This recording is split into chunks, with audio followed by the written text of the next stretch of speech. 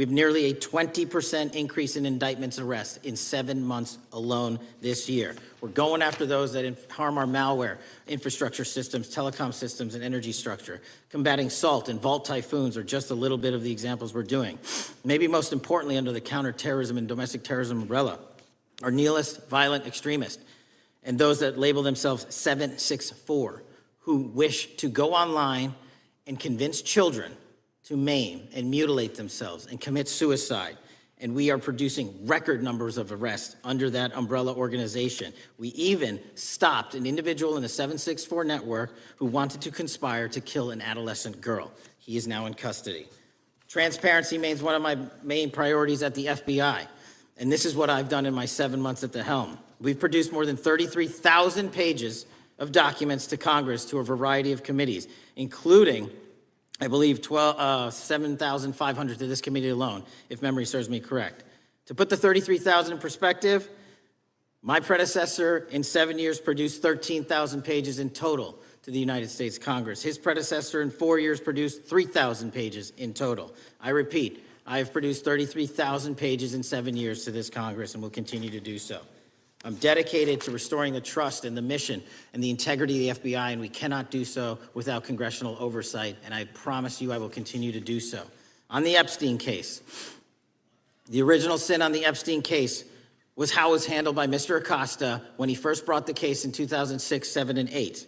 The original case had a very limited search warrant, had a very limited search window, had a very limited investigative window. I was not there when those search warrants and that investigation was launched. I would not have done it that way. They were limited to only 3 to 4 years of investigations from 97 to approximately 2001 and 2002 to 2005. Mr. Acosta allowed Mr. Epstein to enter into a plea agreement where he served weekend jails for trafficking minor women. He also was allowed to leave jail to go home on the weekends. Plus, he allowed a non-prosecution agreement to be signed as part of that plea deal, prohibiting future investigations from that prosecution and from that evidence, and prohibiting the collection of further material. That is the original sin. We are working with Congress to produce more than any administration ever has material on Epstein. And I welcome the challenge to tell us that we are not being as transparent as the law allows. We even went to court and asked the judges to lift those prosecutorial agreements and to lift those court order seals, and they denied us 3 times. Congress is welcome to do the same and join the fight. And I'd lastly like to focus on operation that the president led in D.C. Because of this, we are taking this fight in D.C. to every single city across the country. 2,100 arrests in the last month alone. D.C. has seen a 60% decrease in gun crimes, 75% decrease in carjackings, and 53% decrease in homicides in our nation's capital. And rightly so. We're bringing that fight to the streets of America. I want to thank you for your support, and I'm proud to be the director that leads this FBI into a new headquarters building that they've needed for decades, saving the taxpayer $3.5 billion, and also providing our workforce a safe environment. If you don't know the calamity that is the Hoover Building, I invite each and every one of you to walk around. I'll give you a tour myself, and you can see where the cement falls on the heads of our employees that is only to be saved by netting. Just to give you an example. Thank you for support to our mission. And I do want to highlight one thing about D.C. It's because the FBI gathered sources and evidence that we were able to, through our source network, identify the horrific murder of the D.C. intern, Eric Tarpinian. And I've spoken to his family, and we are working to bring them justice. And Mr. Chairman, in my 16 years, now my 17 years of government service, if anyone has any questions about my service, bring it on. Yeah. Thank you, Director. We will now proceed under the 5-minute rule. The chair recognizes the gentleman from California, Mr. Ison. Director, delighted to have you here. You are a breath of fresh air. As you outlined, and I won't repeat it, the accomplishments, you did so with the same resources as your predecessor, roughly. Is that correct? I believe so, yes. And so how much of that has to do with taking people out of the backside of the FBI and moving them into the field, into doing the job for which we primarily pay the FBI? It's exactly what we needed done. 1/3 of the FBI's workforce resided in the National Capital Region before I got there. 1/3 of the crimes do not happen in Washington, D.C. Not anymore. Not anymore. So 1,000 personnel of the FBI were deployed across this country on a permanent basis, and every single state in this union is getting a plus up, not a reduction, a plus up of 1811s of intel analysts and support staff. And that is why the crime rates are going down in record numbers. Thank you for doing that, and you know, it's perhaps the hardest thing for a bureaucrat to do is to lower the head count around them that support them, and I appreciate your willingness to do it different than your predecessor. A lot of what you covered earlier was the find, the discovery, and then the prosecution that is done by the DOJ. But I want to talk a little bit about the prevent side. On the Charlie assassination, sir? No, on all of these. Okay. Okay, for example, and I'll bring it up before the Democrats bring it up, January 6th. January 6th, we now know, because of your find, that in fact there were people involved who were not just observers but participants who in fact, it's been alleged, and I personally believe, in fact, were part of promoting, perhaps even the one woman who died, encouraging her to walk through a door that led to her death.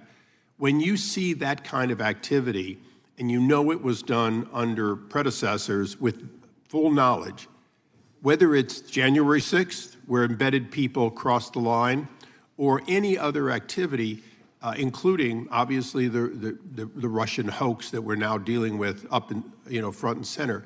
My question to you is, what can you or others do to prevent it from occurring again? Not on your watch, but on future watches. How can we know that this won't happen again the moment you leave the FBI? It's simple. What I'm doing through our leadership cadre is having FBI agents do what they were trained to do, not what they were not trained to do, not put them in situations that both harm them and the public. We're also utilizing our SORT networks and prioritizing the threat structure to go after the narco traffickers, the counterterrorism people, the counterintelligence threats, and the cyber threats. That's what they were trained to do, and that's what we're letting them do. One major question I have, after decades of doing this, on our side of it, both the chairman, myself, and others, both at oversight and here, have seen that the FBI and the Department of Justice hide behind non-statutory practices. Now, you've changed the interpretation of many of those practices. That's why we're getting the discovery that was previously withheld. How do we work together to make sure that we never again have false walls, non-statutory walls that say the Department of Justice has a prohibition about giving, quote, you fill in the blank, that has led to the chairman not seeing anything until you took over? I'm wedded to aggressive constitutional oversight. Having been a House congressional staffer, I know that is an important part of securing our democracy. And the way we make it an everlasting, enduring process is by showing the American people the results of what we are doing and the important work of this committee and putting it out to them so they can see government waste, fraud, and abuse. And then they can demand from our constituents and our electors that they want this process to continue. Last major question here. Some things are so sensitive that we both would agree they cannot be made public. Will you commit to this committee, when it is too sensitive to disclose, that you would at least make it available for in-camera review by the chairman and ranking members or others designated? I have done that, and I will continue to do that. Well, thank you, Mr. Chairman. This is a breath of fresh air. This is the beginning of what we need. But my questions today for the director are ones in which I believe that we do need to codify by agreement or by statute, if necessary, the kind of openness and transparency that we're seeing from this administration, the kind of discovery that's allowing us to do our oversight properly. And I would hope that that be the follow-up to this, obviously along with the Attorney General. And I yield back my 4 seconds. Thank you. The gentleman yields back. The gentleman from New York is recognized. Thank you, Mr. Chairman. Welcome, Director Patel. In the wake of the tragic murder of Charlie Kirk, Donald Trump said, quote, "Violence and murder are the tragic consequences of demonizing those with whom you disagree, day after day, year after year, in the most hateful and despicable way possible," close quote. I would note for the record that Donald Trump has famously demonized practically every person he has ever disagreed with, and therefore, using his own logic, he has put their lives at risk. I should know, about 2 weeks ago, when I announced my decision not to my decision not to seek re-election, many people on both sides of the aisle, including the chairman, offered me well wishes and thanked me for my service. Donald Trump, on the other hand, took to Truth Social to call me a, quote, psychopathic nut job, among other things. Yesterday, I received a threatening note filled with anti-Semitic comments and hateful attacks that mimic some of the same language used by the president. I am sure many of us on this committee face similar threats every day. We have seen political assaults on both the left and the right. The attack on Charlie Kirk, the attempted assassination of the president, the murder of the Democratic Speaker of the Minnesota House, the assault on Paul Pelosi, and the attack on the Capitol on January 6th, for example. Director Patel, do you agree that there is political violence from both the left and the right? There's too much political violence. Do you agree, yes or no, that there's violence? There is too much political violence based on ideologies from either side. From either side, okay. Are you aware of the study by the Cato Institute, a well-known conservative group, that found that 69% of the violence is from the right? I'm not familiar with that study. You're not familiar, okay. I would commend it to you. Are you aware the administration has threatened to use violence as an excuse to crack down on liberty and freedom of speech? Say that again, I'm sorry? Are you aware the administration has threatened to use violence as an excuse to crack down on liberty and freedom of speech? Nobody at the FBI is doing that. I didn't ask you about the FBI, I said the administration. I speak for the FBI. I would like to enter the record an article from today's New York Times titled, "Trump Invokes Kirk's Killing in Justifying Measures to Silence Opponents." In the wake of Charlie Kirk's killing, President Trump and his allies have laid out a broad plan to target liberal groups, monitor speech, revoke visas, and designate certain groups as domestic terrorists. I ask unanimous consent to insert this into the record. Thank you. Politicizing the murder of Charlie King to go after free speech is not a legacy I believe Charlie King would have wanted. Moving on, I want to address another topic. The FBI has traditionally played a key role in prosecuting public officials for corruption. But I fear that at a time when the president is accepting planes from Qatar for his post-presidential personal use, issuing pardons to major donors, and personally profiting from the office of the presidency, the FBI may be abandoning its commitment to investigating public corruption. Since its creation in the wake of the Watergate scandal, the Public Integrity Section has been one of the crown jewels of the Department of Justice, investigating and prosecuting corruption among the nation's public officials and acting as a key safeguard against politicized prosecutions. This section's work has been supported by an elite squad in the FBI devoted specifically to rooting out corruption. But according to reports, the Public Integrity Section has now been decimated, and the FBI's Public Corruption Squad has been disbanded. I would like to submit for the record a New York Times article entitled, "FBI Dismantles Elite Public Corruption Squad." I ask unanimous consent. Thank you. These actions are an invitation to corrupt politicians to break the law, since they know that the government is asleep at the switch. Last month, Senator Warren and I, along with dozens of other members of Congress, wrote to you and Attorney General Bondi expressing grave concern over your decision to effectively legalize corruption and to politicize prosecutorial decisions. And he asks unanimous consent to enter this letter into the record. Thank you. I don't have time today to walk through all your questions, all of our questions and concerns, but will you commit to answering this letter in short order so that we can understand what factors led to this decision and how it has impacted the ability to hold corrupt officials accountable? I will review your letter with my team and respond as soon as I can. You will respond. Thank you. I yield back the balance of my time. Gentleman yields back. Gentleman from Arizona is recognized for 5 minutes. Thank you, Mr. Chairman, and thank you, Director, for being here. I appreciate the change in the FBI and the tone since you've been there. We heard the ranking member, however, describe the FBI under your leadership as being resorting to political enforcement and you personally as being paranoid. I would just suggest that perhaps that is the projections of the ranking member himself and not you, sir. I want to refer to something that was said yesterday in yesterday's hearing by Senator Grassley. He said, "It's well understood that your predecessor left you an FBI infected with politics." At your nomination hearing, he gave you records, made public records about whistleblowers regarding something called Arctic Frost. Arctic Frost was the FBI case opened and approved by anti-Trump FBI agent Thibault, and Arctic Frost became Jack Smith's elector case. The new records show that Arctic Frost was much broader than just an electoral matter. In fact, it was expanded to Republican organizations, Some examples of the groups that the Ray FBI sought to place under political investigation included the Republican National Committee, Republican Attorneys General Association, and Trump political groups. In total, 92 Republican targets, including Republican groups, Republican-linked individuals, were placed under the investigative scope of Arctic Frost. On that political list for investigation was one of Charlie Kirk's groups, Turning Point USA. In other words, Arctic Frost wasn't just a case to politically investigate Trump. It was the vehicle by which partisan FBI agents and DOJ prosecutors could achieve their partisan ends and improperly investigate the entire Republican political apparatus. I'd ask that, Mr. Chairman, that document be administered. Without objection. So, I know that this may be under current investigation, but I wish to ask specific questions about this for just a moment. What search tools were used in Arctic Frost to view private communications of targets?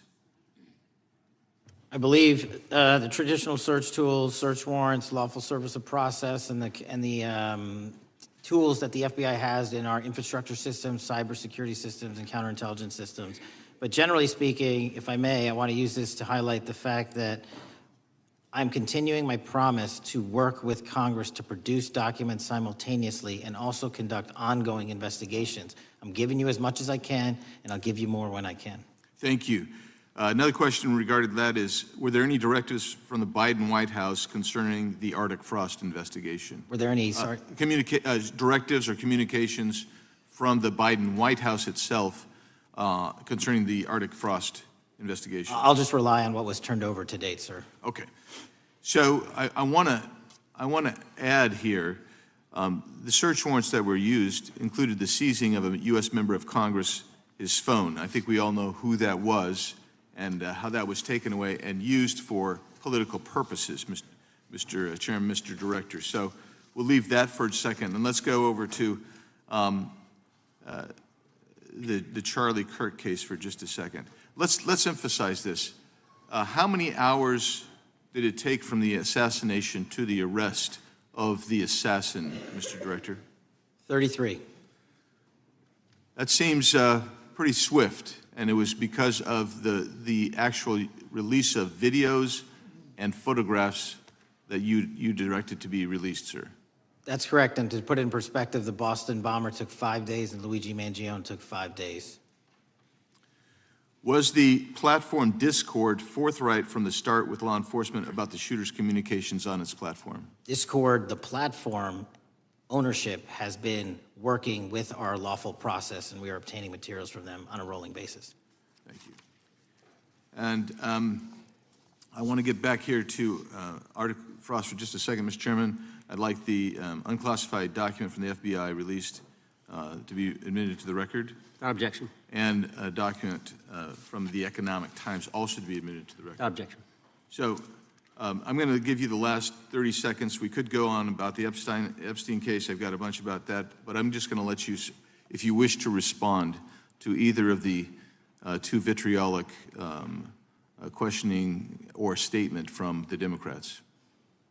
The work of the FBI speaks for itself. It's on showcase here today. Anyone that wants to attack the FBI can attack me, but leave our leadership structure alone. When you have 23,000 violent felons arrested, twice as many as this time last year, the work speaks for itself.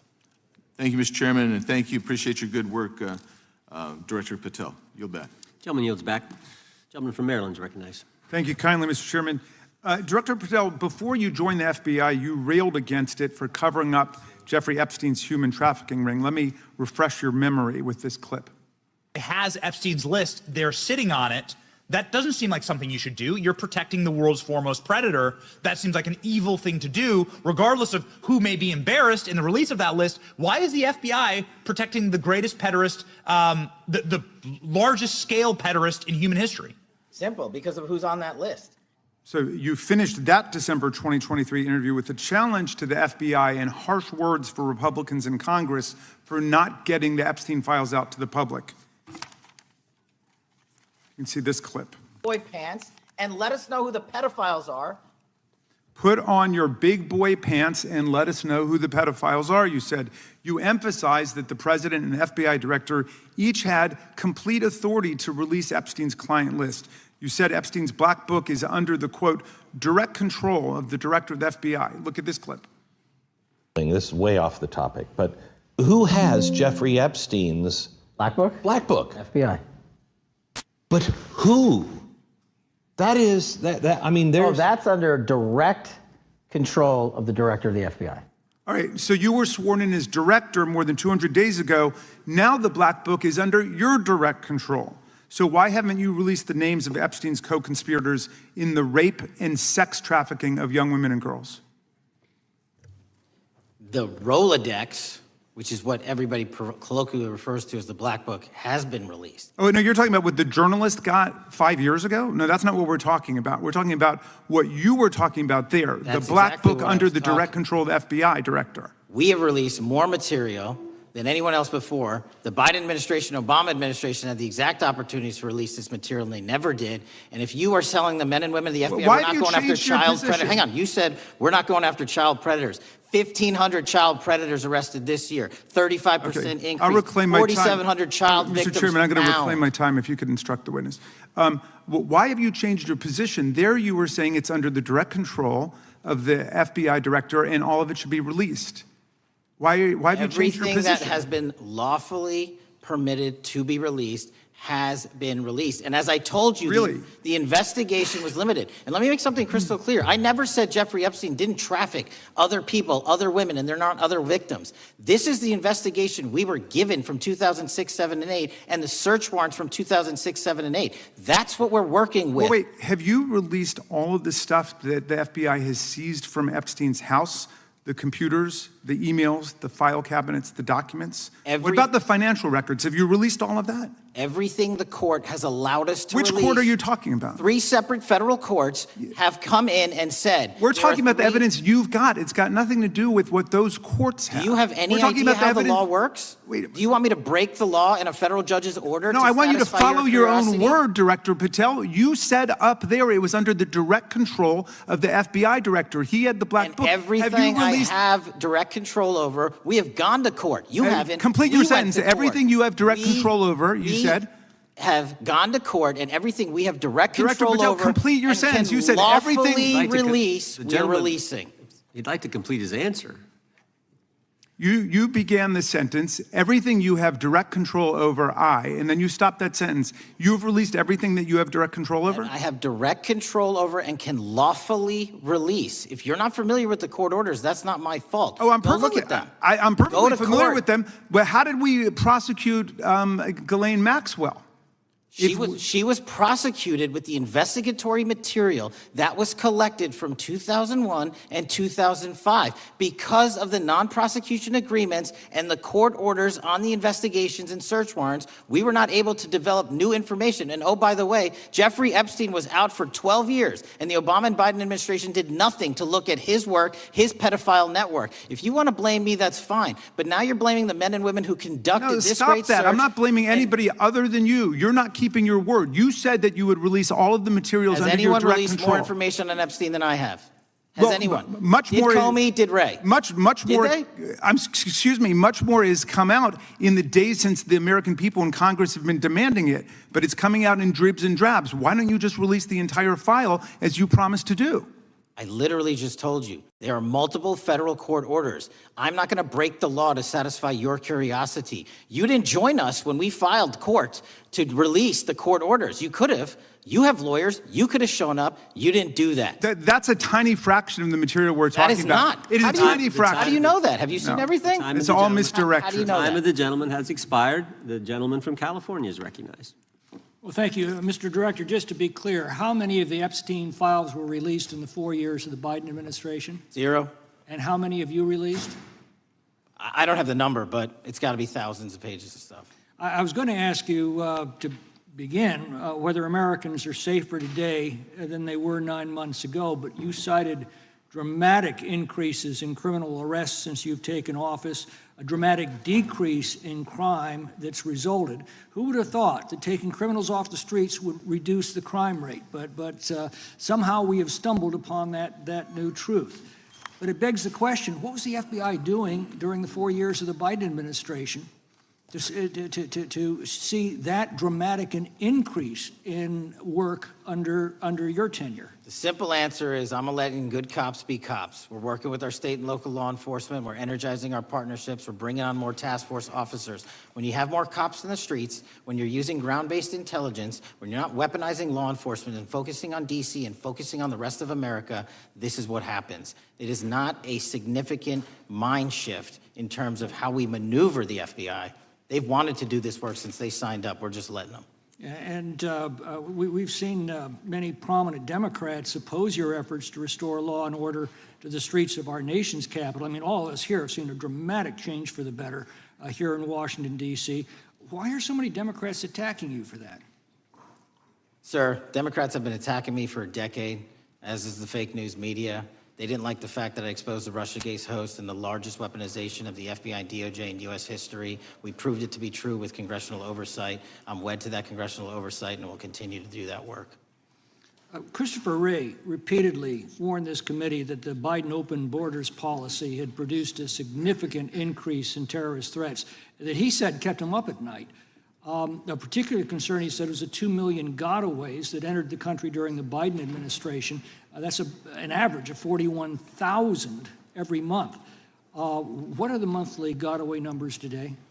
Sir, I'll have to get back to you on the exact gotaway numbers, but identifying that there are gotaways is step one. Going and manhunting them is step two, and that's what we're committing our resources to do. Well, that's my next question, is what progress has the administration made in apprehending and removing terrorist threats that came in during the Biden years? I think you're talking about, if you're not, let me know, known or suspected terrorists, and we've encountered almost zero at the southern border since the southern border has been sealed. But the problem that we are running into is our northern border. It's largely expansive. The enemy has adapted, and we need more focus on the northern border to stop known or suspected terrorists from coming in from places like China, Russia, the Middle East, Africa, Afghanistan. And what can you tell us about the remaining threat posed by potential terrorist cells here in the United States? The terrorist threat that continues to be posed by international terrorists here in the United States is one of my highest priorities. We are working through our intelligence community partners to identify those individuals, and we've taken down numerous individuals in numerous rings across this country to neutralize that terrorist threat, including places like New York City, Los Angeles, and I believe Dallas, Texas most recently. How extensively did criminal cartels like Sinaloa, Jalisco, New Generation, MS-13, Tren de Aragua, and others infiltrate our country during the Biden administration? By the tens of thousands. Well, and what progress have you been making in combating their presence? I think the DHS is best to speak to that, but I think I can't remember the numbers of tens of thousands or hundreds of thousands of individuals they found that came in illegally, and the tens of thousands that associations to criminal networks have all been deported. And that effort is being opposed every step of the way by Democratic leaders in our cities, some of our states, and right here in the Congress. Isn't that true? Well, we're just working where we can in every single city we can, and I welcome the opportunity to partner with Republicans or Democrats on fighting violent crime like we're doing. Mr. Biggs asked about Arctic frost. What else can you tell us about that and what we need to do to assure that it never happens again? Continue the congressional oversight work that you're doing on Arctic frost. Let me provide you with more documentation on Arctic frost, and also call in witnesses from the paperwork that we have given you. You have that right, and the American public deserves to hear what those people have to say. As for my ongoing investigation, there's not much I can say. What role did the FBI play in suppressing the Hunter Biden laptop story during the 2024 election? Off the top of my memory, sir, I believe the FBI was in possession of verified information from that laptop, and it was improperly publicized that they did not have information and masked it as Russian disinformation. We now know that was categorically false. I don't know why the FBI did that, when they did that, but we've released all the materials related to that. Thank you. Gentleman yields back. The gentleman from New York is recognized. Mr. Golden. Mr. Patel, does Donald Trump appear anywhere in the Epstein files? I'm sorry, could you say that again? It's not a complicated question. Does Donald Trump appear anywhere in the Epstein files? I didn't say it was a complicated question. I just didn't hear you, so my apologies. We have released where President Trump's name's in the Epstein files and everybody else, and all credible information that we are legally allowed to release has been released. All right, so let's go through that. You're referring to court orders that prohibit you from releasing grand jury testimony under Rule 6E. Is that what you're referring to when you say as the law allows? That's a piece of it.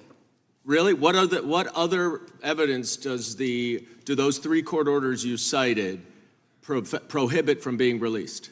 Information that was collected pursuant to those search warrants that were limited Wrong. in fashion. Wrong. That's not what the court order says, and that's not under 6E. And you're talking, and I said that's 6E, and I said there was others, and I'm answering that. There are sealed court order documents. There are protective orders. They are unsealed as part of discovery given to Ghislaine Maxwell. They are no longer sealed. That's just not true. We can argue about it all you want. Okay, well, you agree that there are, so your testimony here is that the reason why you are not releasing all of the videos that you have acknowledged, there are so many, and that the FBI spent thousands of hours of reviewing, the photographs, and the photographs that you have. You're saying that you're not releasing those because there's a court order requiring them to be sealed? Is that your testimony? Never said that about the videos. On the totality of the videos, of the thousands of images that were seized pursuant to the search warrants executed at the time,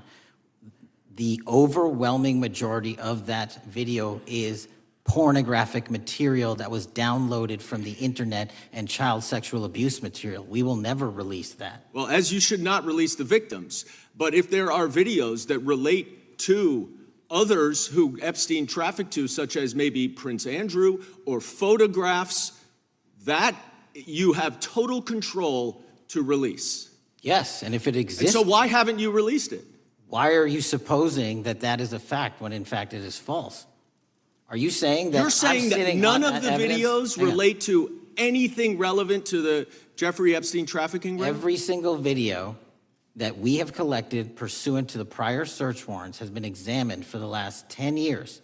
And every single video has been utilized for whatever prosecutions were able to be legally brought. I'm not asking about prosecutions. I'm asking about why you aren't releasing the full Epstein files, including the names of people who were involved in the sex ring that you promised to do before you became FBI director. I just told you, I'm not going to release downloaded porn of I'm children not asking on the about internet. that. Fine. I'm asking about all the other files. What other videos? Tell me.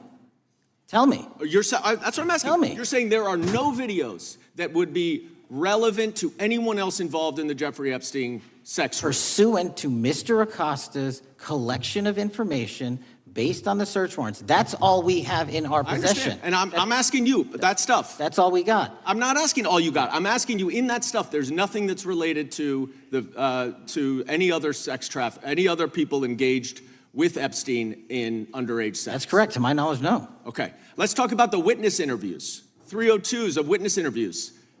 Those are not subject to the court order.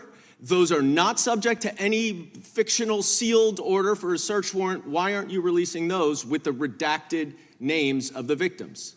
We are releasing as much as legally allowed. That's why we went back to the courts. How is that not legally allowed? Sir, do you know how court orders work? Do you know how protective orders Actually, work? Do you know how Mr. sealing Patel, orders I was work? a real prosecutor for 10 years. I know exactly how. So I was a court fake one? orders. And I want to understand what the court order prevents you from releasing witness statements that the FBI took. You should know that as a real prosecutor, when the court hand downs a protective order and a motion to seal, the material is sealed unless that Your judge testimony waives here it. is that all of those witness statements are under a court order, a protective order. We are providing everything we can legally provide. No, that's not my question. My My question is, why are those witness statements that are not grand jury testimony, that if they were under a protective order are no longer under a protective order, why are they not being released? How are they not under a protective Why order? are you not going to the court like you did for the grand jury testimony to unseal those records? The DOJ did go to the court. No, not on those records. Why aren't you going? You just went on grand jury. Time of the gentleman has expired. You are hiding the Epstein files, Mr. Time of the Patel. gentleman has expired. You are part of the cover-up. Can I respond? You sure can. Any allegations that I'm a part of a cover-up to protect child sexual trafficking and victims of human trafficking and sexual crimes is patently and categorically false. and the work of my So I hope you will talk to them when they Gentlemen's have time has requested expired. to speak with you. Because the Gentlemen's time has victims have expired. Gentleman requested yields and you back. are not responding to them. Director, yes or no, is the FBI still spying on parents at school board meetings? No, sir. Is the FBI still targeting Catholics?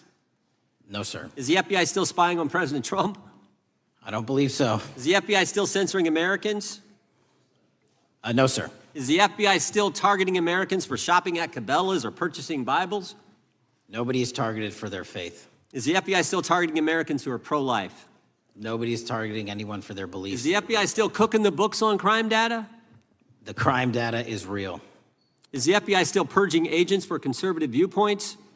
No one at the FBI has asked their viewpoints on Is politics. the FBI still labeling the Betsy Ross flag, the flag of the American Revolution, a hate symbol?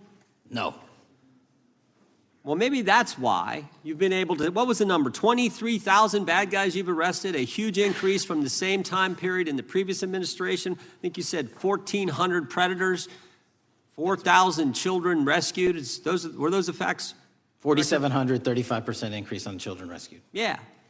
And you got the guy to Abbey Gate. We We got the Abbey Gate had guy. a guy from the 4th District of Ohio who lost his life there serving our country. We appreciate that.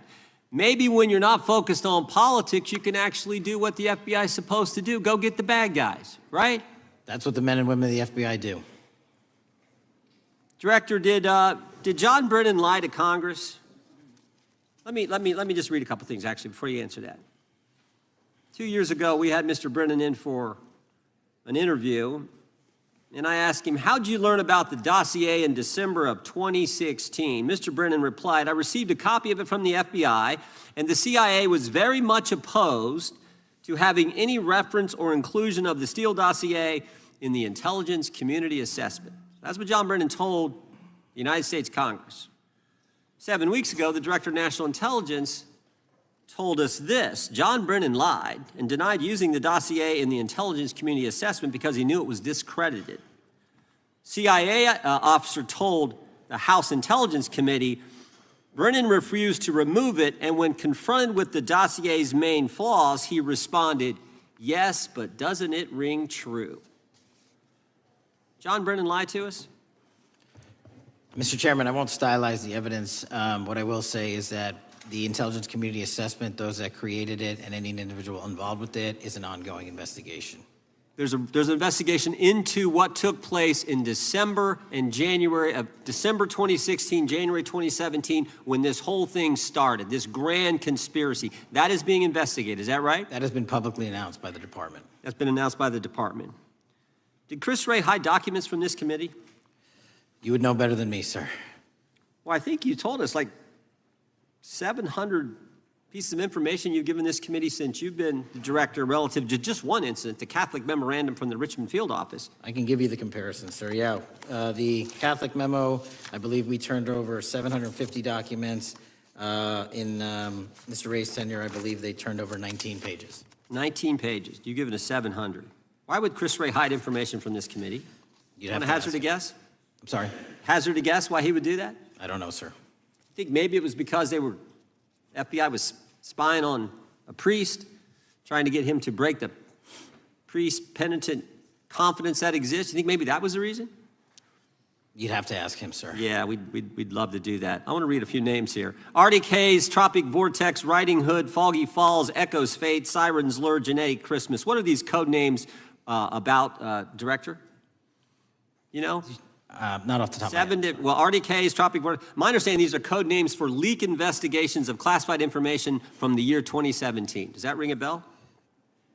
In terms of leak investigations, many of those are classified and many of those are ongoing, Mr. Chairman. But we are working with you to produce documents as we close those investigations or as we declassify them. Let me ask you this question, because this is something I've wondered about, the way the FBI used to work. Wade, this whole thing kind of, so many of these things unfolded. Seems to me you had all these people in government leaking information that then gets reported in the press, and there's a story written about it, and then that article is then used to further the investigation and move forward with what they want to do. Did that take place back in 16 and 17. That's the exact scenario that took place in the FISA application for Carter Page and the rest of the Trump campaign. And that is frightening, because that's what the CIA is supposed to do in foreign countries. It's not supposed to happen to Americans, but it did, didn't it, Director? Yes. And not just any Americans, it happened with the President of the United States. Is that accurate? Yes, sir. Yeah, and you were the key guy in helping expose that. And I think our country will be forever grateful for what you did to let the country know that was going on involving Americans, which is not supposed to happen, and not just, again, any American, but the President of the United States. Chair now recognizes the gentlelady from California. Thank you, Mr. Chairman. I'm concerned by reports that FBI agents have been diverted from their important work on crime and anti-terrorism to work on matters that are not critical to our safety. I'd like to play the video, the whole video. Jeffrey clip. Epstein's Black Book? Black Book. FBI. But who?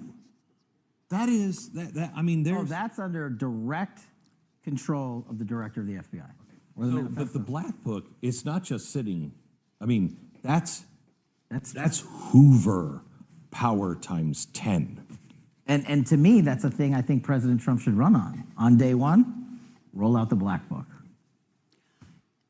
In contrast to that attitude of let it all out, we're getting reports of actions that run contrary to getting everything out, and that also involve diversions of FBI resources. For example, an FBI whistleblower reported that you were pressured by the Attorney General to place 1,000 personnel on 24-hour shifts to mine roughly 100,000 Epstein-related records to redact President Trump's name from the files. Bloomberg reported this, that you directed FBI special agents from the New York and Washington field offices to join the Bureau's FOIA employees in Winchester and another building a few miles away, and that while reviewing the Epstein files, FBI personnel identified numerous references to Trump in the documents, and people familiar with the matter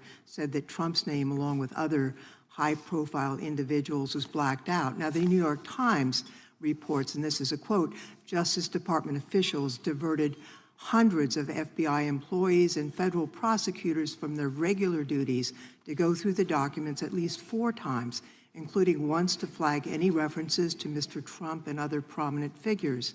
Details of the review were based on accounts by 3 former FBI and Justice Department officials who spoke on condition of anonymity because of fears of retaliation, and further that the FBI finished, after they finished its review of the files and materials, was sent to a team of Justice Department lawyers who double-checked the FBI's redactions and, quote, were instructed to flag any mentions of Mr. Trump and other celebrities. Now, I have 3 questions for you, Mr. Patel, about this. First, how many times did President Trump's name appear in the Epstein files? Was it more than 100, more than 1,000? Were the agents who were pulled from their duties to redact the president's name from the Epstein files working on criminal cases or national security cases or child sex trafficking cases? And are the number of agents that have been reported diverted for these purposes, is that accurate? No. No what?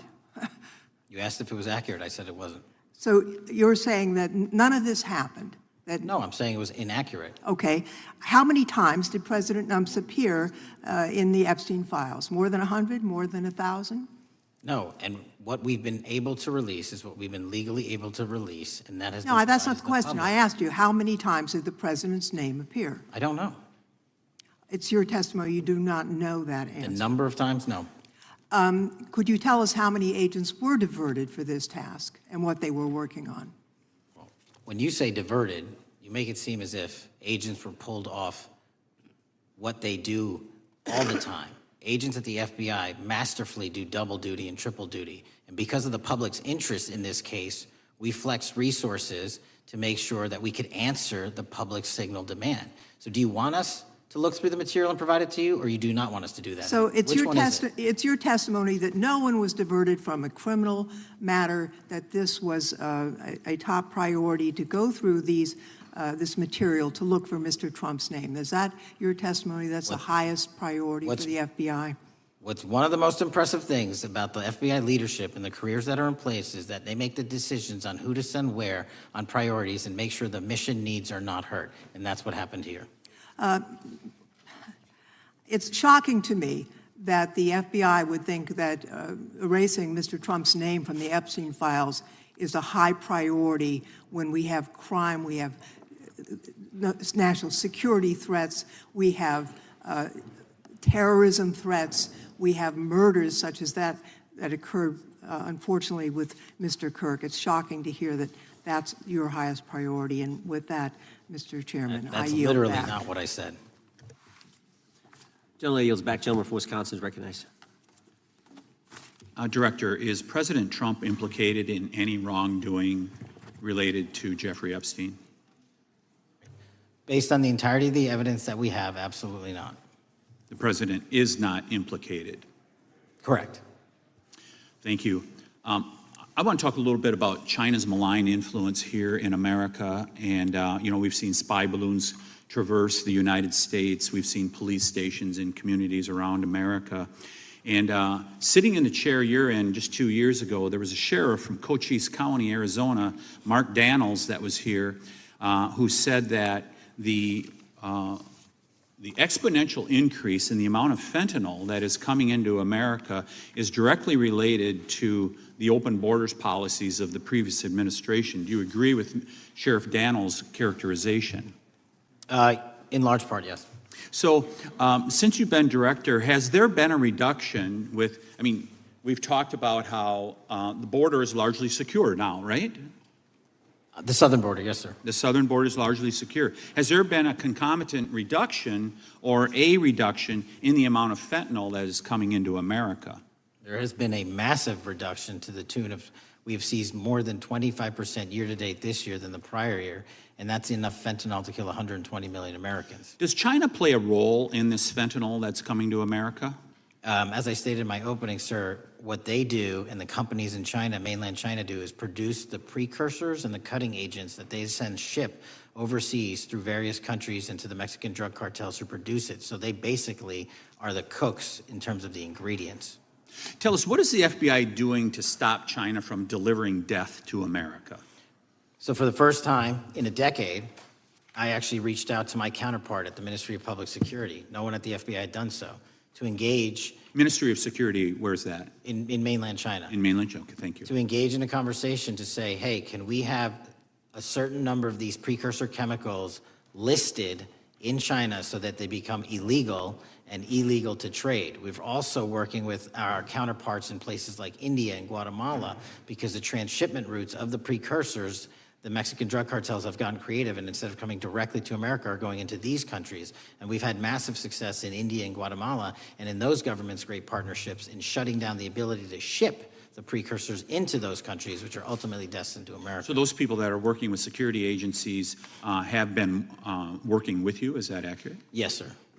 So I want to turn to a couple cases that are at the University of Michigan, where Chinese nationals, on behalf of the Chinese government, smuggled in illicit biological materials,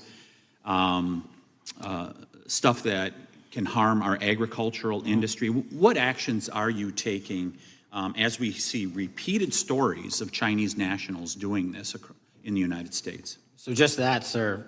In this calendar year alone, as I was mentioning, our counterintelligence operations and cases brought against the Chinese are up by, I think, something like 40%.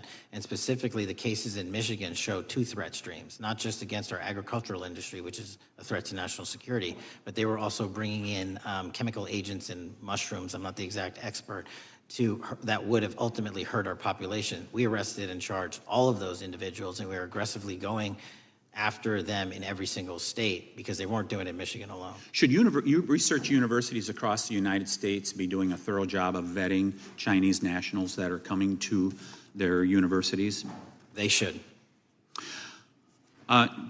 Turning to spying in America, you know, we heard the stories about Senator Dianne Feinstein's driver, who was a Chinese spy. We're familiar with Linda Sun, who worked in Governor Hochul's office, Christine Fang in California. What are you doing to find these people who are Chinese spies that are trying to burrow themselves into the politics of America? Because we know it's happening, right? Yes, it is. And what our counterintelligence unit is doing is aggressively seeking the intelligence into where these individuals are working. Then we are utilizing our operational authorities to go in and investigate them either through our human source networks and collecting information through lawful process, online search warrants and data, so that we can bring proper arrest charges and publicize to the world what they're doing here. And just because we've caught a few doesn't mean we've caught everybody. We've got a lot more to go. I get one more quick question in. The FBI arrested a judge in Wisconsin, Hannah Dugan, for interfering with a federal law enforcement operation. Could you tell us a little bit about that? And is a judge above the law here in the United States of America? Well, no one is, and that case is ongoing. But as you stated, and these allegations said, there was an interference in a lawfully executed federal law enforcement priority that was interfered with. I yield back, Mr. Chairman. Gentleman yields back. The gentleman from Tennessee is recognized. Thank you, Mr. Chair. Director Patel, I believe you had primary importance in starting Operation Viper in Memphis. Is that correct? Yes, sir. And Operation Viper brought in the FBI, the DEA, the ATF to help the Memphis police in policing the city.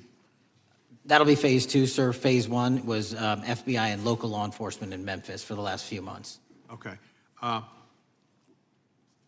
You did a good job, and the police director and the mayor have told me that has been helpful, the FBI working with the police. And the FBI are trained in law enforcement. They know Miranda rights, they know how to do policing, and they do a good job working with the police. Do you think that the National Guard is necessary to do the work that the FBI is doing now? Thank you. I do think it's necessary to finish it. What we've done is 500 arrests in Memphis and 110 federal indictments.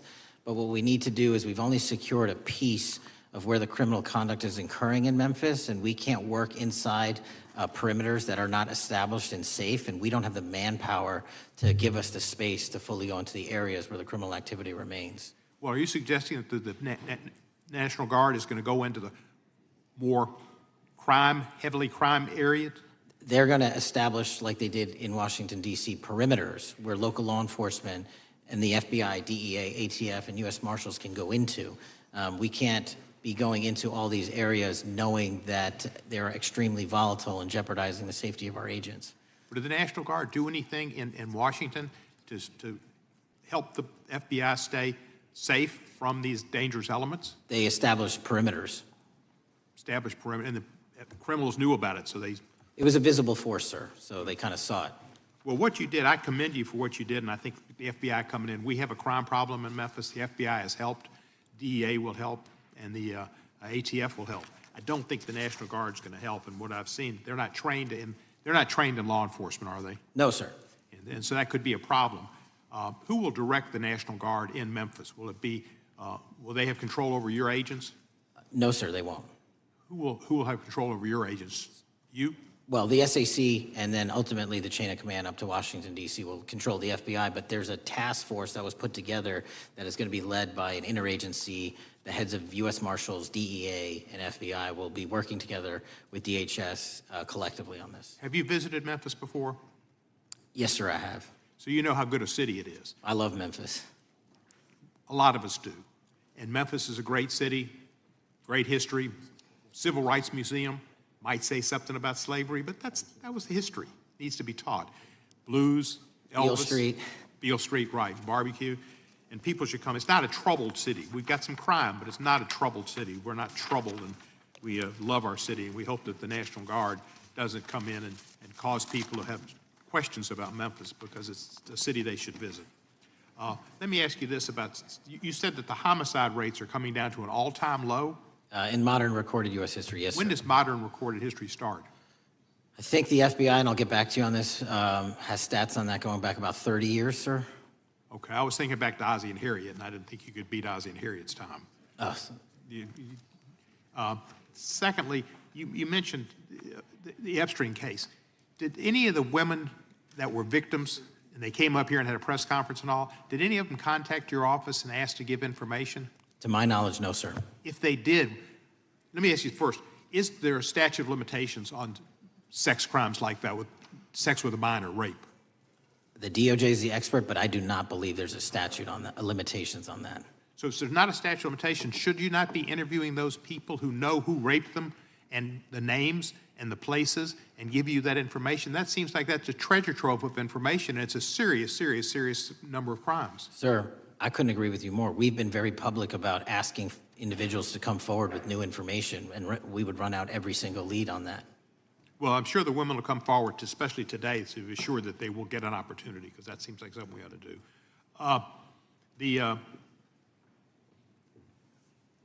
Mr. Driscoll, what was his reputation? I can't comment on Mr. Driscoll's matter. It's an ongoing litigation. Yeah, but his reputation you could tell us about. I can't tell you about his reputation. His work has been laid out in that lawsuit. How many of the FBI agents who worked on the January 6th case have been fired? I don't have that number, sir. Do you have a ballpark figure? No, but I can tell you that individuals based on case assignments in the FBI that I have led have not been terminated for case assignments. Thank you, sir. And come back to Memphis, and you work with Kevin Kane in our Tourism Bureau. He's great. Thank you. And thank you for your work in Memphis. Gentleman, yes, back. Mr. Chairman, I have a unanimous consent request. Gentleman's recognized. So I've got 4 documents I'd like to introduce into the record. The first one is Jeffrey Epstein's 6th story played out for years in plain sight. And Acosta is quoted in here saying, "I was told Epstein belonged to intelligence and to leave it alone." The second document is entitled, "What Epstein's Bodyguard Warned About His CIA Connections." The third document is from Fox Digital. It's titled, "Epstein's Private Calendar Reveals Planned Meetings with Obama Admin Official CIA Chief." And the last document is Wall Street Journal article that highlights Ehud Barak's 36 meetings with Jeffrey Epstein. He was the former Prime Minister of Israel and head of military intelligence for Israel. It may have held that title when he met Epstein, and then, yes. Without objection, the gentleman will hold for a second. The gentleman from Maryland is recognized. Thank you, Mr. Chairman. Just one UC request. This is Judge Engelmeyer's decision from August in U.S. versus Epstein, stating the government's 100,000 pages of Epstein files dwarfs the 70-odd pages of Epstein grand jury materials. Without objection, the gentleman from Kentucky is recognized for 5 minutes. Thank you, Mr. Chairman.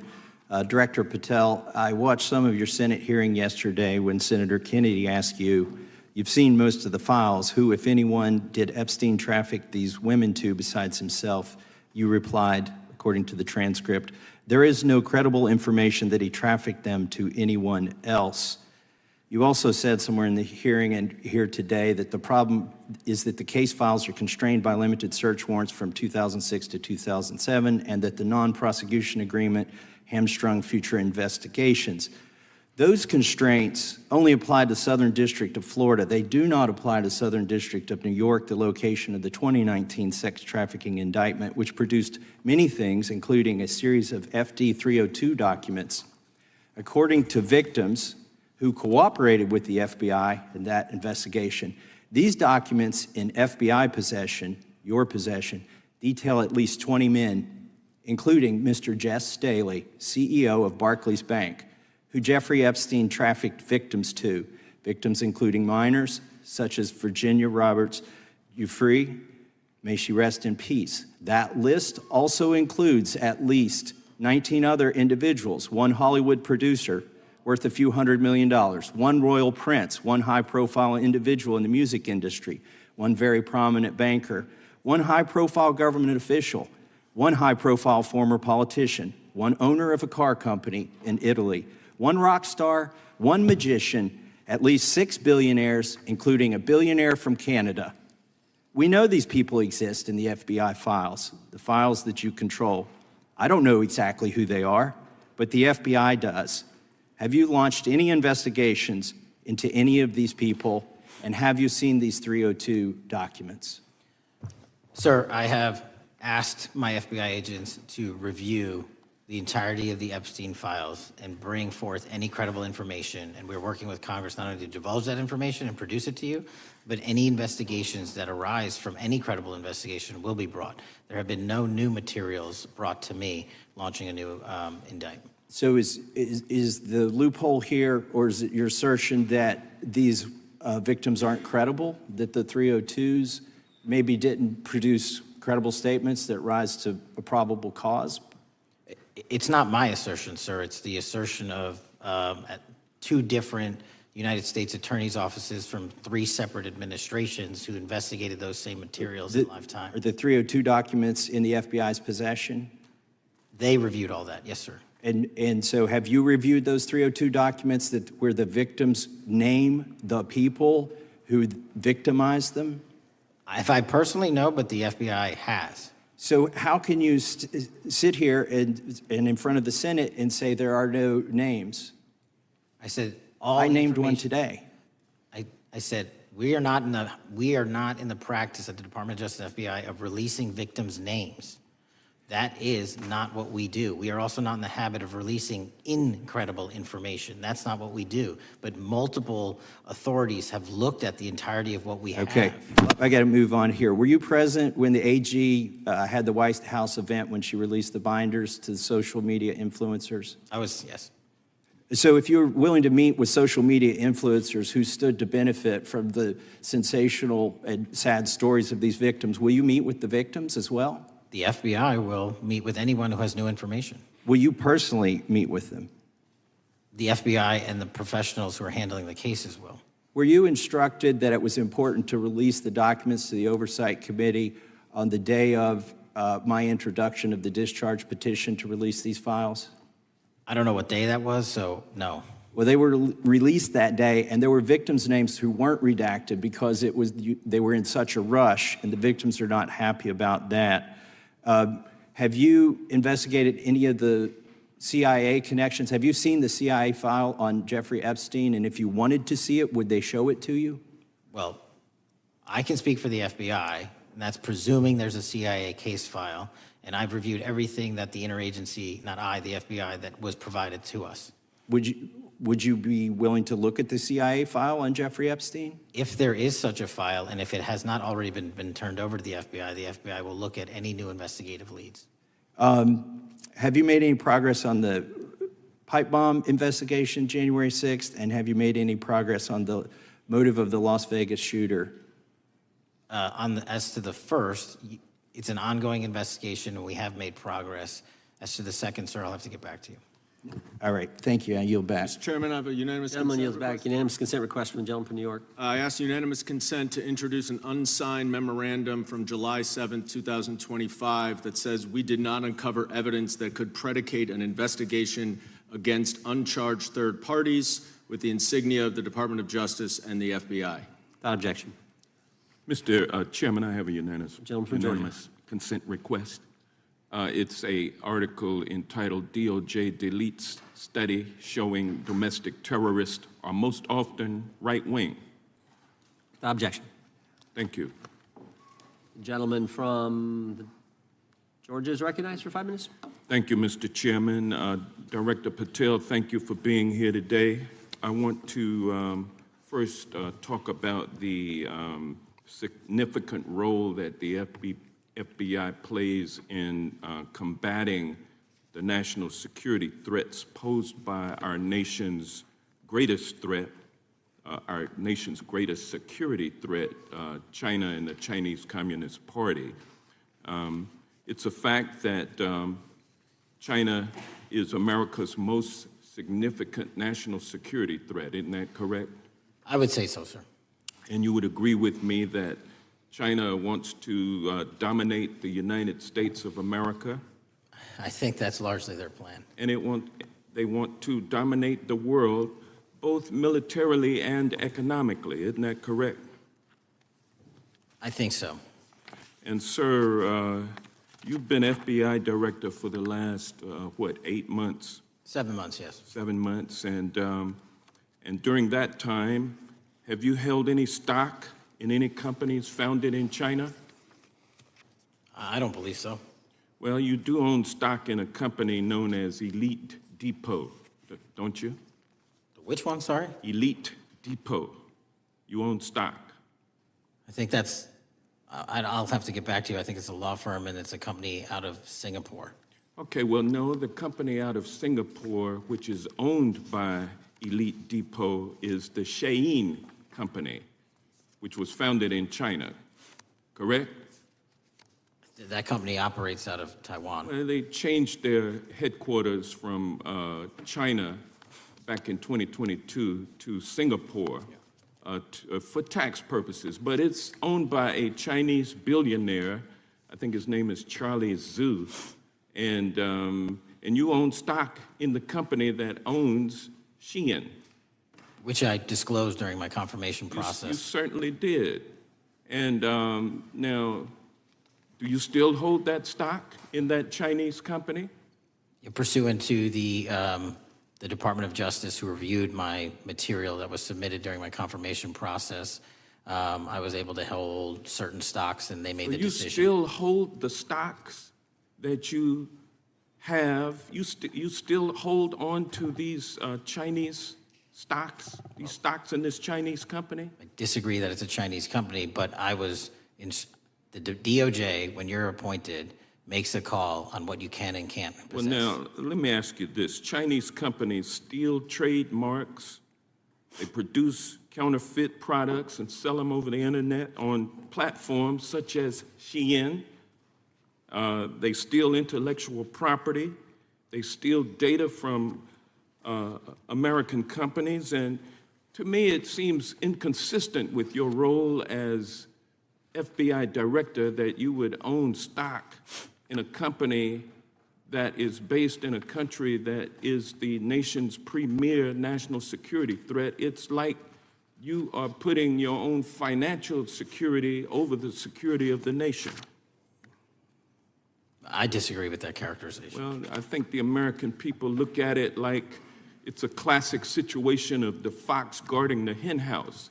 If the FBI is charged with investigating espionage, economic espionage by companies controlled by the Chinese Communist Party, and you are the director of the FBI, you've got a conflict of interest. Sir, I would just show if there's any intimation that I'm against. Why are you holding on to this stock? It wasn't a decision I made.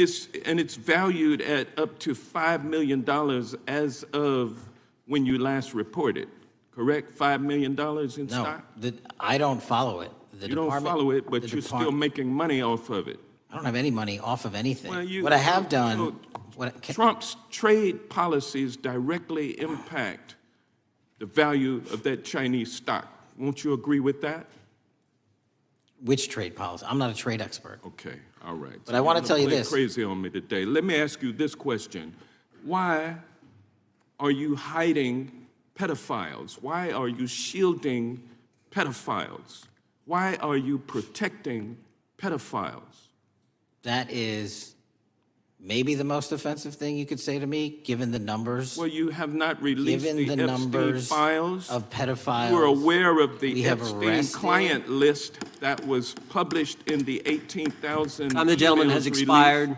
The gentleman yields back. Can he answer the question? Can I just respond? Of course, the gentleman can answer the question. Since I took over the FBI, there has been a 33% increase. Sir, all of that started under Christopher Your Wray. time is done, but No, it didn't. the witness gets All to of answer that the started question, under and the then we'll go to our previous, next. 33. FBI director, sir, and you're coming in here trying to take credit for something that a previous director instituted and largely brought to conclusion. I take I no think it's credit. made clear that offensive. the director It's offensive. has numbers are so incorrect much better also. than the previous director. It's Director Patel, if you want to I answer take- the question. I take no credit. The men and women of the FBI have seen a 33% increase in the number of counterintelligence arrests out of the PRC. And so all of a sudden, when you coming in 7 months ago, and Gentlemen's time has Heaven on earth. expired. And on the sir, pedophile American public not gonna accusation, go for that. we have arrested 1,500 child predators in the last 7 months. Under That's investigations more than initiated by anybody the prior Appreciate the Directorship. director's good work, and we really appreciate that the time of the gentleman has expired. We now go to the gentleman from Texas. I thank the chairman. Thank the FBI director for coming before the committee. I assume the FBI director, Mr. Patel, I believe you probably agree with me that there is a significant organized effort on the left side of the political spectrum to advance criminal organizations being able to put more criminals out on the streets. And that what we've seen this in daily action. Are you familiar with the report that came out this last Monday from the Law Enforcement Legal Defense Fund? I'm not familiar with that, sorry. So this report came out this past Monday, and it said that significant amount of the money flowing out of George Soros and other leftist organizations and funders has been funding DAs and prosecutors, and quote, many of these DAs had never managed an office, prosecuted a criminal case, developed organizational policies. In dozens of America's largest cities and counties, this report finds these progressive district attorneys have outsourced core parts of the American criminal justice system to activists and political donors, taking direction and advice on everything from staffing decisions and communication strategy. Organizations is a complex web of donors going in through these organizations to put radical DAs and prosecutors out there, putting criminals on the streets. Does the FBI director agree that this exists and is a problem? I will accept the factual representation, and if that exists, it is a problem. The organizations such as TIDES, the Fair and Just Prosecution, Brenner Center for Justice, Partnership for Safety and Justice, the Vera Institute of Justice, the amount of dollars flowing from George Soros through and to these organizations and to the various prosecutors that have resulted in increased crime on our streets, including the brutal murder of the Ukrainian refugee in Charlotte. I bring that up because that is one component of the problem. In addition, we have an organized effort targeting our border. The NGOs, the nonprofits and the deep pockets, the United Nations, charitable organizations, and a long list of over 250 organizations that the Center for Immigration Studies put out that lays out a complex web of organizations that were moving people into our country, knowing that they're dangerous, knowing that they're criminal, associated with taxpayer dollars flowing through the United Nations and donor dollars flowing through organizations, including ostensibly religious ones, putting these dangerous individuals on the street that resulted in fentanyl in our communities, that resulted in the death of Jocelyn Nungare, of hundreds, thousands even, as the director testified, 100,000 people dying from these narcotics every year. All of this in an organized effort, a complete effort by the radical left to use taxpayer dollars and these dollars to put people on our streets. In addition, the extent to which we've seen now with the Southern Poverty Law Center and their hate map targeting, for example, the Family Research Council, where we had a shooting right here in DC over a decade ago, putting Charlie Kirk, putting a target on TPUSA, Antifa, other radical organizations that are very specifically organized in targeting conservatives and ordinary Americans. Well, how about the organized effort to infiltrate our schools and advance a transgender agenda and advance a radical agenda, perhaps one that we will see exposed further in the individual that actually shot Charlie Kirk? So here's my question. Will you as the director, and are you as the director, pursuing all legal channels to follow the truth wherever it may lead on this organized effort, one? And two, do you agree that Congress should take all action necessary to expose this web of dollars that are flowing to undermine our way of life? I got another minute in my time that I'd like to hear from you on this topic broadly. I'll keep it short. Investigatively speaking, we are doing the following. We are following the money. We are following the money in every organization and every person that is violating the federal code. And it doesn't matter what your background or ideology is, we are following the money. We are using legal process to following that money, issuing subpoenas to follow that money, using grand juries to follow that money. And when we have results to recommend for prosecution to the Department of Justice, we will do that. And we will continue to publicize documents through Congress, yes, when we make these findings. Mr. Chairman, I'd like unanimous consent to insert the record outsourcing justice by the Law Enforcement Legal Defense Fund that I alluded to before. I would ask unanimous consent to add a 2024 list provided by the Center for Immigration Studies on these United Nations and other affiliated groups that are responsible, over 250 of them, for moving individuals into our country in a coordinated effort. I would like a unanimous consent to insert a letter that I sent that currently has 33 members of the United States House of Representatives have signed on it, calling for a special select committee to pursue the organized effort from the radical left to target our way of life and undermine our security by putting criminals on the street and having our borders being wide open and putting us in danger. With that, I would yield back. Without objection. Gentleman yields back. Mr. Chairman, I have a couple of unanimous Gentleman's recognized. One is a letter from Senator Tom Cotton, dated last year, urging the U.S. to, quote, ensure that data from U.S. companies is not harvested by the Chinese Communist Party through the purchase of Xi'an software and technology. Without objection. And also a statement by Marco Rubio, then Senator Marco Rubio, which warned our UK allies about, quote, Xi'an's deep ties to the People's Republic of China. Without objection. Also, crime is the record crime is down in 2025. Trump doesn't deserve credit, which demonstrates that the crime rates have been decreasing since 2023, which was published by the Vera Institute. Also, a unanimous consent request to enter into the record a NPR report from July of 2024. GOP vows to make America safe again. Statistics contradict their growing crime claims. Without objection.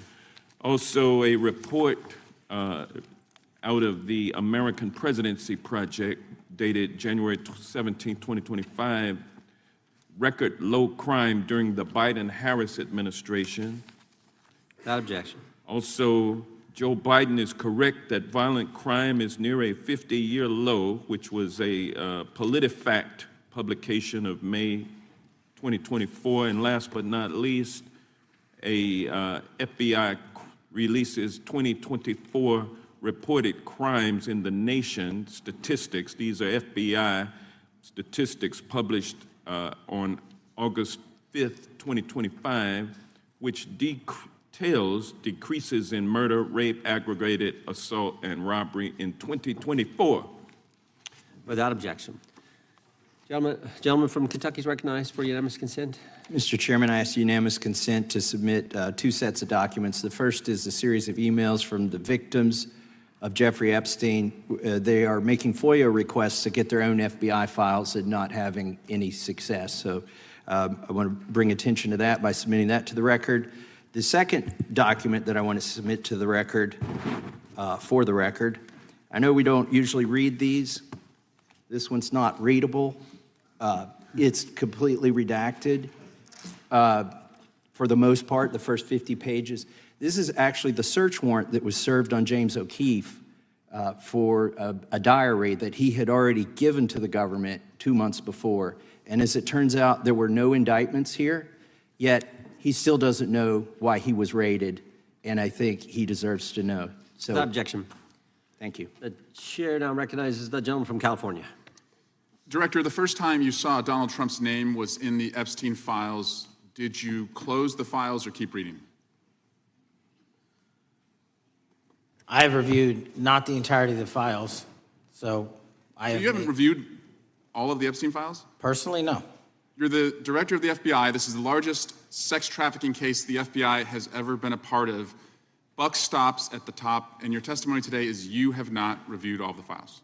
What I've been doing is been busy providing the safest country this country has seen in modern U.S. history in historic speed, because the men and women of the FBI are given the resources to reduce the homicide rate, to reduce the drug trafficking rate, to reduce the amount of children that are being trafficked, and the number of pedophiles. It sounds like those children being trafficked would appreciate the director reviewing the files.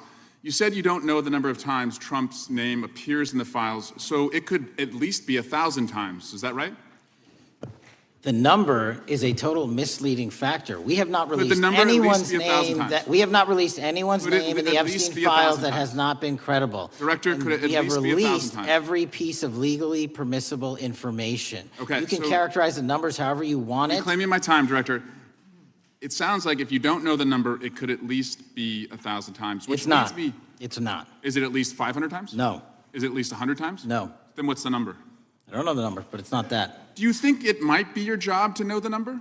My job is to provide for the safety and security of this country. My job is not to engage in political And that innuendo includes protecting so you can go sexual out to the assault sticks and get your 20-second hit in your fundraising reclaiming my article. time, They Director. keep going, reclaiming your time, because the Director, people of California If are Trump- being if the underserved by president- your If the representation. president is not implicated, why not release everything that involves him? We have released everything, the president and anyone else's side, that is credible and lawfully be able to be released. Your fixation on this matter and baseless accusations that I'm hiding also child Mr. Massey's pedophiles is disgusting. interest. Anyone that says that needs to look at the stats alone. And go back to the state of California, who's receiving the biggest surge in FBI resources through Director- my redeployment because the cities of Los Angeles, San Diego, and San Reclaiming Francisco my time, need it. Director. Remembering your oath to tell the truth, did you ever tell Donald Trump his name is in the files? I have never spoken to President Trump about the Epstein files. Did you ever tell the Attorney General that Donald Trump's name is in the Epstein files? The Attorney General and I have had numerous discussions about the entirety of the Epstein files and the reviews conducted by our team. Did you tell the Attorney General that Donald Trump's name is in the Epstein files? And we have released where President Trump's name is in It's the a simple attorney's question. file. Did you tell the Attorney General that the President's name is in the Epstein files? During many conversations that the Attorney General and I have had on the matter of Epstein, we have reviewed The question is painstakingly simple. who Did you can tell be- the Attorney General that Donald Trump's name is in the Epstein files? Yes or no? Why don't you try spelling it out Yes if or you're going to mock me? no, Director? Use the alphabet. Yes or no? No? A, B, C, Director, D, E, F? it Don't sounds wanna like do you it? don't want to tell us. Did you tell the Attorney General that Donald Trump's name was in the Epstein files? Why don't you try serving your Director, constituency did by you tell the focusing on Attorney reducing General violent that Donald crime in this Trump's name- country and the number of pedophiles that are Director, legally reclaiming my harbored in time, your Director. sanctuary cities in Director, California? reclaiming I'll my work with time. you on that. Do Regular you wanna order, Mr. work with us Chairman. on that? Director, Time reclaiming my belongs to the time. gentleman from California. Did you tell the Attorney General that Donald Trump's name is in the Epstein files? The question Yes or no? has been asked and answered. You have not answered it, and we will take your evasiveness as a consciousness of guilt. Director, did Donald Trump ever say to you, just find and release the entire truth? Don't worry if I'm in it? The instructions from the administration were to release all credible information, and we have done that. Did Donald Trump ever provide information about Jeffrey Epstein as an informant? Donald Trump has not been, and I can only speak for the FBI, an informant of the FBI. So, Director, you've played this cute shell game where you say you can't release everything because the court has said that it legally is not allowed to be released, but the court calls bullshit. Judge Richard Berman said that when you went to the court, quote, information contained in the Epstein grand jury transcripts pales in comparison to Epstein investigation information and materials in the hands of the Department of Justice. So let's move on, Director. You wrote a book called Government Gangsters. You identified 20 individuals in that book. You put me on that list, at the top of the list. Thank you. My children find it flattering. 20 of those individuals have been investigated or have had adverse actions. Director, considering that you have identified these people as, quote, government gangsters, will you recuse yourself from making any investigation decisions about these individuals? Anyone that has been terminated at the FBI has been done so No, the because question they failed again. to meet the muster in Director, their constitutional I will obligation. work on the No. audio-visual capabilities. I'm of going to this room so borrow that you your can hear me. terminology and call I'm reclaiming bullshit my on your time. entire career in I'm Congress. reclaiming my It time, has been Director. a disgrace to the American Director, I'm people. reclaiming my You time. can No, reclaim your no, you time all you recuse want. yourself. Mr. Chairman, you're going to allow a witness to speak this way? Mr. Chairman, would you give recuse yourself, Director? The gentleman has no time to Mr. Chairman, would you Mr. admonish the Chairman, point of- witness not to insult members? The gentleman has no time. Mr. Chairman, the just committee will remember. quick point of order. Could the gentleman be extended an additional 20 seconds to complete his thoughts since the witness decided to interrupt him And continuously? the witness will be able to respond if he wants. We'll make sure Thank he has you. time to do that. My question Gentleman, is, continue. will you, Director, recuse yourself, yes or no, from investigating or making decisions about the 60 individuals, including myself, that you identified as government gangsters? Yes or no? Time of the gentleman has expired. The No. witness may respond if he would like. And the answer was no, as I heard. Correct. Okay. The gentleman from Wisconsin, the gentleman yields back. The gentleman from Wisconsin is recognized for 5 minutes. Thank you, Chairman. Thank you, Director Patel, for being here today. I wanted to talk a little bit about the assassination of Charlie Kirk and the FBI's subsequent investigation. I know it's really sensitive, and you know, you can make the call as to whether or not, obviously, it's something that you can respond to, but I think it's still fresh on many people's minds. I want to congratulate you and Utah law enforcement for the work you did in identifying the suspect and apprehending him.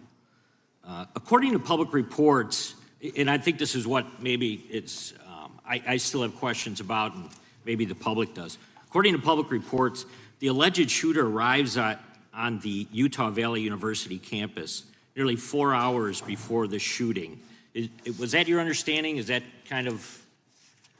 I'll let the public reports reflect themselves. I don't have the exact timeline. Okay, so we don't have any idea kind of his prep or how he set up or how he utilized that time when he first showed up on campus? All of those are being currently investigated through our cell phone analysis and through our witness interviews, and the state of Utah has now announced charges seeking the death penalty against this suspect, so we're a little limited in what we can continue to say. Sure, I understand.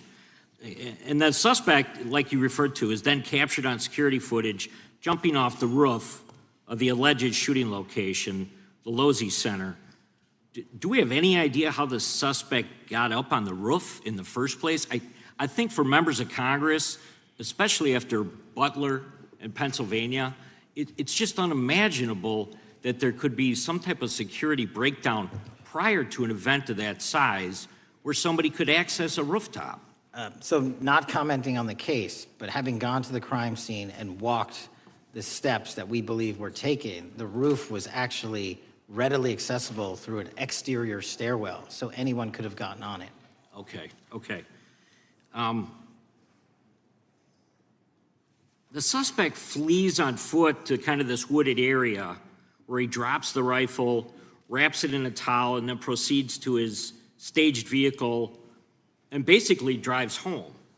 So do we have any idea what the towel was about? Was it used later to identify a place where the firearm was left, or?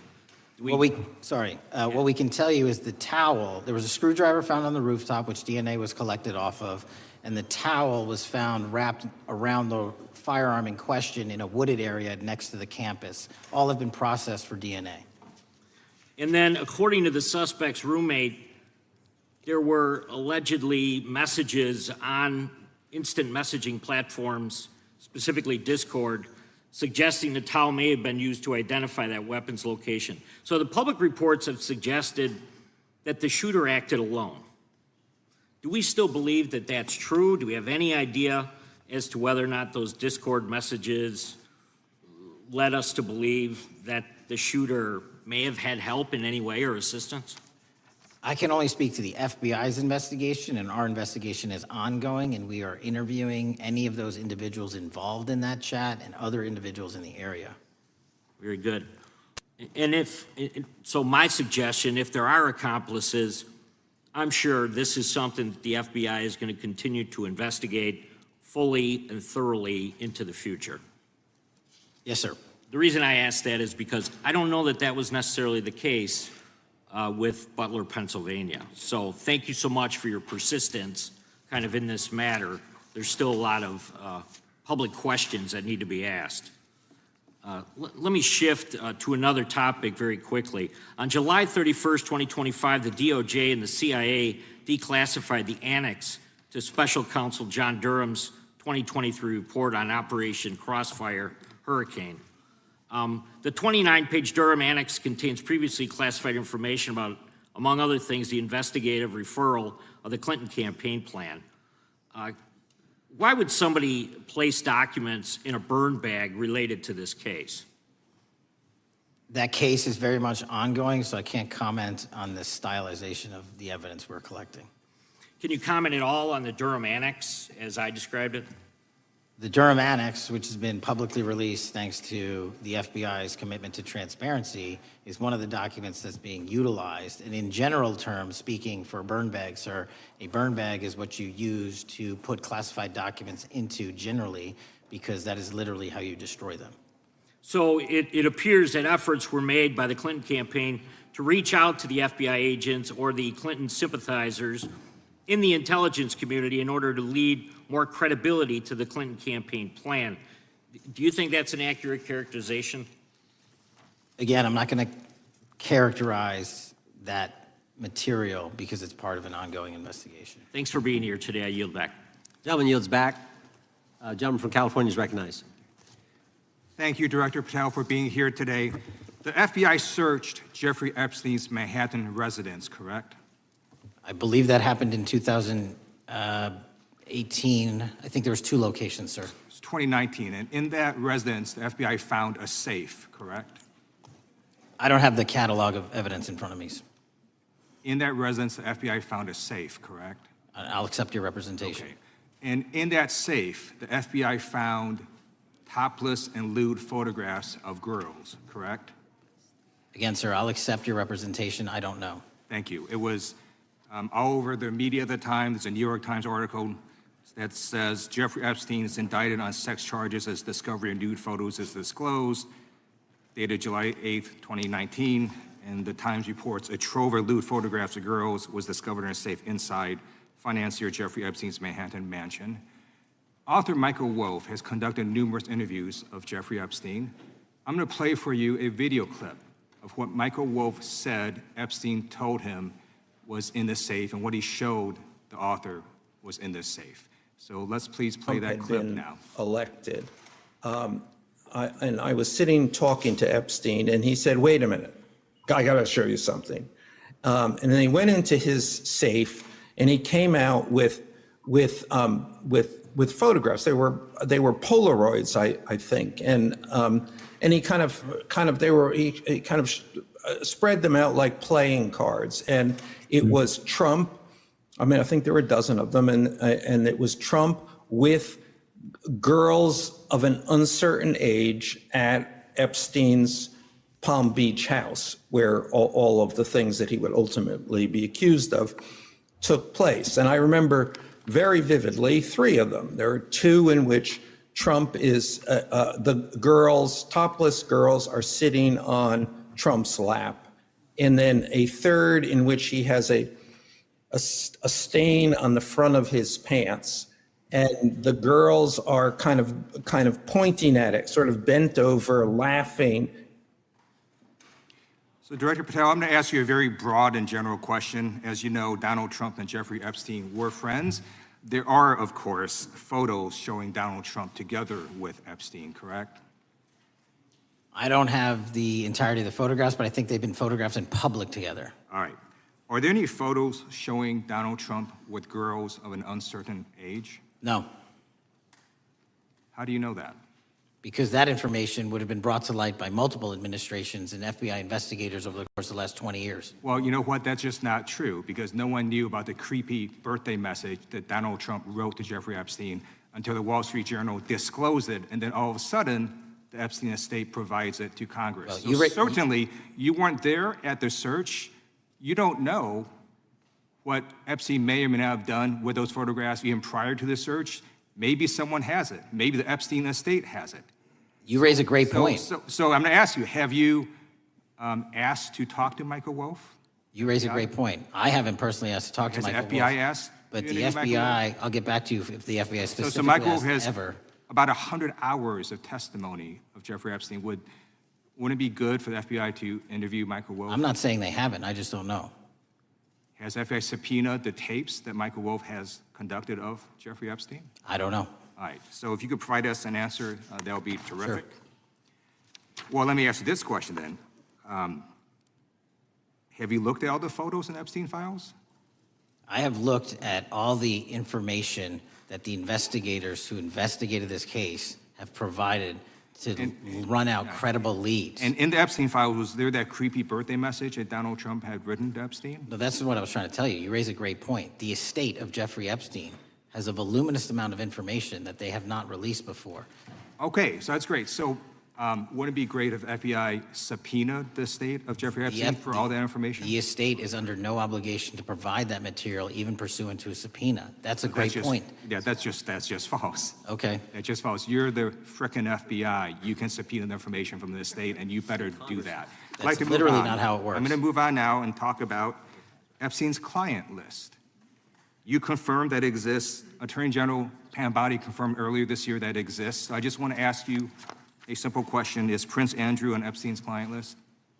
The material related to Prince Andrew has been made public. Is Prince Andrew on the client list? We have released the index of names that were in Jeffrey Epstein's. Is Donald Trump on Epstein's client list? The index has been released, and the index will speak for itself. So I'm just going to say, America, there's a huge red flag. The FBI director could not answer whether Donald Trump was on Epstein's Gentleman's time client has list. expired. I Chair yield now back. recognizes the gentleman from Virginia. Thank you, Mr. Chairman. I want to thank the director for being here and for his work over the last several months, removing the taint of partisanship that has infected the intelligence community over the past several years under the last administration, under the last several directors, standing up for law enforcement, standing up for the brave men and women who work in your agency. But to set the record straight, we have to correct the record. And the record, early days of the first Trump administration saw a dramatic spike in news stories that contained sensitive and sometimes classified details about the FBI's bogus Russia probe, about a leak a day. It's unacceptable that senior FBI officials coordinated to leak classified information to try and harm President Trump. Documents produced to the committee in August of this year revealed that the FBI interviewed a former Intelligence Committee staffer who gave details on a systematic process through which leaks of classified information were affected by then Chairman, now Senator Adam Schiff. Were these findings escalated within the Bureau's chain of command, and if so, to what level? Sorry, were the findings escalated? Were these findings that were given to us escalated within the Bureau's chain of command, and if so, what level? Did you receive this information? That entire matter is currently under investigation by the people at the FBI that handle leaks of classified information. All right, it's good to know that there is an ongoing investigation. Can you tell me whether these leaks to the media compromised any ongoing FBI investigations during the Trump-Russia probe? I can tell you, generally speaking, the leaks of classified information are detrimental to any work the FBI is doing. Now, former Director James Comey testified before the Senate Judiciary Committee that he had never been an anonymous source, nor authorized anyone to be an anonymous source in news reports about matters relating to the Trump investigation or the Clinton investigation. Was Comey's testimony true? In reference to Director Comey, I'm very limited in what I can say because of what the current status of those matters are with the FBI and the Department of Justice. When I am able to make those public, I will. Can you tell me if there's an ongoing investigation there? Again, without identifying any individuals related to the information you're generally speaking about, there is an ongoing matter that has been under review by the Department and the FBI for some time. Because we know that the documents that we received last month revealed that former Director Comey used Columbia University law professor as a conduit to leak stories to the media that contained classified information. Let me move on to the way that the FISA process was weaponized by past directors. Prior to your confirmation, you raised concerns about government misuse of FISA, including Section 702, stating that FISA was in need of major reform. Specifically, you highlighted that the FISC report that the FBI had conducted 278,000 improper searches of the FISA database. Do you remain concerned about governmental abuse of FISA in Section 702? I'm always concerned, but what we've done since I became FBI director is implement new audit systems. We are nearing 100% review of the 702 query system that you are specifically referring to, and we've also eliminated anyone that has ever touched that database that has in any way made a mistake, whether intentional or not. And we have also identified a system in which those going forward who misuse the 702 system, they don't get 2 strikes. They get 1 and you're done. Okay, I'm glad you mentioned you're continuing to audit because, as you know, in May, the New York Times reported you closed the FBI's Office of Internal Auditing. Can you explain why you decided to close this office? Yeah, because under the new restructuring of the FBI, to save resources, there were 2 different places doing the exact same thing. We have a specific division dedicated to audits. I didn't need another audit system doing the audits again. And so we folded some of those folks with their expertise into our specific division and then took the rest of those folks and are moving them out across the country. Under previous FBI leadership, FBI agents were found to have lied to the FISC. There have been hundreds of thousands of violations of querying standards. In light of past violations, what action is the FBI taking to ensure that similar abuses do not occur in the future? Exactly what I've outlined. You cannot have access to the 702 query system if you improperly queried that system at all at any time in your career. Okay. At a Senate hearing 2 years ago, your predecessor, Director Wray, testified FBI had previously purchased U.S. phone geolocation data for a specific national security pilot project, and further stated that the project had not been active for some time and that the FBI relies on court-authorized process to obtain location data from companies. Does the FBI purchase location data or any other data of Americans from data brokers? I don't believe so, but I'll get back to you. Thank you. That'd be important. I appreciate that. I yield back. Gentleman yields back. Gentleman from Washington's recognized. Thank you, Mr. Chairman. Mr. Patel, before you joined the FBI, you had very strong opinions about what the FBI was hiding regarding Jeffrey Epstein. In a September 2023 interview with Glenn Beck, you said the Black Book is under the, quote, direct control of the director of the FBI. In December 2023, you said, let us know who the pedophiles are. Even for a short time after becoming FBI director, in February of 2025, you tweeted, quote, there will be no cover-ups, no missing documents, no stone left unturned. In June, you told Joe Rogan, quote, we've reviewed all the information, we're gonna give you every single thing we have and can. But then suddenly in July, everything changed. You and Attorney General Pam Bondi released one video and said that there was nothing more to see. Your July memo says you uncovered more than 300 gigabytes of data and physical evidence, but that you had decided no further disclosure would be appropriate or warranted. That is a quote. I think what happened, Mr. Patel, is that suddenly you discovered that Donald Trump's name was all over these files, and you started a giant cover-up. So you are under oath, Mr. Patel. You just testified to Mr. Swalwell that you did not speak to the president about the Epstein files. To your knowledge, did Attorney General Pam Bondi speak to the president about what was in the Epstein files? I can't speak for Attorney General Pam Bondi. So to your knowledge, you don't have any information. The question was, do you have any knowledge?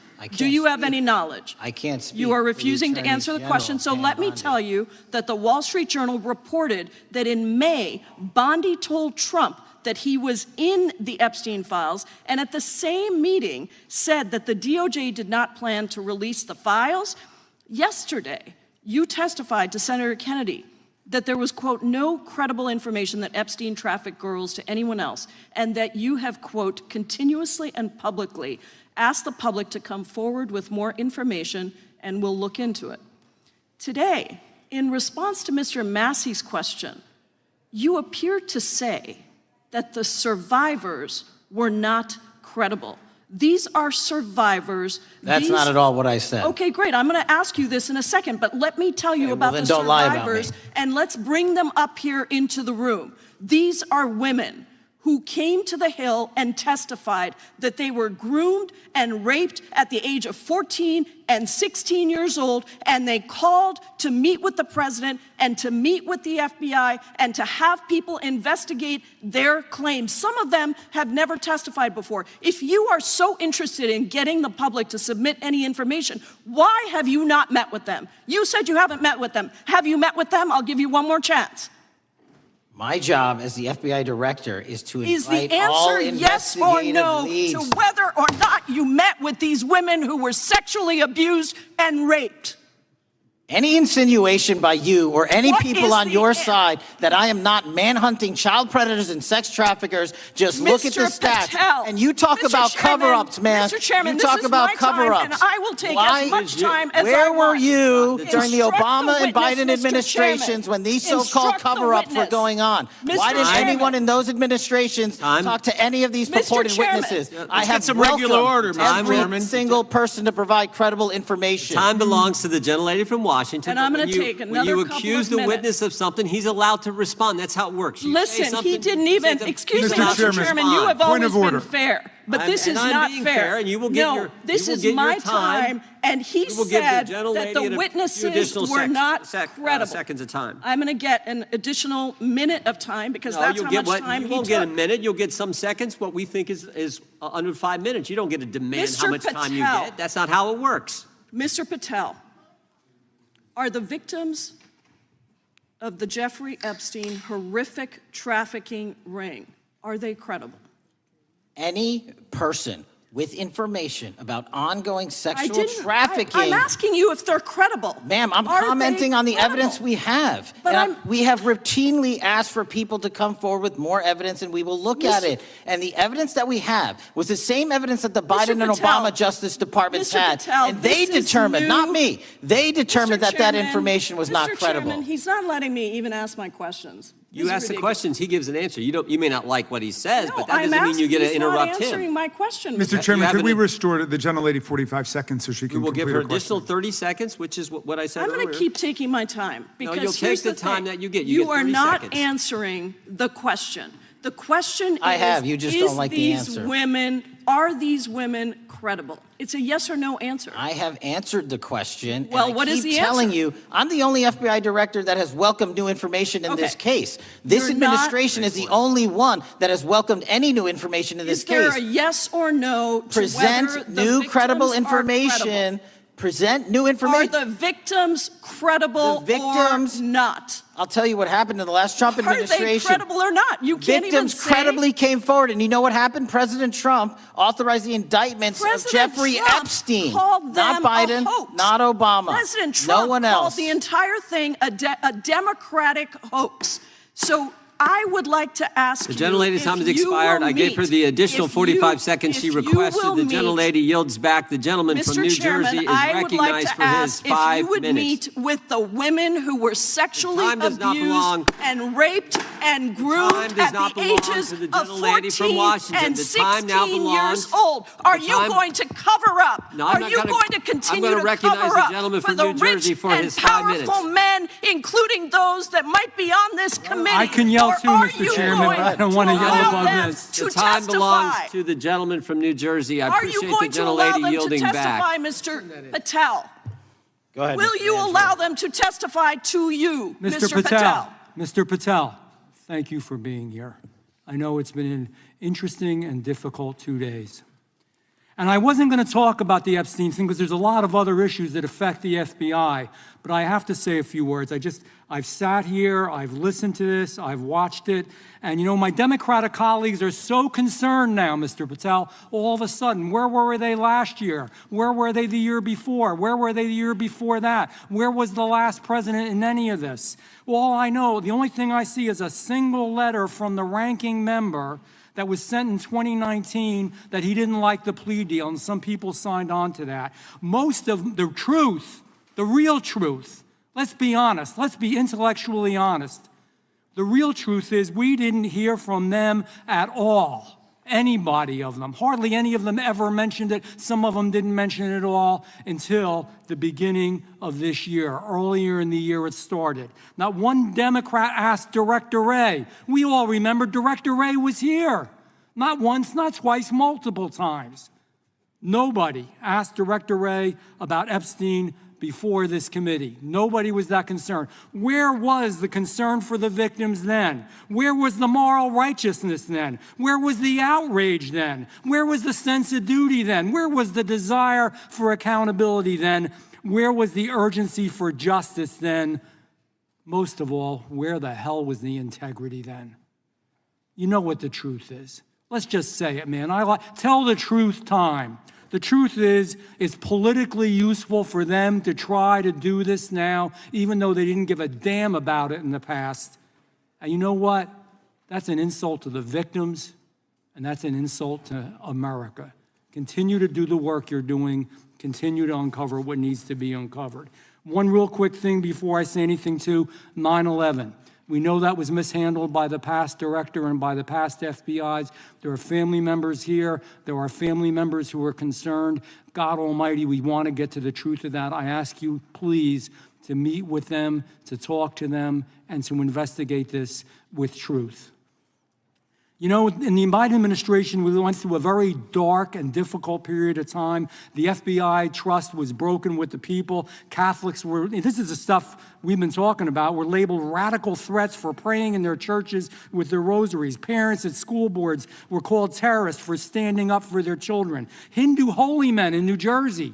We have the largest Hindu temple in the world. They were attacked. They were put up against the wall with guns to their heads. So it isn't just a Catholic or Christian thing. American Jews were targeted in colleges and universities, and a lot of folks in the FBI, in the past FBI, not this one, didn't give a damn. We can't go back to targeting religion. We can't go back to silencing free speech. The Biden administration did that. So I got questions for you.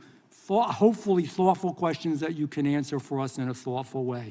How is this FBI now, under your leadership, how are we restoring trust for Catholics, for Hindus, for Jews, for parents, for all the other, for just American people that were targeted by FISA because they had a different viewpoint? How are we restoring that trust in the FBI? In multiple ways, sir. One, and maybe most importantly, is through transparency and providing the American public with the material so they can see, read it themselves as to what the abuses were in the past, whether it relates to the Catholic memo or the Hindu incident you talked about at the largest temple in North America.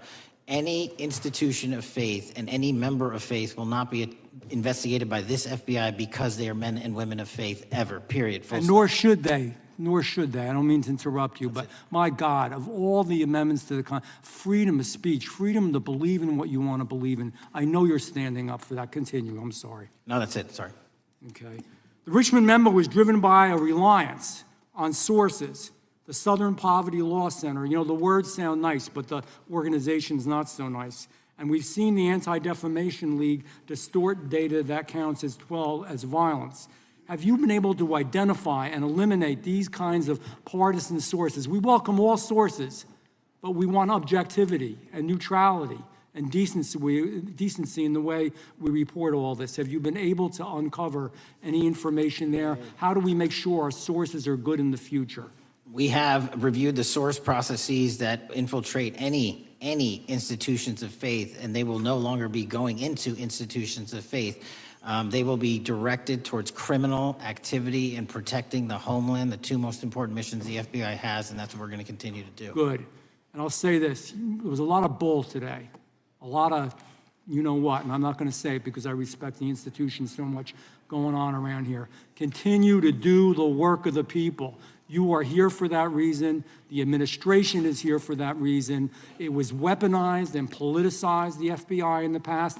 I hope to God we never, ever see that again. One of the darkest parts of American history. Thank you, Mr. Patel. I yield back. Mr. Chairman, I have a unanimous consent. Gentleman yields back. The gentleman from New York is recognized for UC. I would like to introduce a CNN article that explains how an alleged top leader of the MS-13 gang was dismissed. His case was dismissed in Brooklyn so that he could be deported back to El Salvador, even though he was charged with murder. Without objection. Mr. Chairman, I have some unanimous consent. The lady from requests. Washington is recognized. I ask unanimous consent to enter into the record an article titled "Justice Department Told Trump in May that his name is among many in the Epstein files." Without objection. I have another one that is a July 2025 article by the New York Times entitled "How a Frantic Scouring of the Epstein Files Consumed the Justice Department," stating that DOJ and FBI employees reviewing the Epstein files were instructed to flag any mentions of Trump and other celebrities. Without objection. And I have another unanimous consent request to enter into the record an August 2025 article by The Guardian entitled "Ghislaine Maxwell Hinted at Epstein's Ties to Trump Officials. Why Wasn't She Pressed for Names?" stating that Maxwell told Deputy U.S. Attorney Todd Blanche that some of the, quote, cast of characters around Epstein are in Trump's cabinet. Without objection. Chair now recognizes the gentlelady from Pennsylvania. Thank you, Mr. Chairman, and thank you, Mr. Patel, for coming before us to testify today. I am concerned by your repeated claims that you're not able to disclose anything further about the Epstein investigation and files, and that there's no evidence of a broader conspiracy or other people who should be charged.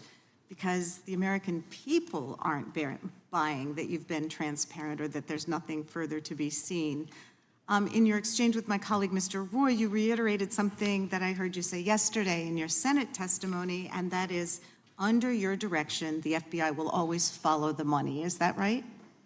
The money, did you say? Yes. Yes, you said you'll follow the money. That's great. And just now you said you welcome the opportunity to investigate new evidence. So there has been significant recent reporting just in the last couple of weeks that after Jeffrey Epstein was arrested, 4 major banks flagged more than $1.5 billion in suspicious transactions connected to him that suggested a massive conspiracy related to his child sex trafficking activities. Director Patel, has the FBI reviewed the $1.5 billion in suspicious bank transactions flagged to the government relating to Epstein and his co-conspirators? I know the FBI has reviewed numerous SARs. I don't know the totality of that number. Okay, can you provide us with that number? I'll get back to you. Okay. And have you initiated any new investigation of those bank transactions since, say, September 8th when the new reporting came out?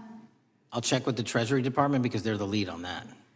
Okay, so Director Patel, how many individuals or entities has the FBI interviewed, subpoenaed, or compelled to testify? Can you give us those numbers with respect to these bank transactions? Not off the top of my head. I'll have to work with Treasury. Okay.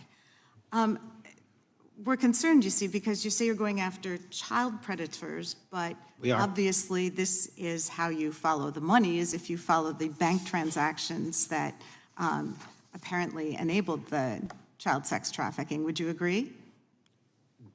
It's one of the valuable investigative tools is to follow the money. Okay. Have Jeffrey Epstein's victims have asked us to ask you whether or not you've investigated Epstein's lawyers, the lawyers who facilitated those payments. Have you subpoenaed or questioned any of those lawyers? So in 2018 and 19, what I recollect is many, if not every one of those lawyers was part of the investigation. But you weren't there at that time, right? I wasn't there. Okay. So can you get us the names and the numbers of who was investigated then with respect to those lawyers? As long as I'm allowed to release it, absolutely. Okay. Well, if we provide you with subpoenas, I assume you can release it. Is that right? We have a current subpoena, and we're working with Congress to provide it. Okay. You've said that the Acosta investigation had an original sin. Mm-hmm. What do you mean by that? Basically, if you're looking at an actual pedophile ring, what you should not do is limit the time frame in which you're legally able to collect information. So search warrants that Mr. Acosta utilized in 2006 and 7 leading to the 2008 plea agreement had a very specific narrow window of years, I think 3 or 4 years. And so information pursuant to legal process wasn't collected for 10 years or 15 years or 20 years. It also, subpoenas were not sent out to hundreds of witnesses at the time, hundreds of victims at the time. None of that was done. None of these people were put in grand juries. And so the totality of information from the jump, instead of being this big, was like this. And that, in my opinion, is not how you run an investigation if you're trying to break a sex trafficking ring. So you're now in charge of the FBI. Why haven't you done that investigation? Great question, and here's the answer. Simply because I am not able to go back 20 years and collect information that the courts had decided was already subject to search warrants. They have said this was in the investigation. There's a non-prosecution agreement out of that plea, and when the case was reopened, and this is where it comes into play, when the case was reopened in 2018 and 2019, the search warrants, again, were limited to the conduct of Jeffrey Epstein. Now, whether that's right or wrong, that's a different discussion, but I'm telling you that's the information we I think reviewed. that is a different discussion, and I think the discussion we'd like to have today is why you aren't following the money with respect to the broader conspiracy that it has been reported in the New York Times and elsewhere, and that if you really want to attack the issue, if you wanted to attack the issue, if you wanted to get to the bottom of it, if you wanted to disclose what really was involved in the Epstein files, the Epstein cover-up, that you would be taking very different actions that you are today. I do want to seek unanimous consent to enter into the record the New York Times September 8th, 2025 article, How J.P. Morgan Enabled the Crimes of Jeffrey Epstein. Objection. And also an article dated July 17th, 2025, in the Epstein case, Follow the Money. Objection. Okay, thank you. Gentlelady yields back. Mr. Chairman. Gentleman from Maryland is recognized. Thank you much. Pursuant to Clause 2K6 of Rule 11, I move that the committee subpoena the CEOs of 4 banks, J.P. Morgan, that's Jamie Dimon, Bank of New York Mellon, Robin Vince, Bank of America, Brian Moynihan, and Deutsche Bank, Christian Sowing, in order to get the suspicious transaction reports. These 4 banks have flagged to the government $1.5 billion in suspicious transactions related to the sex trafficking crimes and conspiracy of Epstein, Maxwell, and all of their collaborators. And as you know, Mr. Chairman, we got the SARS reports for Hunter Biden totaling around $20 million.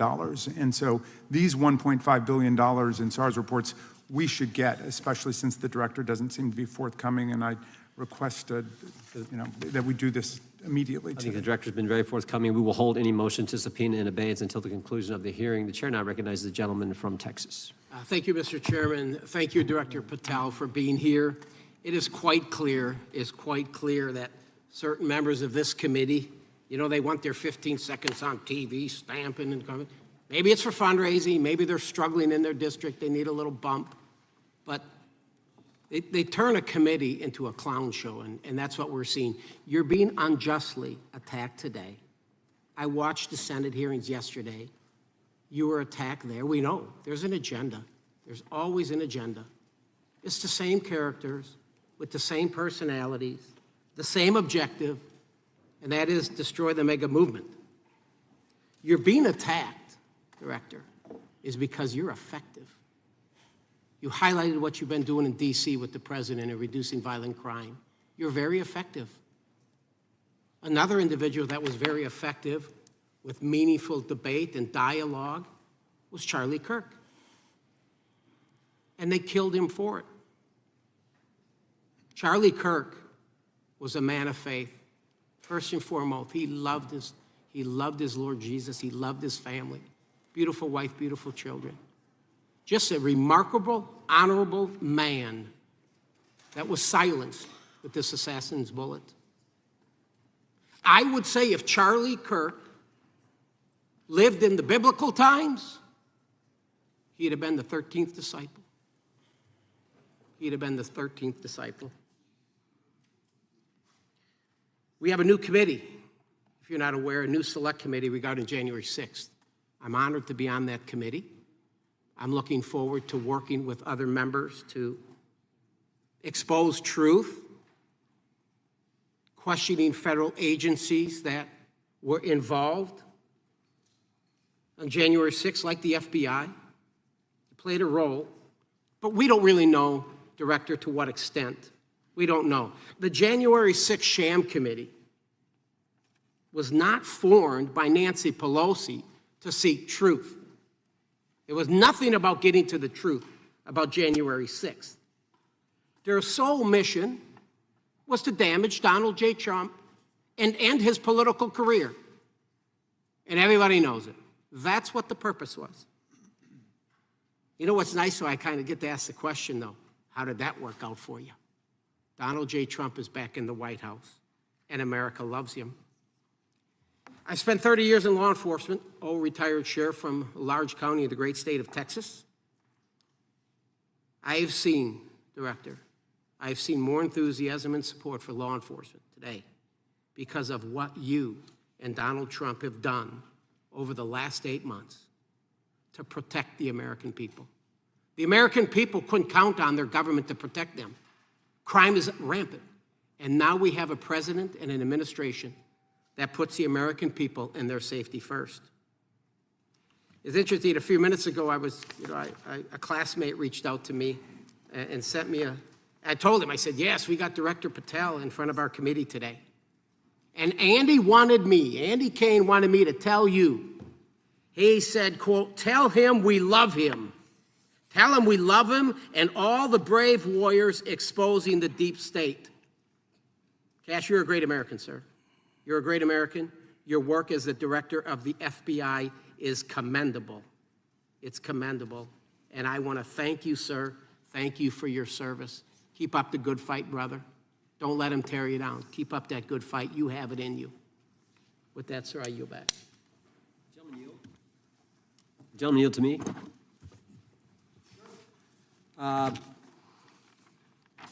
Director Patel, there were 26, the gentleman mentioned the select committee, there were 26 confidential human sources at the Capitol on January 6, 2021.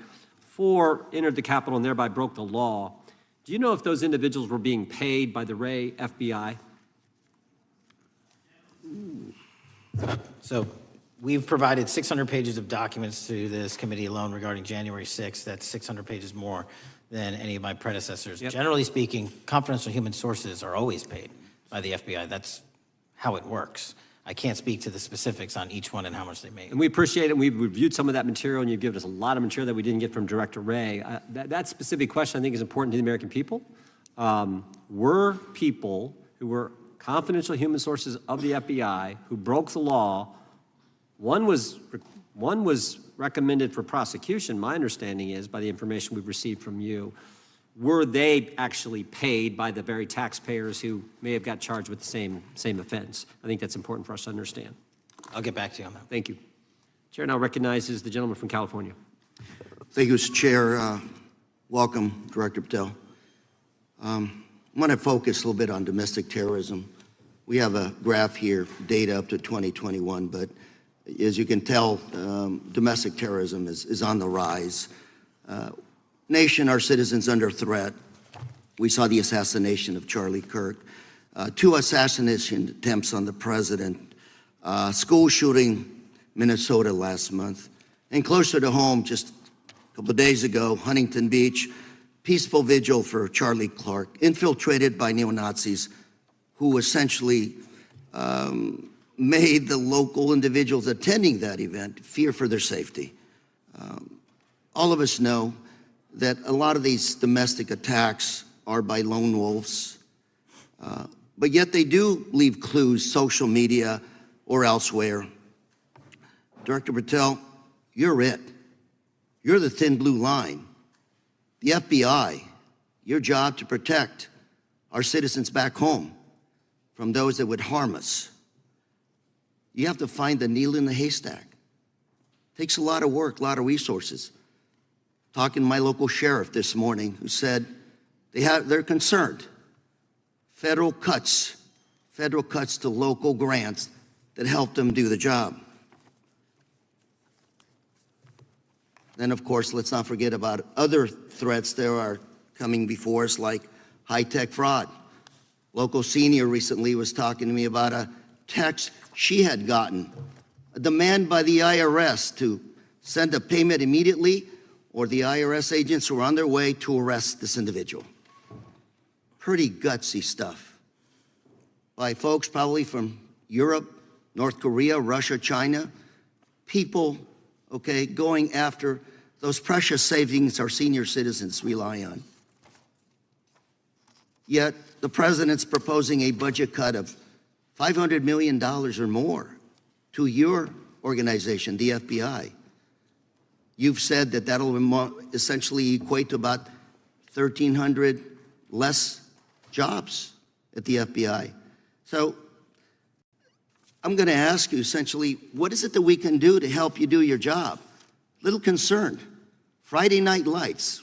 One of the events I love to do on Friday nights, go to the local high school football game. Sit there at the stadium and you always say, what if? What if? You're the thin blue line. Can you do your job cutting $500 million from your budget? Thank you, sir. I think we are doing our job, and the distinction is with the budget that we have, we are flexing more resources to the field. California is receiving the largest FBI plus-up of any state in the union due to that plus-up. They're not getting a reduction. No state is getting a reduction. Every state is getting a plus-up. And so I'm utilizing the money that we have to first plus it up. And the empty vacancies that we have, those haven't been filled in years, not under my leadership. Here's my concern. You're going to do well. You're doing more with less, is what you're saying. Yet we're about to vote on a budget that has $88 million more to protect members of Congress, the executive branch, in the Supreme Court. There's a contradiction here. Back on Main Street, we're saying you can do more with less, you can protect them with less money, yet here in Washington, we're saying we need more money to protect members of Congress. It's a little contradiction here. Or maybe, sir, you ought to talk to leadership about coming in with your management style to protect the Supreme Court, Congress, and the administration. Otherwise, it's essentially a hypocritical situation. We need more protection, yet folks on Main Street can do with less. My concern is folks on Main Street.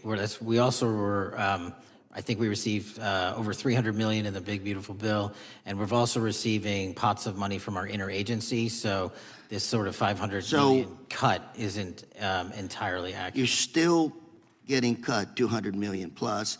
You're still moving your agents to do ICE work, so you are leaving a lot of bases uncovered. And I'm not going to be argumentative with you, Director Patel.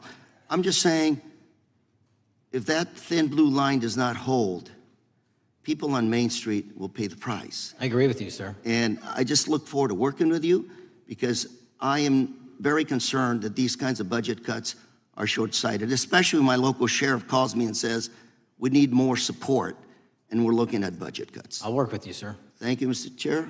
I yield time. Mr. Chairman, I have another unanimous consent request. The gentleman yields back. The gentleman from New York is recognized for unanimous consent.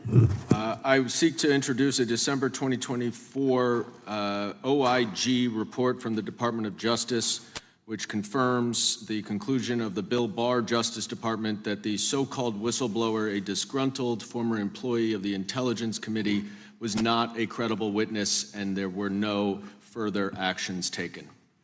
Without objection. Mr. Chair, I'd like to submit some items for the record. You bet. Gentleman from California. First one, Trump's deportation diverts FBI agents off child predator cases. Second one, FBI director backtracks on administration's proposed budget cuts. And number three, Trump administration says 70% of ICE detainees do not have criminal convictions. Without objection. Gentleman from Texas is recognized. Thank you. Director, earlier this year, the committee learned of new documents tied to the Crossfire Hurricane investigation and the Russia collusion hoax against President Trump. Your efforts in declassifying key documents tied to this investigation allowed the committee to acquire thousands of pages that it did not have previously. Did any of your predecessors make any effort to declassify these documents? Not to the extent we have. Did any of your predecessors share or leak any details that were classified at the time? There are ongoing leak investigations across the board at the Bureau related to this. I believe one of those is Mr. Comey, and I thank you for continuing that investigation. Among the declassified documents are the Durham Report Annex, the Crossfire Binder, and the Nellie Orr Criminal Referral. Could you summarize for those watching that what we know about the Russia collusion hoax so far? Well, sir, I think the record will speak that the Russia collusion matter was perpetrated by a political party to go overseas and obtain information from a foreign intelligence asset, only to have that information, which was demonstrably false, turned over to the FBI, who walked into a federal FISA secret court and asked for a secret surveillance court order and lied to the federal court, and we know that because someone was convicted of it, and only to surveil the political opponent. So that is a massive scandal. We helped expose it.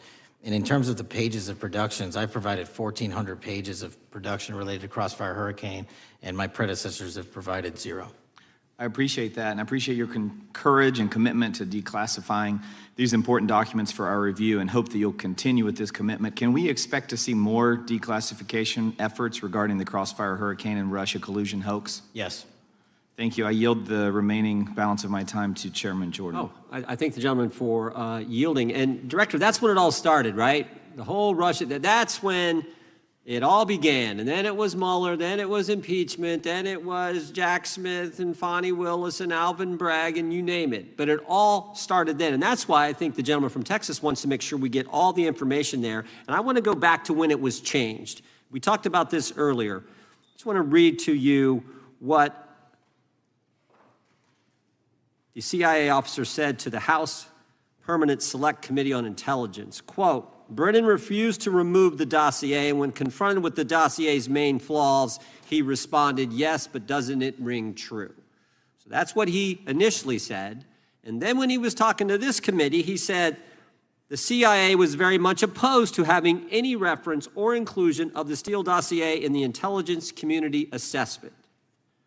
So on one hand, you got a witness who was there who said he refused to remove it even though he knew it was garbage, and then he's on the other hand telling the committee, no, we didn't want anything to do with it, it shouldn't have been a part of the intelligence community assessment, which we know it was. You know it was, you found that. Those are two entirely different stories. I think Mr. Brennan has some explaining to do, frankly, what happened there. And I think you said earlier that this whole thing, and I think you said to Mr. Gooden, this whole thing is being looked at as part of this grand conspiracy to undermine the president, whether it's Comey, Brennan, Clapper, former head of the Intelligence Committee, now senator from, whoever it is, that's all being looked at. Is that accurate? Yes, sir. Well, we appreciate that. And part of what's also being looked at, and I think the gentleman from Wisconsin brought this up earlier, what is a burn bag for, by the way? Generally speaking, the intelligence community obviously utilizes and possesses classified documents, but drafts of those classified documents and even ultimate finished products of those classified documents have to be recorded and or discarded. And if they are discarded, the only way we do that, the hard copies, is we literally put them in burn bags that are identified specifically for that purpose, and there is a very exact courier system in which those burn bags are obtained and the material inside is destroyed. So it's to get rid of the material, right? Yes, sir.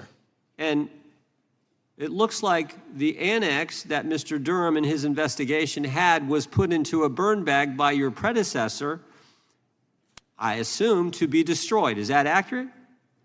Without getting into the stylization of the evidence, anything that's put in a burn bag is for purposes of destruction. Do you find that interesting that the Durham annex was placed in a burn bag, that you would discover that when you took over as the head of the FBI? We found a lot of information in a lot of burn bags. Well, we appreciate you finding that. We'd like to know a little bit more about that, and we look forward to that information coming forward. And I appreciate the gentleman yielding. With that, we now recognize the gentleman from Colorado. Thank you, Mr. Chairman, for holding this hearing. Thank you, Director Patel, for being here today. I have a couple of questions regarding a terrible shooting that occurred in Colorado, a state, as you may know, that I represent. You've testified previously about, I think, what you would describe as your efforts to provide more information regarding the investigation with respect to the horrific assassination of Mr. Kirk. And so, in that same vein, I'm hoping you can provide this committee and my constituents in Colorado with some clarity. Absolutely. I think, as my colleagues know, in Evergreen, Colorado, Jefferson County, a county that I proudly represent, at Evergreen High School, a shooter ultimately injured. 2 students were praying for their swift recovery. There's an article here from Colorado Public Radio. The title is, quote, FBI was already investigating an account that may have been linked to the Evergreen shooter. You're familiar with the circumstances generally, Director, regarding this terrible tragedy. Yes. So my understanding from the public reporting is that an organization reported to the FBI in July of this year regarding, just reading here from the article, that the FBI opened an assessment into a social media account user whose identity was unknown and who was discussing the planning of a mass shooting with threats nonspecific in nature. This is the FBI's statement to the press. And that the FBI continued to work this assessment investigation to identify the name and location of the user up until September 10th, 2025, which was the day of the tragedy. Can you provide us some clarity on what were the impediments to finding, the account user, and maybe describe in greater detail the FBI's work in that regard? Generally speaking, yes, because I know even though the shooter's deceased, the investigation we're not done. Sure. And so the impediments to finding these individuals, and you highlight a great point. We had 2 huge tragedies in the span of days in this country. The school shooting in Evergreen, Colorado being one of them. And proactively going out onto these social media platforms, which are so large, is our biggest impediment.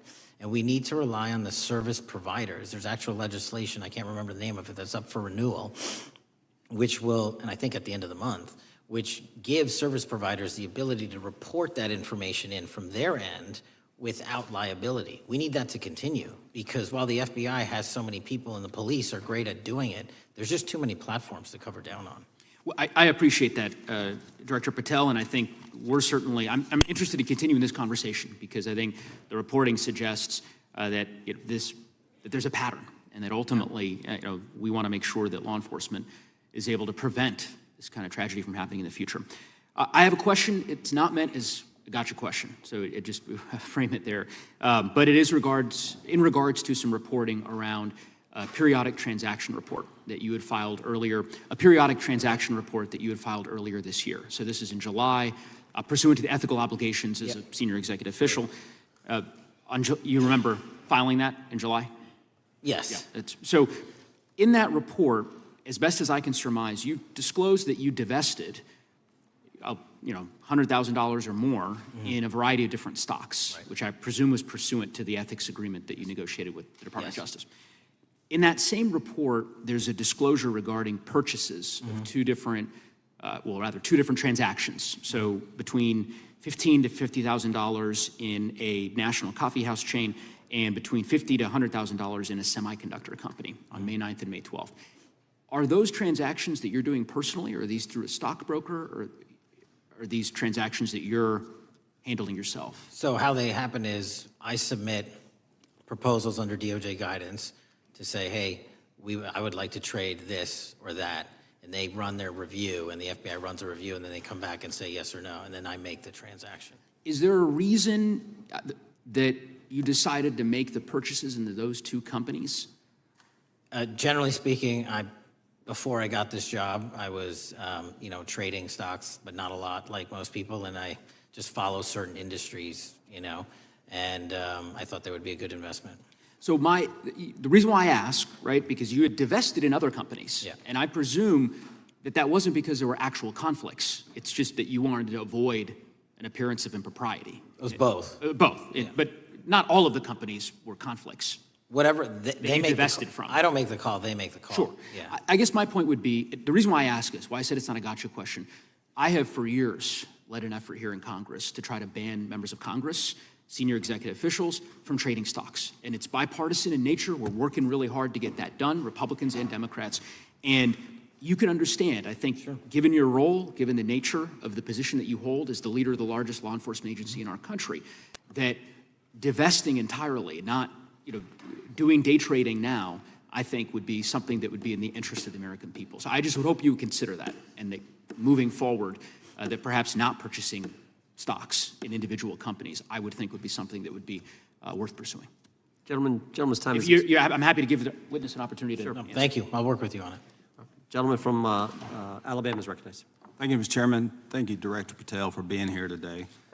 Newly declassified documents confirm that the intelligence community under President Barack Obama knowingly relied on unverified and fraudulent evidence to manufacture a false claim that Russia, in fact, meddled in the 2016 election.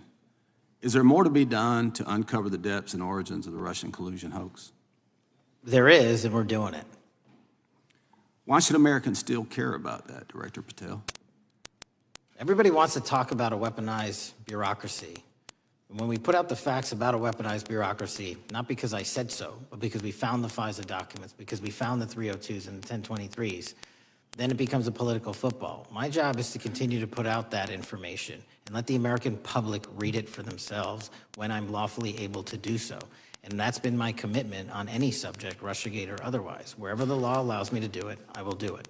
When I first came in 2020, the number one concern as I was doing town halls was the weaponization of the government against the American citizen. And so are there things that you're doing, structural reforms that implementing so that the FBI cannot be weaponized again, whether it's against President Trump or future elected presidents? It shouldn't be weaponized against anyone. And the structural reform is simple. If you're going to go after a political individual or someone seeking political office, there has to be a grounded basis in law and fact to open up a criminal investigation. And if there's not, the investigation isn't even opened. And I've also gone back and reviewed other cases that were opened in prior administrations related to public officials. And we've closed a number of them because we felt that some of these actions were weaponized on either side of the aisle. I felt it wholly inappropriate for the FBI to be playing umpire and referee amongst these decision makers when there was no factual or legal basis to continue those investigations, so I shut them down.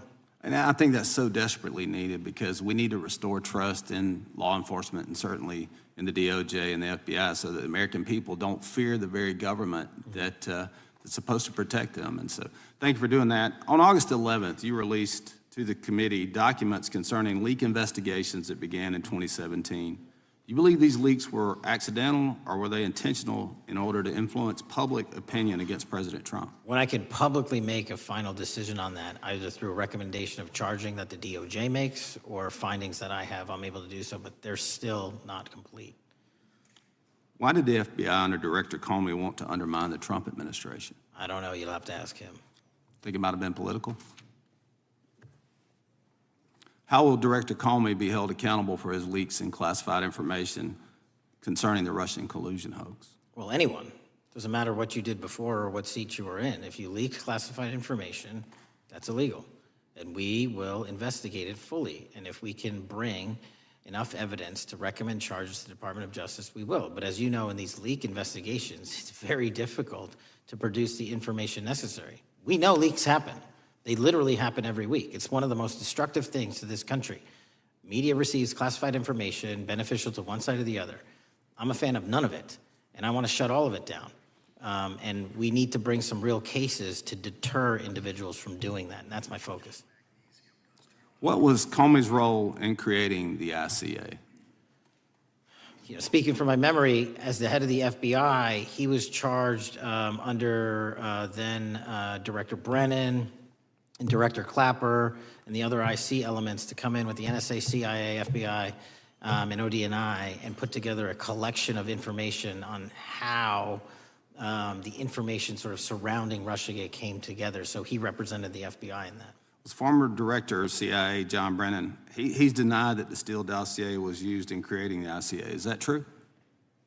Well, without commenting on him, the FISA has been released, and the dossier was in the FISA. It was in 4 FISAs.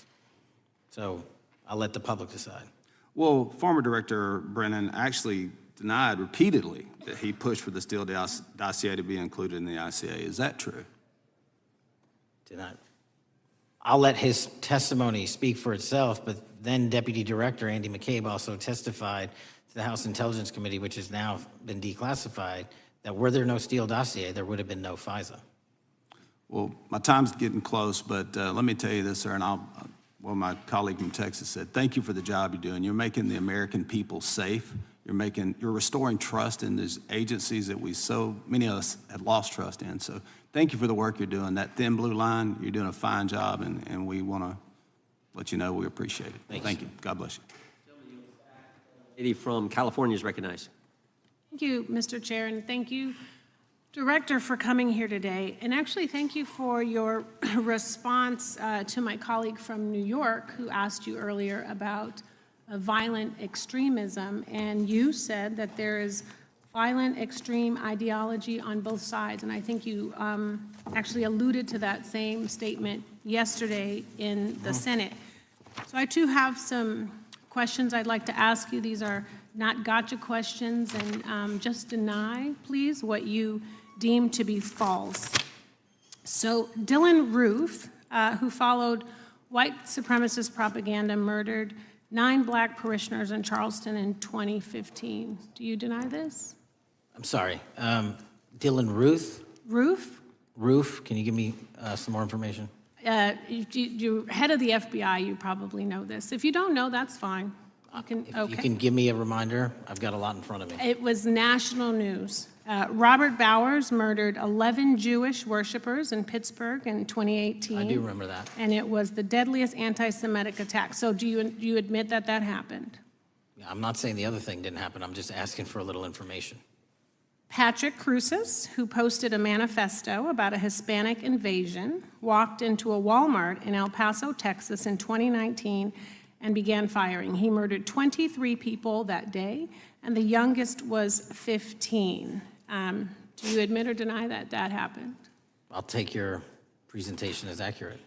All right, well, I have to say all of these cases have been adjudicated. As I said, they are not gotcha questions. These incidents were national news. And as director of the FBI, you have access to all of this information.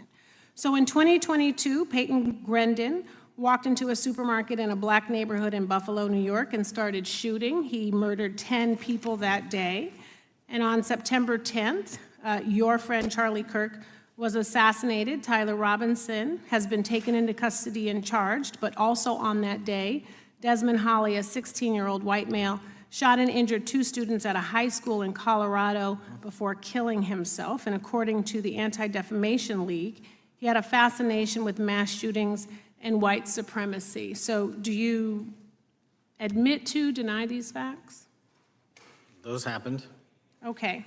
Your predecessor, former FBI Director Christopher Wray, said that one of the most dangerous concerns is that racially motivated violent extremism, especially white supremacists, has been the biggest chunk of our domestic terrorism cases and is responsible for the most lethal attacks over the last decade. Do you admit or deny, A, that he said this?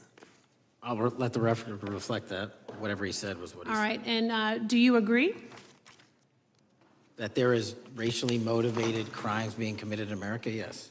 Yes, especially white supremacists, which is the biggest chunk of our domestic terrorism. I'm glad that you said this. So last week, President Trump was asked if there were extremists on both the left and the right.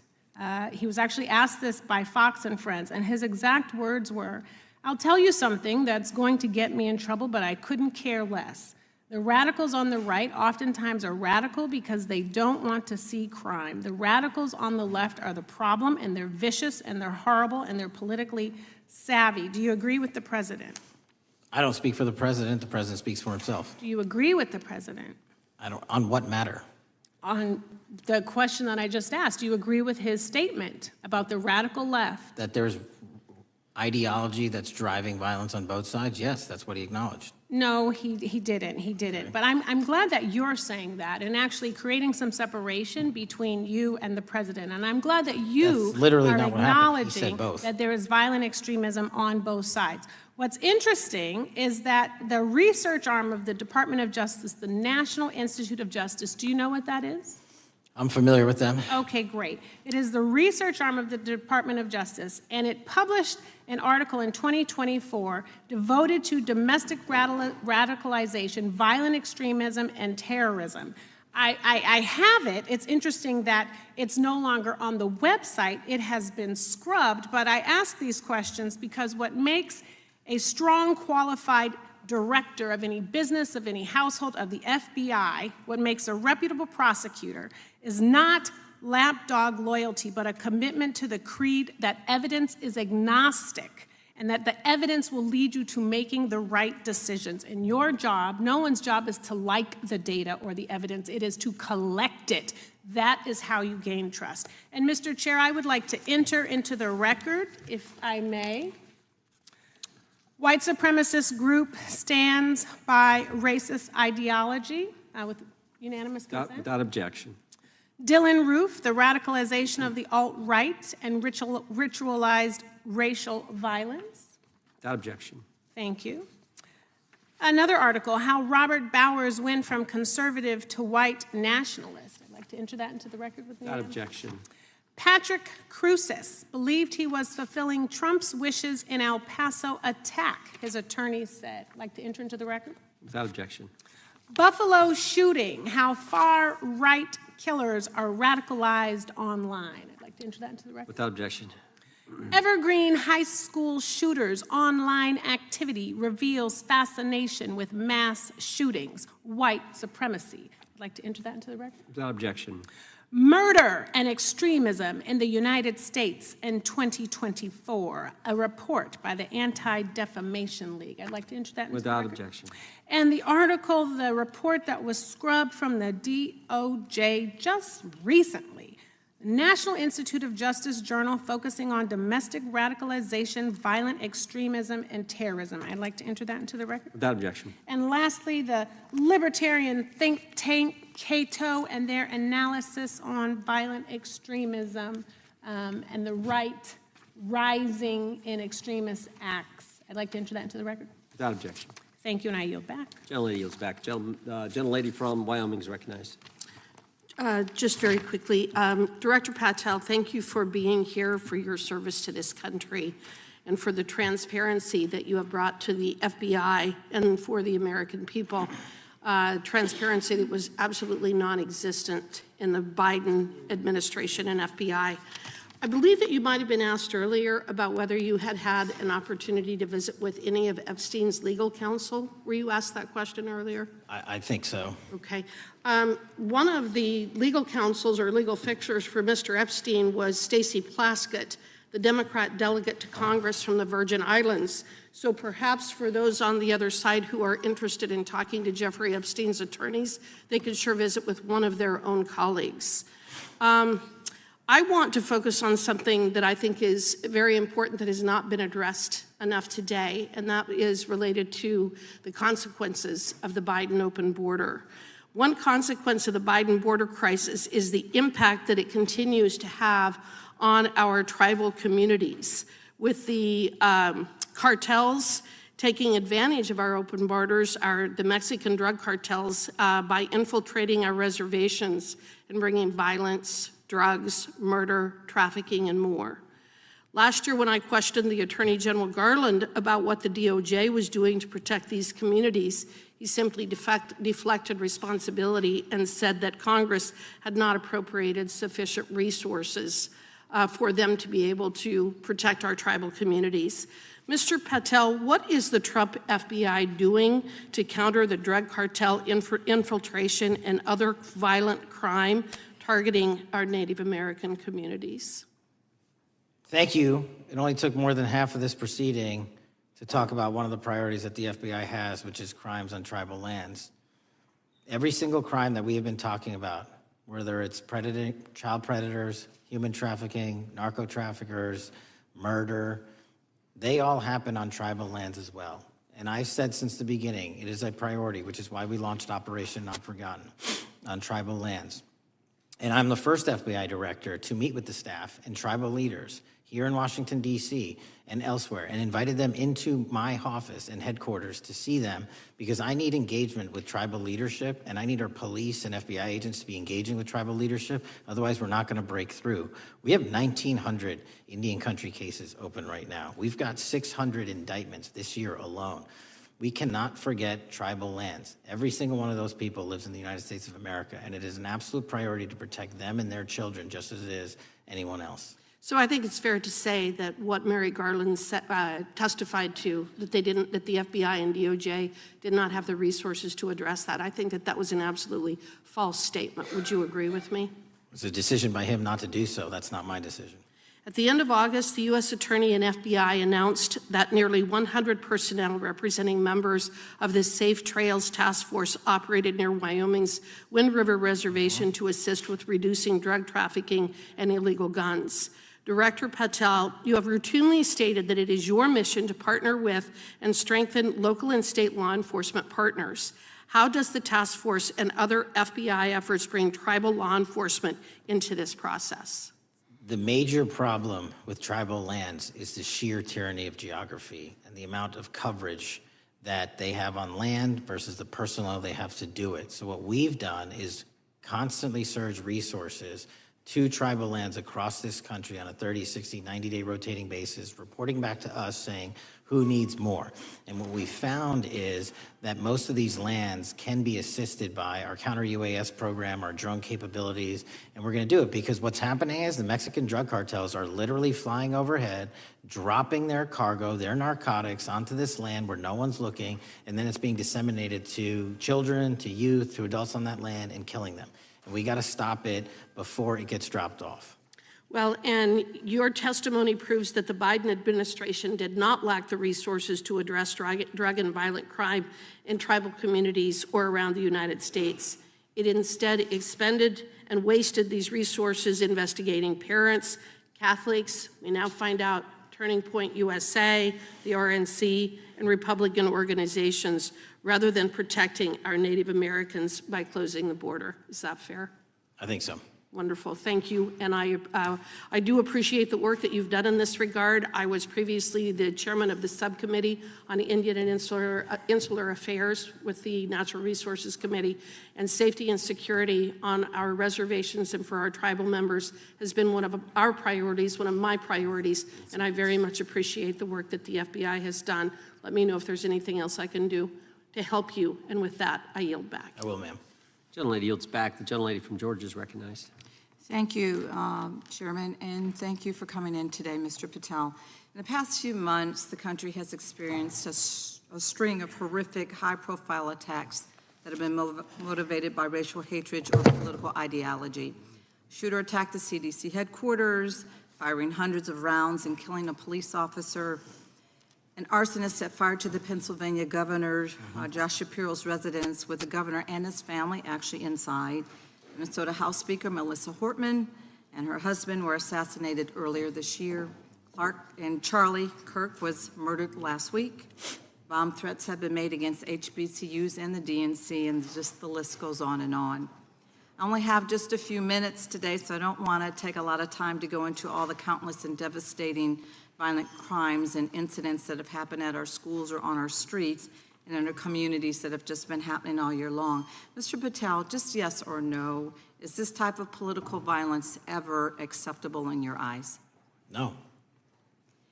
I'm glad that we agree that these heinous acts designed to instill fear and division in our nation are never, ever acceptable, yet each of these incidents has recently taken place under your watch. The FBI's website states that protecting the United States from terrorist acts is the FBI's #1 priority, including from domestic terrorists. Is this still your #1 priority? Domestic terrorism? Preventing domestic terrorism. Our #1 priorities are protecting the homeland and international terrorism and crushing violent crime, and domestic terrorism sort of interlays between both of those. Okay, so, well, then I'm glad that you're giving us the right answer, but unfortunately, your actions kind of tell a different story. Earlier this year, you granted the ranks of the FBI's Domestic Terrorism Operations Section. This is the section of the FBI that is most directly responsible for addressing political violence in our country by preventing attacks from occurring and effectively responding to them if they do. The agents in this section are the ones who stopped an individual stockpiling weapons, who planned to attack schools and churches in Florida and seized bombs made by an ISIS sympathizer in New Orleans. And instead of ensuring that this section has all the resources that it needs at a time when its mission is critical, you fired its decorated veteran FBI agents who have served their country proudly under Republican and both Democratic presidents, and you scrapped the tools that they developed to fight domestic terrorism, including the National Domestic Terrorism Incident Database. I mean, most of that is just not true. We have 1,700 current DT managed programs. We're up 300% in the amount of cases we brought against nihilistic, violent extremists, including 764, wishing to harm our children. The FBI and the men and women are getting after that problem set more than ever because I've unleashed them to do so. And any insinuation that these tragic occurrences across the country are somehow singularly my fault or disgusting because that watershed goes Mr. down to the Patel, men I'm and going to women at the reclaim my FBI, time. Mr. Patel, and they I'm are going to not reclaim my time. responsible Mr. for it. Chairman, I'm I'd happy like to to work enter with a you unanimous to consent- get them what they need. Gentlelady request. controls the time. Unanimous consent request. She'll state a request. Thank you very much. Into the record, an article from Reuters titled FBI Scales Back Staffing, Tracking of Domestic Terrorism, Probes Sources Say. Thank you very much. Without I objection. appreciate that. So, Mr. Patel, and it isn't just the domestic terrorism operations section. Under your watch, agents are fully diverting their attention to these anti-immigrant and city takeover operations, leaving our children vulnerable to dangerous networks of online predators, both domestic and international. You pulled more than 120 FBI agents from their normal duties to operate sobriety checks and conduct traffic stops, exposing the FBI's fleet of unmarked cars and thereby making it harder for the FBI to combat violent criminal gangs, foreign intelligence services, and drug traffickers in the process. That's simply not true. If we were not able to do two things at one time, how would we be Patel, I seizing reclaim record my amounts of time. I fentanyl? reclaim my time. 23,000 Chairman, I'd like to violent enter felons have been into the arrested. Time belongs to the Consent gentlelady. More than twice as many as request. last Time year. belongs to the gentlelady from Georgia. Thank you very much. And this request basically is, it is an article from Reuters which quotes law enforcement officers familiar with agents who once covered child exploitation cases but now focus on immigration child exclusive. Thousands of agents diverted to Trump immigration track down. Mr. Patel, in the short time I have left, your tenure as director of FBI has been somewhat problematic. Americans are left safe, definitely less safe under your watch. You have gutted the FBI's ability to keep safe from domestic terrorism. You have sent FBI agents to conduct traffic stops and round up hardworking immigrants who pose no danger to public safety. People even President Trump referred to as good, long-time workers. Your job is to protect and serve the American public. Time to the You have gentlelady. spent your time protecting heinous individuals and using the FBI to serve as a political circus. You at times have appeared unequipped. Time to This the country gentlelady has deserves better, expired. and I yield. Gentlelady yields May I back. respond? Sure can. Simply put, what is it? Are we failing? If we're failing, how are we arresting 23,000 violent felons? Twice as many as this time last year. Are we failing? Because if we're failing, how are we seizing 1,500 kilograms of meth, 25% increase from last year? Are we failing? Because we captured 4 top 10 FBI most wanted from around the world in 7 months. That's more than the entirety of the last administration. Are we failing? Because we put 1,500 child predators in prison. Are we failing? Because we dismantled 300 human trafficking networks. Which is it? You don't like me, that's fine. But don't you dare disparage the men and women of the FBI that are producing record results in historic fashion to protect this country. They are kicking ass for America, and they're going to continue to do so. And we appreciate your leadership. The gentlelady from Florida is recognized. When I was home recently, I met with the agents leading the Tampa office of the FBI, and I saw what they're focused on in my community: stopping drug traffickers, rescuing children from exploitation, fighting cybercrime, protecting us from acts of terrorism, foreign and domestic. And I know from my time as a federal prosecutor and a judge that this work by the Bureau doesn't make headlines, but it is happening every single day. At the top, accountability is necessary, transparency is critical, but today we've seen an effort not just to diminish, but to distort the work of Director Patel and the agents he leads. If we really care about transparency and about truth, then what we owe to the American people is this reality: that thousands of dedicated professionals at the FBI wake up every single day thinking not about themselves, but about this country, and keeping every single one of us and our children safe from harm. And Director Patel, I would like to hear from you the facts about what the FBI is doing and your efforts to fight crime. Director Patel, isn't it correct that since January 20th, 2025, the FBI has made over 25,000 immigration-related arrests, including 350 members of Tren de Aragua and 195 members of MS-13? Those numbers are accurate. The Tren de Aragua numbers are up over 350% from the year before. And during that same period, hasn't the FBI seized over 66,000 kilos of cocaine, 6,000 kilos of meth, and 1,500 kilos of fentanyl? Not to be nitpicky, but it's 89,000 kilos of cocaine and 7,300 kilograms of meth. And isn't it also true that the FBI Tampa Division's Panama Express Strike Force specifically seized nearly 67,000 kilos of cocaine valued at more than $1.6 billion from illicit maritime vessels? One of our best operations out of the Port of Tampa, and I was down there in South Florida when Panex did their work. Director Patel, since October 7th, 2023 Hamas attack, the FBI has been a co-leader of the Joint Task Force October 7th. Isn't it correct that this task force is actively working to bring justice for victims and to prevent terrorist infiltration at our borders? Yes, ma'am. Since January 20th, hasn't the FBI arrested 59 foreign intelligence operatives for spying or smuggling dangerous material into the United States? Yes, we have, and that's on track to be more than 25% than ever before. And the FBI has also been leading operations against major cyber threat actors, including those from Russia, China, Iran, and North Korea. Isn't that right? A 17% increase from year to date last year. Director Patel, The FBI's child exploitation task forces continue to investigate predators who target children online and across our communities.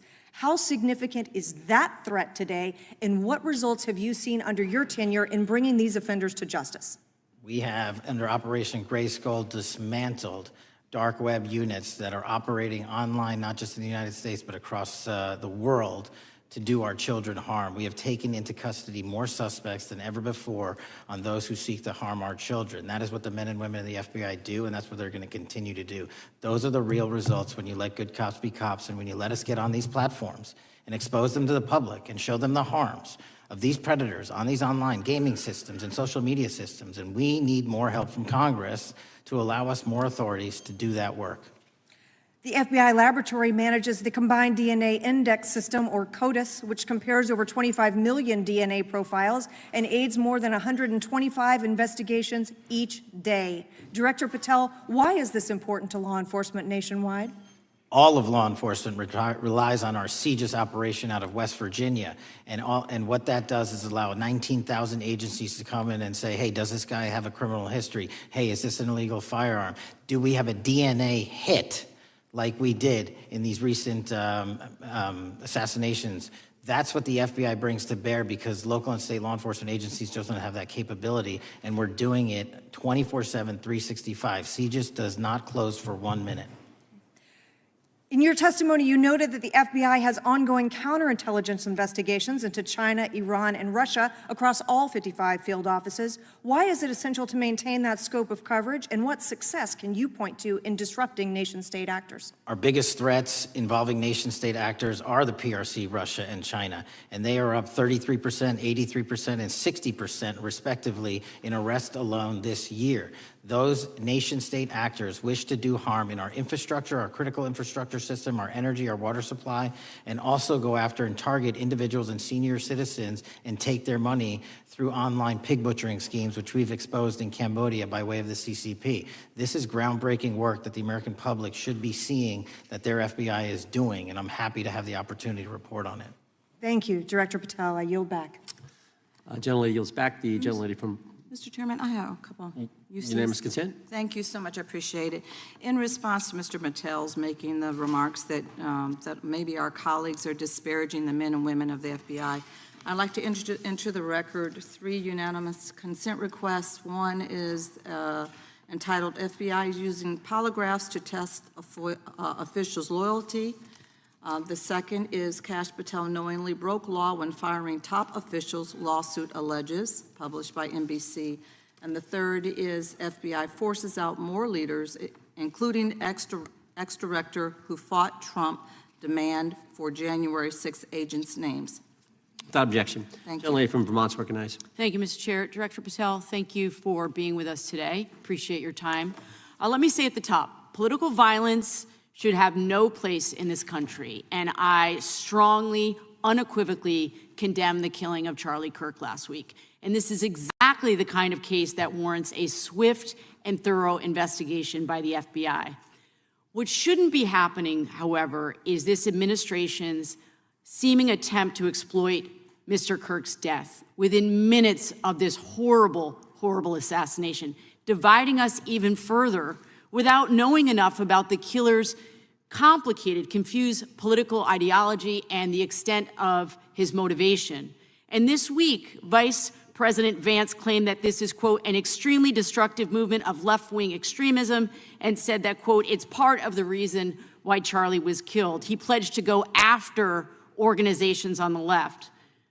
But Director Patel, it was just 3 months ago that Melissa Hortman, the Minnesota House Speaker, and her husband, Mark, were shot to death in their home in the middle of the night by a self-identified right-wing extremist and Trump supporter. When that assassination happened, the FBI released a written statement denouncing the killings and pledging to hold the killer accountable. And I thank the Bureau for that. It was clear, concise, to the point. But when you compare that statement to the over 50 mentions of the Charlie Kirk killing and just 4 for the Hortmans on accounts affiliated with the FBI and your personal account, it appears to many Americans that you're valuing some lives more than others, and that's painful. And this is what I'm hearing from my constituents, so I just want to convey that to you. And the vice president didn't even call on right-wing organizations to tone down their rhetoric after that horrific killing in Minnesota. And he never once spoke about dismantling conservative institutions. This week, when the president was asked by a reporter about Speaker Hortman, he claimed he didn't even know who she was. One of the most high-profile assassinations of an elected official in recent memory, and the president claims to know nothing about it, hasn't even heard of it. It was absolutely devastating for her colleagues and for her family. And I think we all can agree in this room that we have to stop this political violence. So my first question to you is, Director Patel, what is your plan as director of the FBI to turn down the temperature, especially in light of the fact that it seems like members of the administration are reacting to political violence based on party affiliation?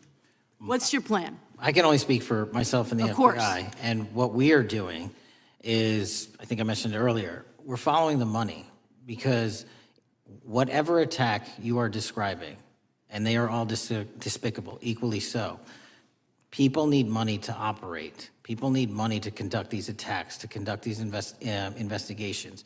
And so what we are doing is finding the people that supported this infrastructure system, because even when you say there's a lone, quote unquote, lone wolf actor, he's not truly a lone wolf actor. Something happened along the way. I agree. And so can I just because we have such little time, are you making a commitment right now to follow where the evidence goes in investigating whether it's violence on the left or the right? Because over the last 10 years, when you look at the ideology, I want to follow up on what my colleague from California said. When you look at the data, you look at the Anti-Defamation League data, 96% of ideological motivated killings were committed by the right wing.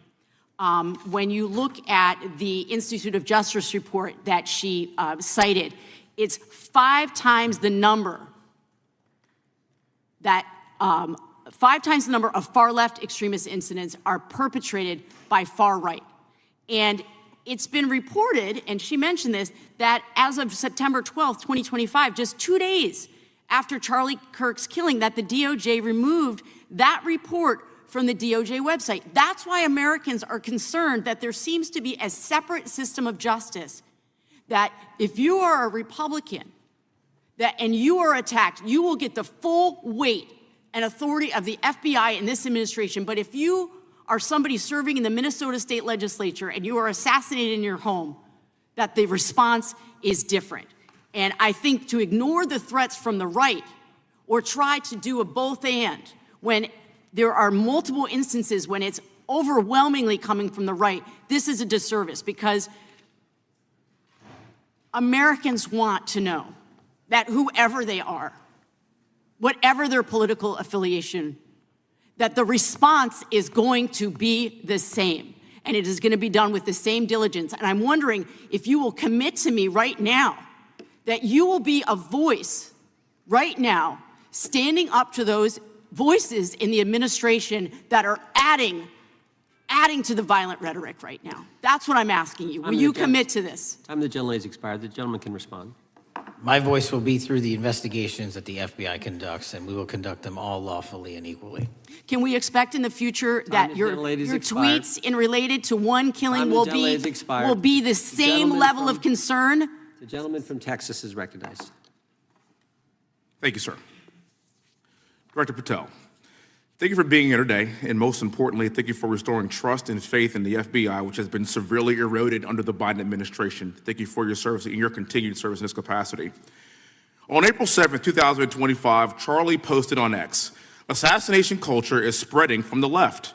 48% of liberals say it would be at least somewhat justified to murder Elon Musk. 55% say the same about Donald Trump. In California, activists are naming ballot measures after Luigi Mangione. The left is being whipped into a violent frenzy and set back. Whether losing an election or losing a court case justifies a maximally violent response," end quote. And unfortunately for Charlie, that reaction also came when they couldn't win a debate on a college campus.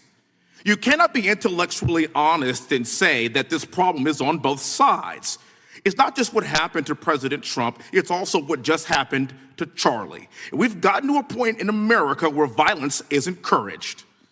We have a former president of the United States that opens up his campaign in 2019, that's Joe Biden, by saying that his opponent is a, quote, existential threat to this country. Houston, we have a problem. People that you disagree with are not existential threats. They are not Nazis. They are not fascist. They are not racist. They are not deplorable. They are not irredeemable.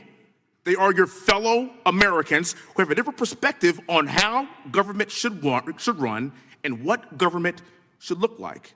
Whether or not we should have strong sovereign borders, whether or not we should have safe communities, whether or not we should have places to worship our God and not worry about being shot, whether or not we live in communities and cities that are not overwhelmed by drugs and crime, whether or not we have two genders, and whether or not we have common sense in our policies and our values. And people that believe these things are not existential threats. I happen to be one of these people that believes all of the above, and as someone that served this country in combat, I can assure you I am not an existential threat to this country because I swore to protect her. I also want to point out, how many cities have you seen burned to the ground since Charlie Kirk's death? 0. No summer of love, no riots, no nothing, no looting, no killing, none. We simply gathered and prayed for his soul, his family, and this country, because that's exactly what we represent. And while we might be angry, this righteous anger will carry on Charlie's message and legacy. I want everybody to know something very simple. Charlie is not dead because of what he said. He is dead because people listened. My time is limited, so I have a few questions for you, sir. And again, thank you very much for being here. I really appreciate your time and your service. In your experience in the FBI, have you noticed a precipitous rise in political violence and other associated crimes that you have been investigating so far this year? And if so, is this trend in motive left-wing or right-wing violence? I can always speak generally, sir. There is too much political violence, and it has been a precipitous rise on too many fronts. How do we solve this?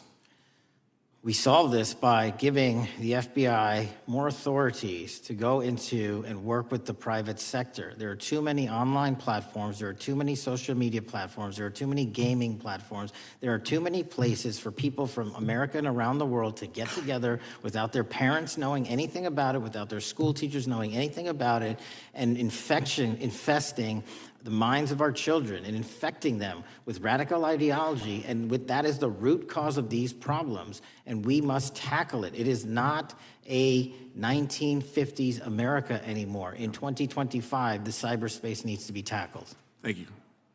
Switching gears, when your predecessor sat right there in that seat a couple of years, last year in a committee hearing, I asked him a very detailed question about Matthew Thomas Crooks, the shooter responsible for the assassination attempt on President Trump's life. I did get an answer from Chris Wray that day, and I submitted written questions to the FBI and into the record of this committee, and I want to resubmit those questions today because I think we are still awaiting answers to those questions. So, Mr. Chairman, I'd like to submit them for the record, please. I'd like to ask you, sir, and the FBI, under your leadership, would you please respond to these questions, and can you commit to doing that? As soon as the trial's over. Thank you very much. I will end with this. Charlie Kirk is not dead because of what he said. Charlie Kirk is dead because people listened. He set up a tent that said, "Prove me wrong," and exercised his First Amendment right. That's all he did. And we will continue to do so in this country in order to preserve this constitutional republic. And with that, I yield back. Thank you. Gentleman yields back. The gentleman from Florida is recognized. Thank you, Mr. Chairman. Before I begin, I want to caution my colleagues on one-sided violence in this country. We just heard that there were no riots on the right. We're literally sitting in the building where there was a giant riot by supporters of the president, the right.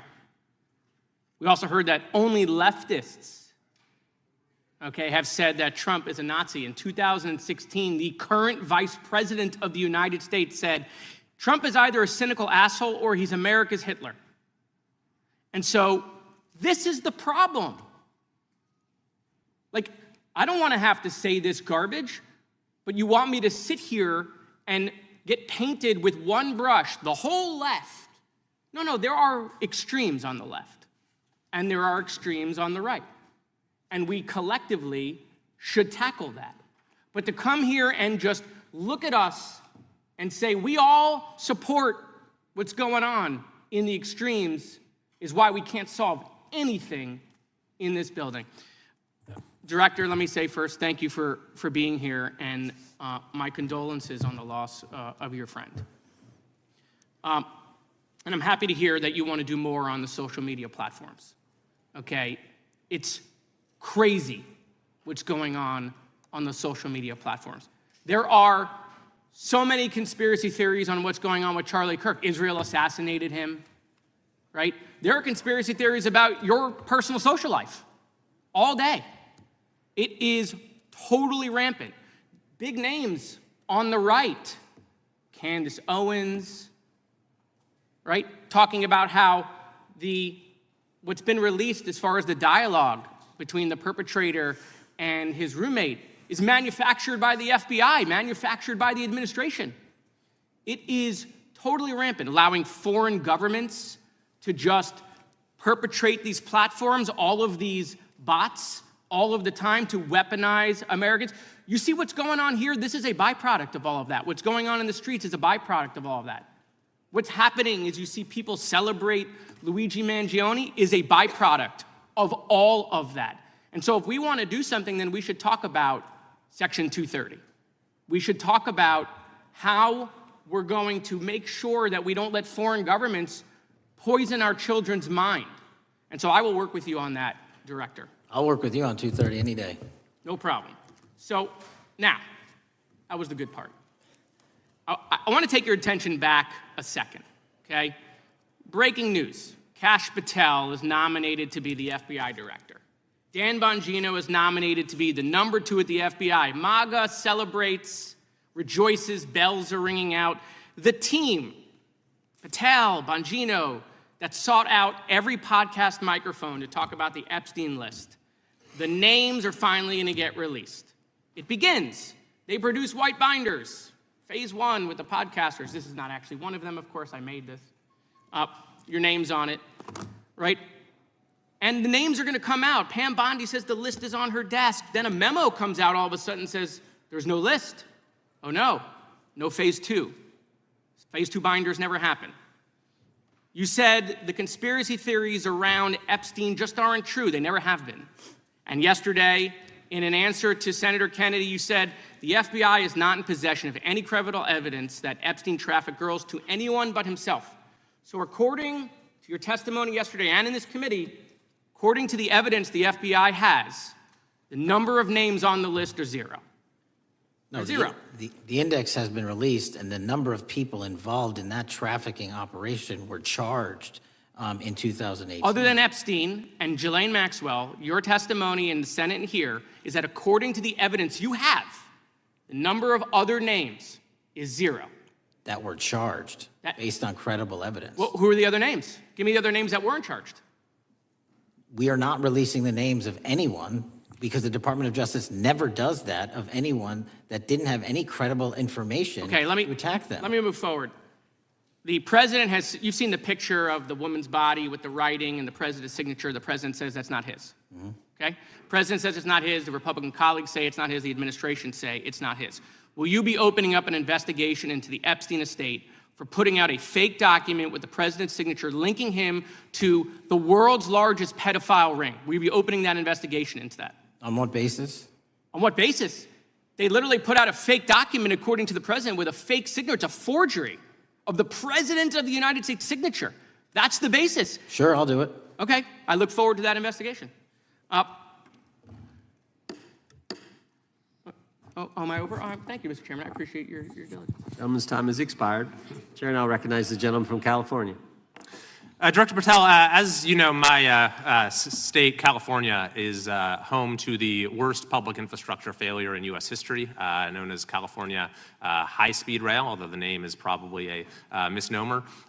Earlier this year, I joined your counterpart at the Department of Transportation, Sean Duffy, doing a compliance review of the federal money the state has received, and the outcome was that the state has not complied with the terms of its billions of dollars in funding because it hasn't actually built anything. And so that federal funding has now been cut off, but a lot of us in California still have questions as to where all the money went. We're 17 years in to this project, and absolutely nothing has been built. Not a single bit of track has been laid. There are no stations. There are no passengers. And the plan initially was to have the whole thing, LA to San Francisco, done by 2020 at a cost of $33 billion. Yet here we are in 2025, nothing has been built. And according to the New York Times, the project won't even be completed this century, and the total cost is now estimated to be over $130 billion. So I just wanted to ask you, do you think this is something that bears scrutiny, or can you confirm whether there's any kind of investigation going on at the FBI?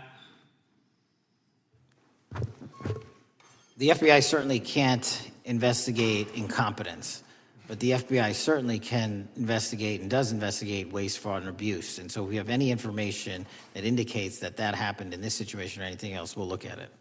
Thank you very much. We've also, been talking some today about the issues that occurred at the border during the Biden administration. And you might not agree with your predecessor on everything, but you probably would agree with some of the statements he made in testimony before this and other committees, raising alarms about the risk of terrorism from illegal border crossings. Since becoming director, have you gotten some insight into how well calibrated those warnings were, and what is the status of that risk now? Since becoming director, there's been a sharp decrease of border crossings for known or suspected terrorists from the southern border. But unfortunately, there has been a sharp increase of known or suspected terrorists entering through our northern border. And so what I'm trying to do is work with our northern border states and our interagency to tackle that problem. But it is an absolutely massive border that can't physically be sealed. So we're going to have to get creative and put more resources into that. And in a similar vein, there were over 500,000 unaccompanied children that crossed the southern border during the Biden administration. As we know, many were trafficked either through forced labor or sex trafficking. Do you have any insight as to what the scale of that problem was and how have things changed over the last several months? Other than what you outlined in terms of how it was described, I don't have any additional details. In terms of how many people are being trafficked into this country, especially unaccompanied missing children, that number has drastically reduced because the coyotes that smuggle these children for their criminal activity are the same ones that smuggle in narcotics, or the same one that traffic older age women. They're all interconnected, and because of the sealing of the southern border by this administration, that has come to a near halt. That is a very important point, that we have seen far fewer victims of human trafficking because we've finally prioritized border security. And by the way, you have children who are getting rescued because of the immigration enforcement activities that unfortunately some politicians in my state are trying to stop, thereby stopping those kids from getting rescued. We've seen, of course, a substantial reduction in crime here in Washington, D.C. since the FBI and the National Guard got involved. I'm kind of asking you to state the obvious here, but what is the mechanism there? Why have we seen a reduction of crime when D.C. has had such a huge crime problem for years, and then almost overnight we see such a big difference? Because of the dedication and resources from President Trump's administration to utilize all federal, state, and local assets in a heavily crime-ridden area. I mean, if we did not have a crime-ridden area, then homicides, carjackings, and gun violence would not be dropping by 40, 50, 60%. And when you allow the police, the MPD, to work with federal authorities and allow the National Guard to set up your perimeter, this is what you can do in a few short weeks. And we at the FBI, under Operation Summer Heat, have set those Phase 01 operations in motion 4 months ago, quietly at the direction of President Trump. So we are scattered across cities across this country doing just that. But we're going to need more help to complete the job. Yeah, in too many places in this country, crime has just been treated as sort of a norm, that this is the way things have to be. What's happened in D.C. shows that is not the case if we have the right policies and the right priorities. Finally, this is tragically the second time in as many years that we've had an FBI director here following either an assassination or an assassination attempt. And so since there's been some time now since from the attempted assassination on President Trump at Butler, would you say that the public's understanding of what took place on that day is fairly consistent with all of the facts as you know them, or do you believe there's still material facts that have not been made public or are not fully understood by the public? No, I think it's fairly consistent. Thank you. I yield. Gentleman yields back. The lady from Texas is recognized. Man, oh man, there has been so much today, and I truly don't know where to start. So I'm just going to make sure that we start off with a few facts. So a couple of facts that we need to make clear for everyone is that, number one, Director Christopher Wray, when he was appointed to be the head of the FBI, was appointed by Donald Trump. Now, I will agree that I definitely take issue with a number of decisions that Donald Trump makes, especially when it comes to the people that he decides to appoint to very important positions, including this one, because I did have to make sure that I wasn't going crazy. But when I say that you are the least qualified FBI director in the history of the FBI, that is real, because you are the only one that never even served with the FBI prior to joining, yet we are supposed to believe that That's you are false. the greatest thing since sliced bread. I didn't ask you a question. Now, what I want to go through is to talk about why you are a failure and why, honestly, we just need to tell you bye-bye. I know that you got a little upset and you put on your show for your boss because it seems like you're trying to save your job when it came to talking to Senator Booker yesterday. But let's go through some of your failures. So before you were even confirmed, and I think one of my colleague from Georgia, pointed out that you are already targeting career officials so that you could direct illegal firings. Mind you, these cases that you were so upset about, which are the ones tied to Trump, the cases came through his handpicked FBI director. And frankly, when people sit around and say things like, oh, we're happy because now we feel safe. I don't know who feels safe in this country except for the white supremacists, because I specifically as a black woman definitely don't feel safe. And frankly, my colleagues have been real nice to you today, and I applaud them, but I don't have the same demeanor because I know that multiple colleagues on this side of the aisle have faced death threats. In fact, somebody tried to kill one of my colleagues. And frankly, I don't know if this FBI or under your leadership, if those people would have been caught. I don't have any confidence in you. And if we start talking about the reasons that I lack confidence, we could start with you not just wanting to acknowledge some simple facts. Simple facts like the vast majority of the threats are coming from right-wing extremism. And I know my colleagues have tried to stress this, but I decided that I would maybe do it in a different way. Number one, I have a couple of UCs. Kim Buck, one of multiple Republicans receiving death threats for voting against Jim Jordan as House Speaker. Without objection. Another one, Republican lawmaker says she received death threats after voting against Jim Jordan in Speaker's race. Without objection. In addition, there was another one from another colleague who now is leaving Congress because they said that they were calling his wife anonymously and threatening her life to the extent that she ended up sleeping with a firearm. Without objection. Okay, so here's the deal. How are we supposed to have confidence when you're sitting up here telling the Senate yesterday that it will take you 14 years before you can get the FBI fully staffed to do their jobs? You're also now redirecting resources so that they can go and play ICE agents on the streets. You're getting rid of your most qualified people, and even when it came down to somebody that you consider to be a friend, you were posted up having some fancy dinner to the extent that you posted not only once erroneously, you posted twice erroneously as it relates to catching somebody, and then you want to go and say, let me take a victory lap. Because honestly, if it wasn't for parents deciding that they were going to turn in their child, it seems like y'all wouldn't have got there. even though he literally confessed online. So I'm confused about what it is that the FBI is doing except for trying to put on a show for the apprentice, or whatever you want to call him. The day after all of this took place, there was domestic terrorism that was taking place at HBCUs. They were targeted. Yet I didn't hear anything from the FBI about what was going on. And again, black people kept saying, how did we end up in this? Because the numbers are so very clear that white supremacy is a problem. And honestly, I've not heard anything out of you today that makes me believe that you're gonna do anything about the white supremacy problem. The one that is leading to children being killed, children being shot, as well as members of their community as they're worshiping in their churches. The time of the gentlelady has expired. If the gentleman would like to respond to any of that.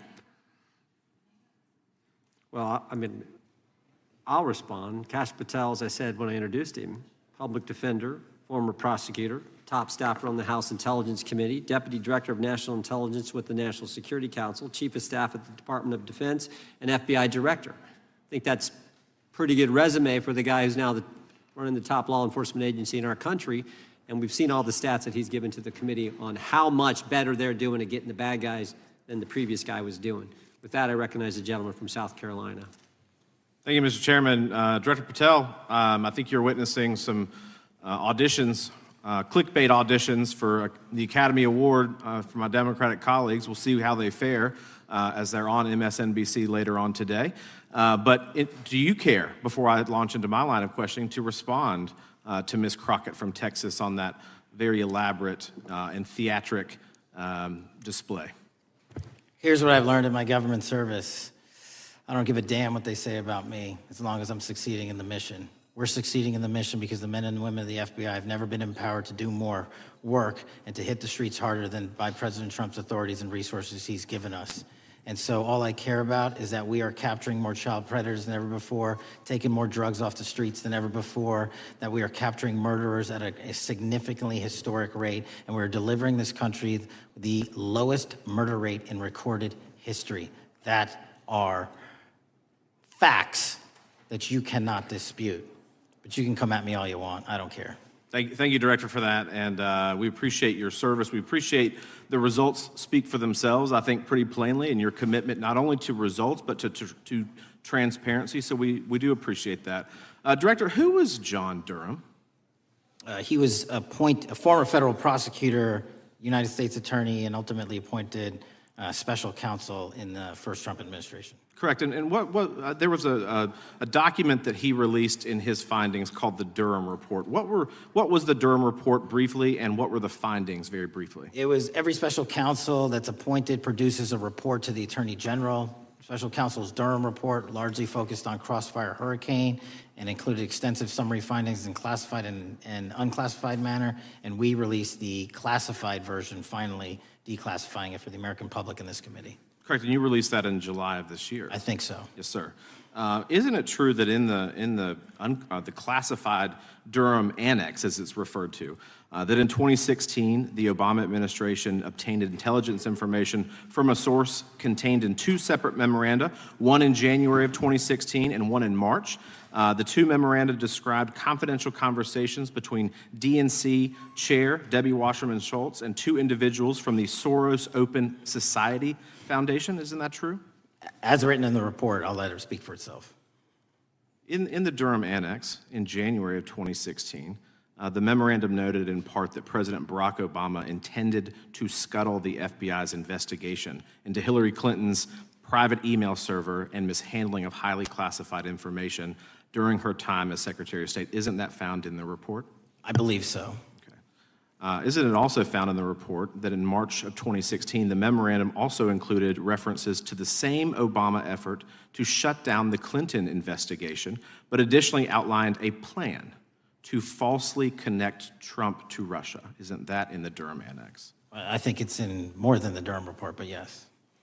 The memo also stated in part that, quote, the Democrat Party's opposition is focused on discrediting Trump, among other things.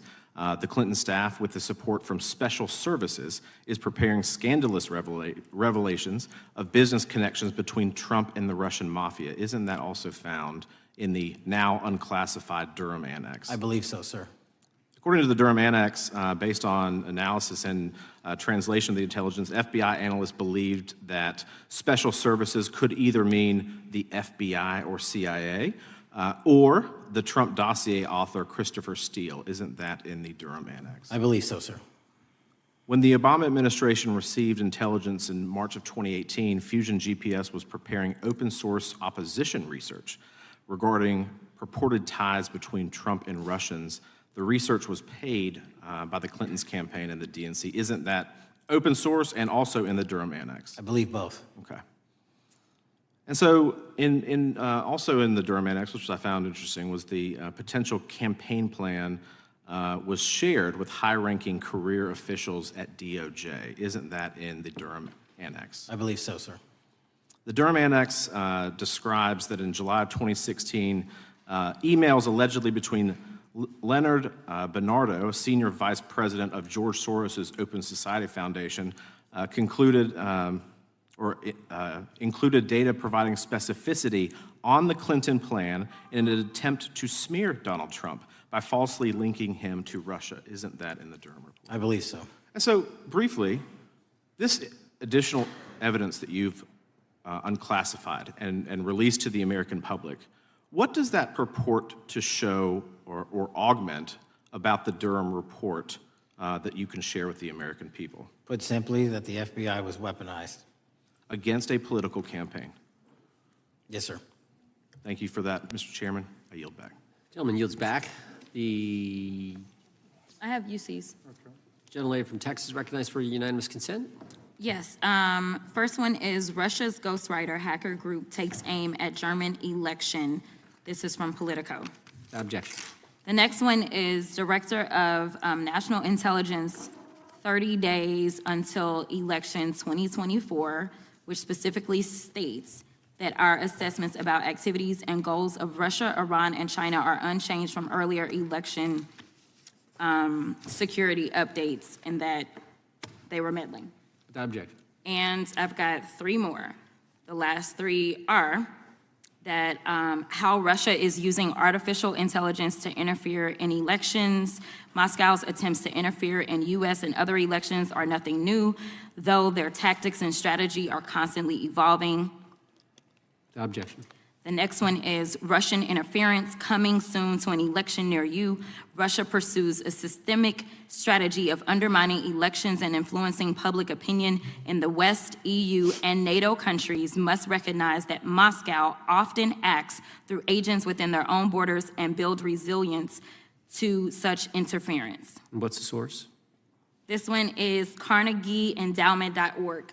Okay, without objection. Thank you. The gentlelady from North Carolina is recognized. Thank you, Mr. Chairman. And Director Patel, I'm glad that I'm going a little out of order here because I'm going to pursue some of the things that you were just talking to Mr. Fry about and remind you about your confirmation hearing. At your confirmation hearing in January, you said under oath, and I quote, "There will be no politicization at the FBI. There will be no retributive actions taken by the FBI should I be confirmed." And in your written response to the Senate questionnaire, you said, I quote, "Personnel decisions shall be based on performance and adherence to the law. And every FBI employee will be held to the absolute same standard, and no one will be terminated for case assignments." So I want to just go through a couple of scenarios with you to get a sense of whether you think these are examples of politicization of the FBI or making decisions based on the performance and adherence to the law. So, first question. Would hiring FBI agents, analysts, and supervisors from only one political party being politicization of the FBI or making personnel decisions based on performance and adherence to the law? We don't ask FBI people, applicants, where their political parties are. Mr. Patel, do you ask FBI applicants who they voted for? The FBI does not.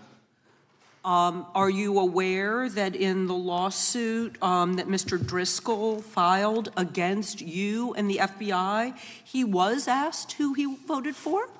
Since that lawsuit has been filed and it's ongoing litigation, I'm not able to comment. Well, but it also means that you just said that what happened in his situation didn't happen. So we will go on to the next question. Let me ask you an even easier one. Does firing agents for working on the cases that they were assigned to and that the president didn't like, is that politicization of the FBI or making personnel decisions based on performance and adherence to the law? The FBI doesn't terminate anyone based on case assignments alone. Has the FBI ever been sued by somebody who felt that they were terminated based on case assignments? In the entire history of the FBI, I'm sure they have. No, since your tenure. I'm sure there's ongoing litigation. Yes. In fact, there is ongoing litigation. And in fact, people have been asked who they voted for. And in fact, you are running an FBI for the President of the United States rather than the people of the United States, because my questions were not hypotheticals. They are the things you have done during your tenure. And according to a lawsuit filed last week by long-term FBI agents, you fired former acting director Brian Driscoll. He had served with the Bureau for nearly 20 years, earned a Medal of Honor, Medal of Valor for bravery during the dangerous ISIS raid, and had a wealth of crisis response experience and led the FBI's critical incident response group. When the Trump administrations interviewed Mr. Driscoll for that role, they interrogated him about his political leanings and who he voted for in the last 5 elections. Questions Mr. Driscoll refused to answer because those types of questions impermissibly politicized the FBI.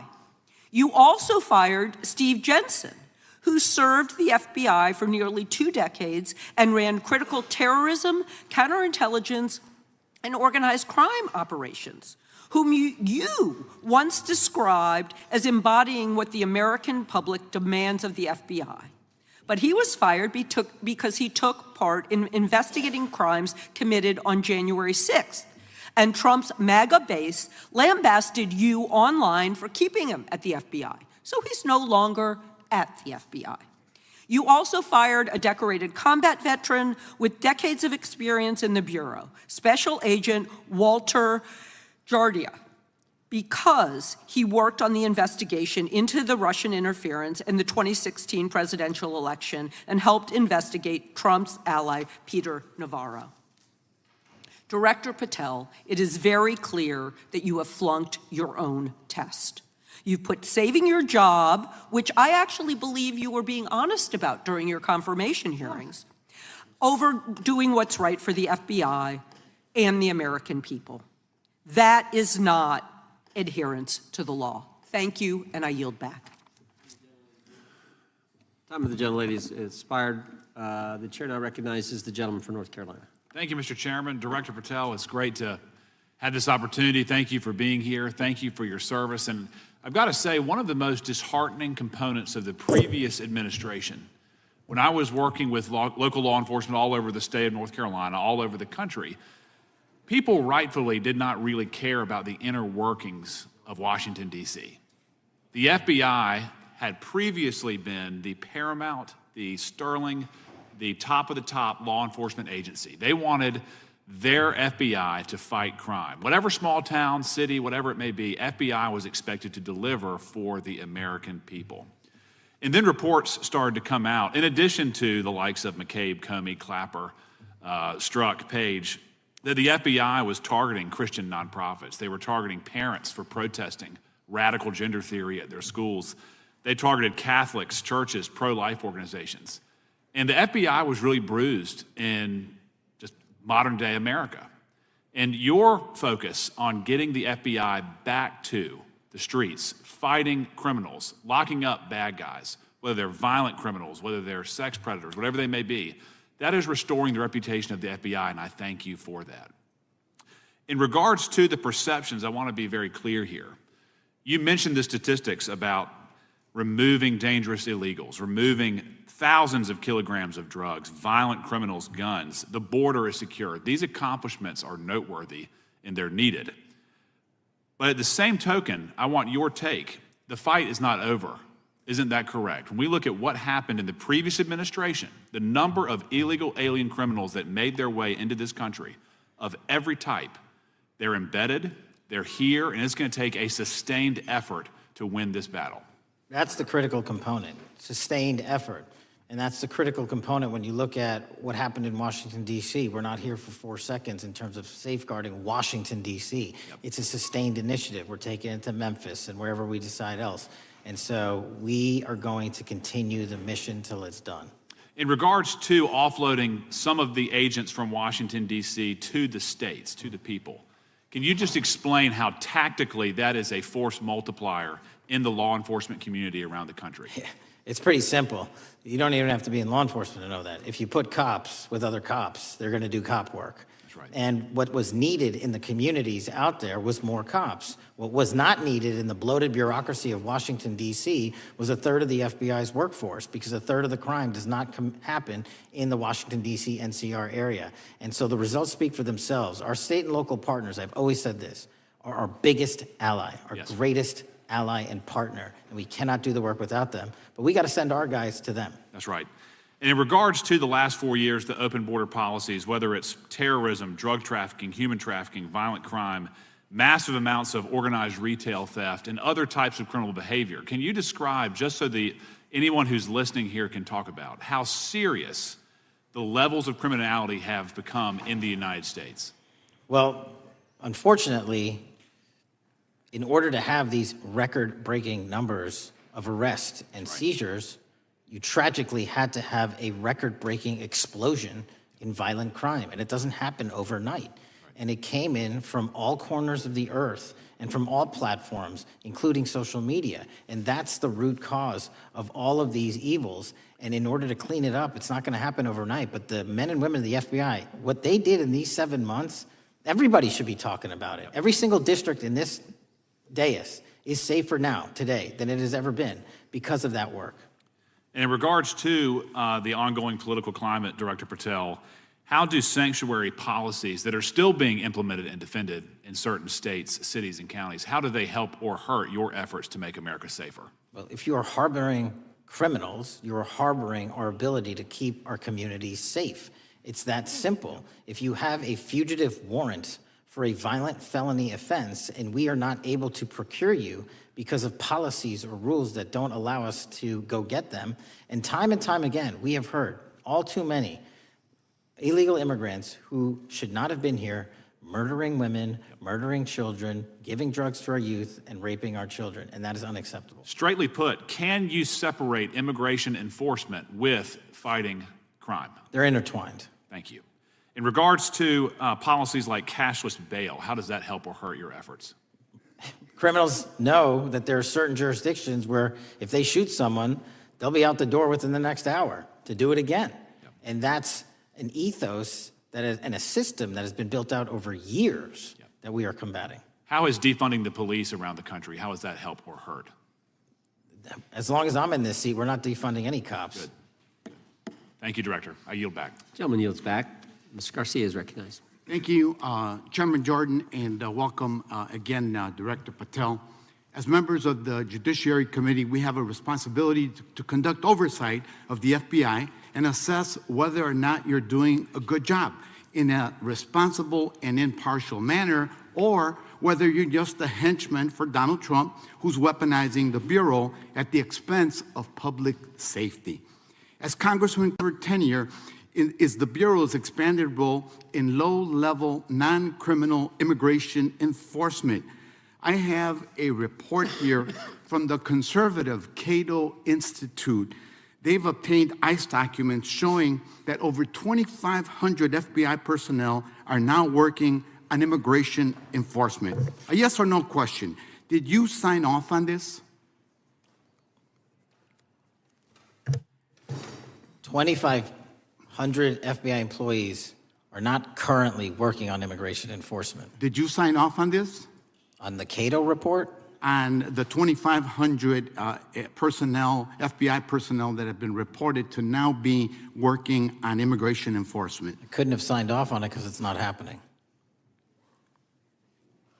You can call it whatever you want, but the reality is that over 2,000 personnel individuals are now working at ICE instead of their jobs. I want to follow up on something that Senator Durbin asked you about yesterday. This article from MSNBC reports that nearly every agent on Baltimore's domestic terrorism unit, who was, by the way, investigating the 764 network of child predators, was diverted to work on immigration enforcement full-time.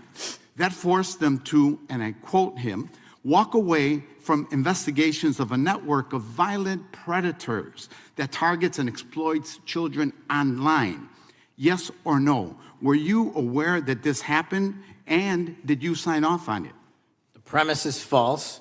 The 764 network in Baltimore is taken down, and FBI agents do double and triple duty all the time. I'm reclaiming my time. You told Senator Durbin yesterday you didn't know about it, so your testimony is inconsistent today. No, I found Final out. question.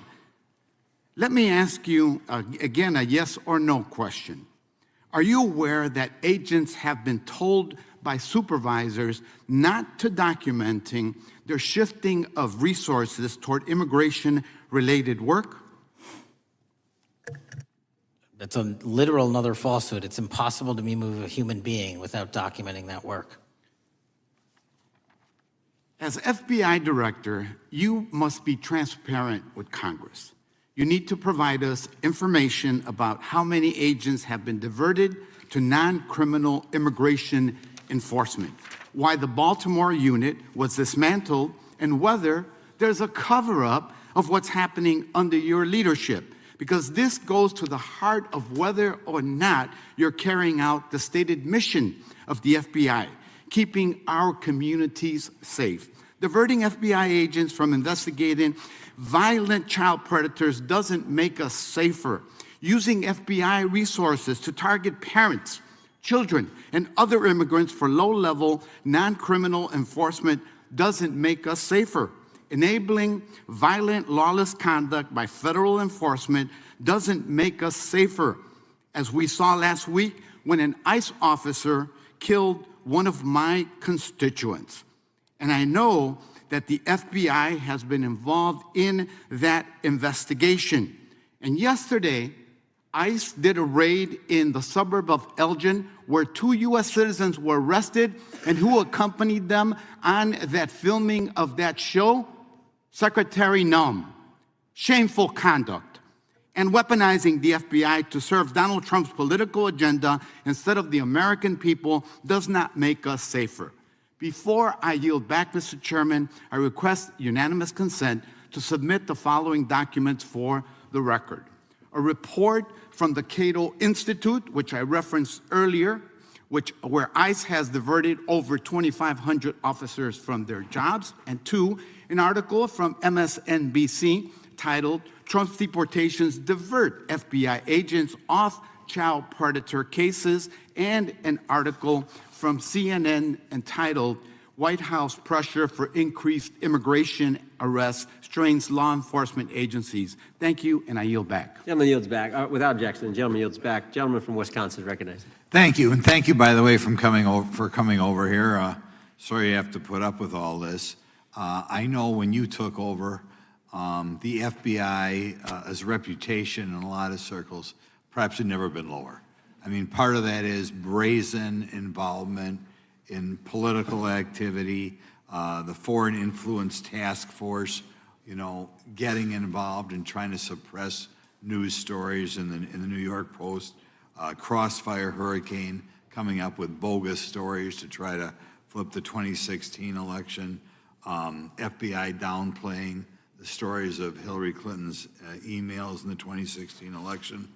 That's their overt involvement in political activity. I think a strong anti-religious bias. We talked about stories of an anti-Catholic bias in there.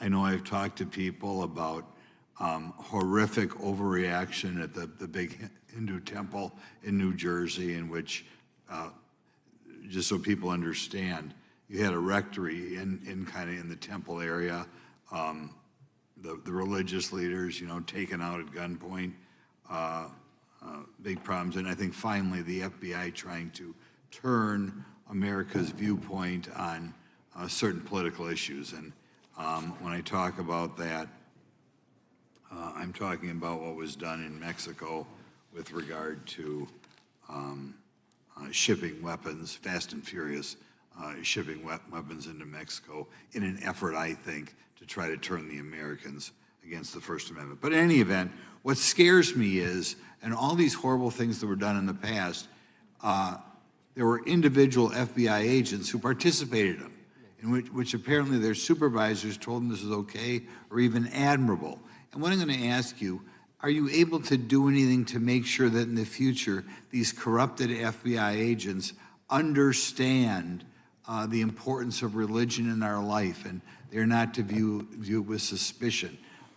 They understand parental rights and the idea that traditionally in America, parents have the ability to object when their young 5 or 6 year old children or year-old or very young children are getting what most people consider highly inappropriate sexual contact. What are we doing there to try to make sure we don't have problems with these FBI agents again, or make sure that in the future administrations, they would object if they are asked to behave in such a immoral fashion? Two things. If you are corrupt, you don't work at the FBI. It's that simple. So we don't tolerate any form of corruption or any deviation from our high standards, whether you're an agent, an intel analyst, or whatnot. And just to show the American public the resurrection that the FBI has had in these last 7 months, you don't have to believe me. Our applicant pool has doubled month over month every year from the highest point it has ever been. More people want to work at this FBI than ever before in U.S. history.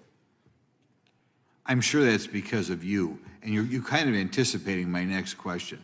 I talk to retired FBI agents in my area who sometimes retired in part because they hated the woke, anti-conservative culture at the FBI. And they are concerned, the retiring agents, about new agents, not on your watch, but before this, being corrupted in the universities before they were hired. And they are very worried about what will happen with the new agents. So I think you're answering my question. Do you feel you'll be able to a certain extent solve the problem of inappropriately woke agents filling up the agency in the past, because now you're going to have a larger pool to draw from? Everybody that comes to work at the FBI is allowed to have their own belief system, but they're not allowed to bring that belief system into the workplace. And anyone that does won't work at the FBI. Okay, very good. Now, recently, there's another potential scandal, I guess, a politically motivated thing, Arctic frost. Do you want to comment on that? And it appears one more time as perhaps the FBI was getting involved in what would normally be considered political events. We are not getting involved in political events, except this one. Okay. And final thing, with regard to prejudice against Catholics, what happened in the big Hindu temple there in New Jersey, do you think, have you ever, has anybody ever apologized to the Catholic Church or apologized to that temple? I don't know, sir. Okay. Is that something you think would be perhaps a good idea to do in the future? I think leadership should address it. Thank you. Gentleman, time has expired. Gentleman yields back the. So we got the gentleman from North Carolina, Mr. Harris. All right, thank you, Mr. Chairman, and thank you, Director Patel, for your endurance and your perseverance throughout today's hearing, and for all you've shared. First of all, let me start by saying that I was very grateful and glad to see that the FBI has joined the investigation of the tragic and brutal murder of Irina Zarutska in Charlotte, which is just right by my district. This woman, as you know, fled the war in Ukraine only to be killed in cold blood by a man who had no business being on the streets whatsoever. This man, who had been seen stabbing Irina to death on video, had been arrested 14 previous times, served prison time, and was diagnosed with a severe mental illness. In response to the previous offense, the magistrate over his case released him to roam the streets with a $0 bond and a simple written promise to appear in court.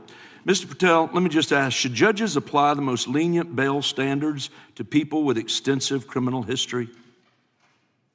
Do they apply the most lenient? I'm sorry. Yeah, should they apply the most lenient bail standards to people with extensive criminal history? That has not been my experience. That should not happen. Is America a place where young women should fear to ride public transit?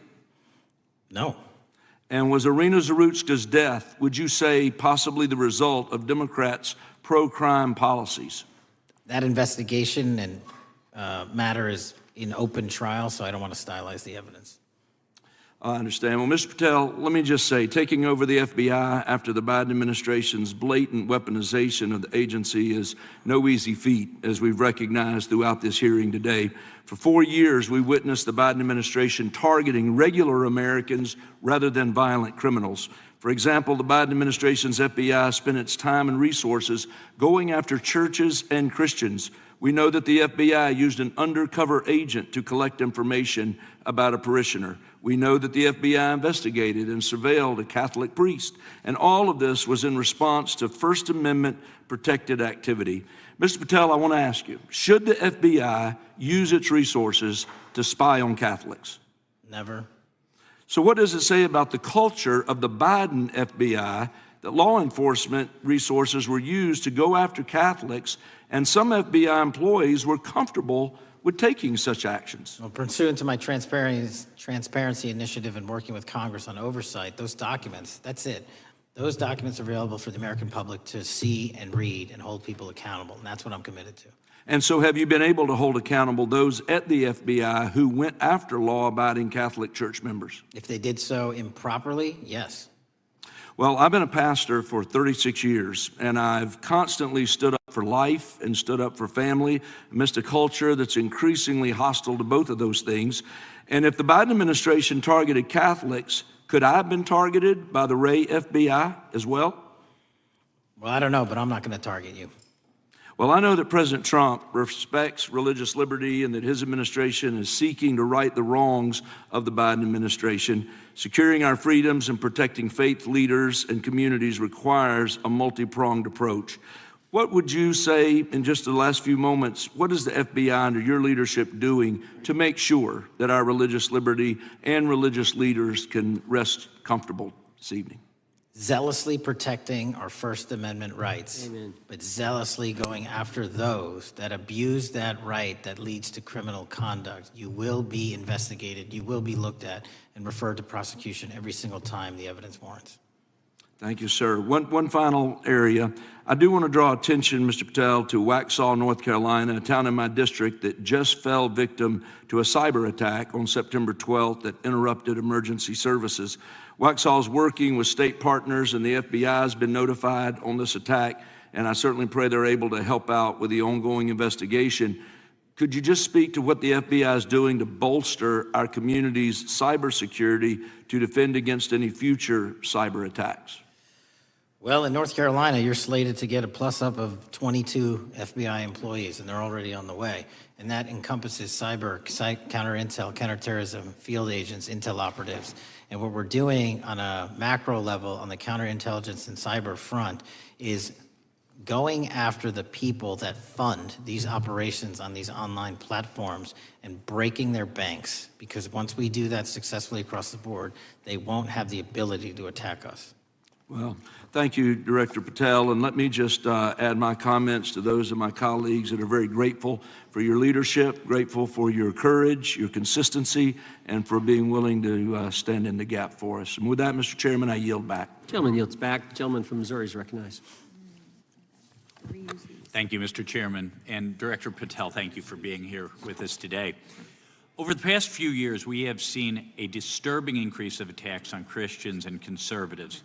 Since the leak of the Dobbs decision, there have been 354 attacks on Catholic churches.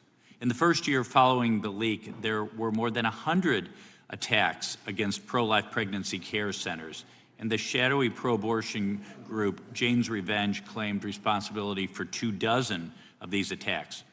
Meanwhile, the Biden FBI focused resources on attacking Catholics and peaceful pro-life protesters like Mark Houck and Paul Vaughn.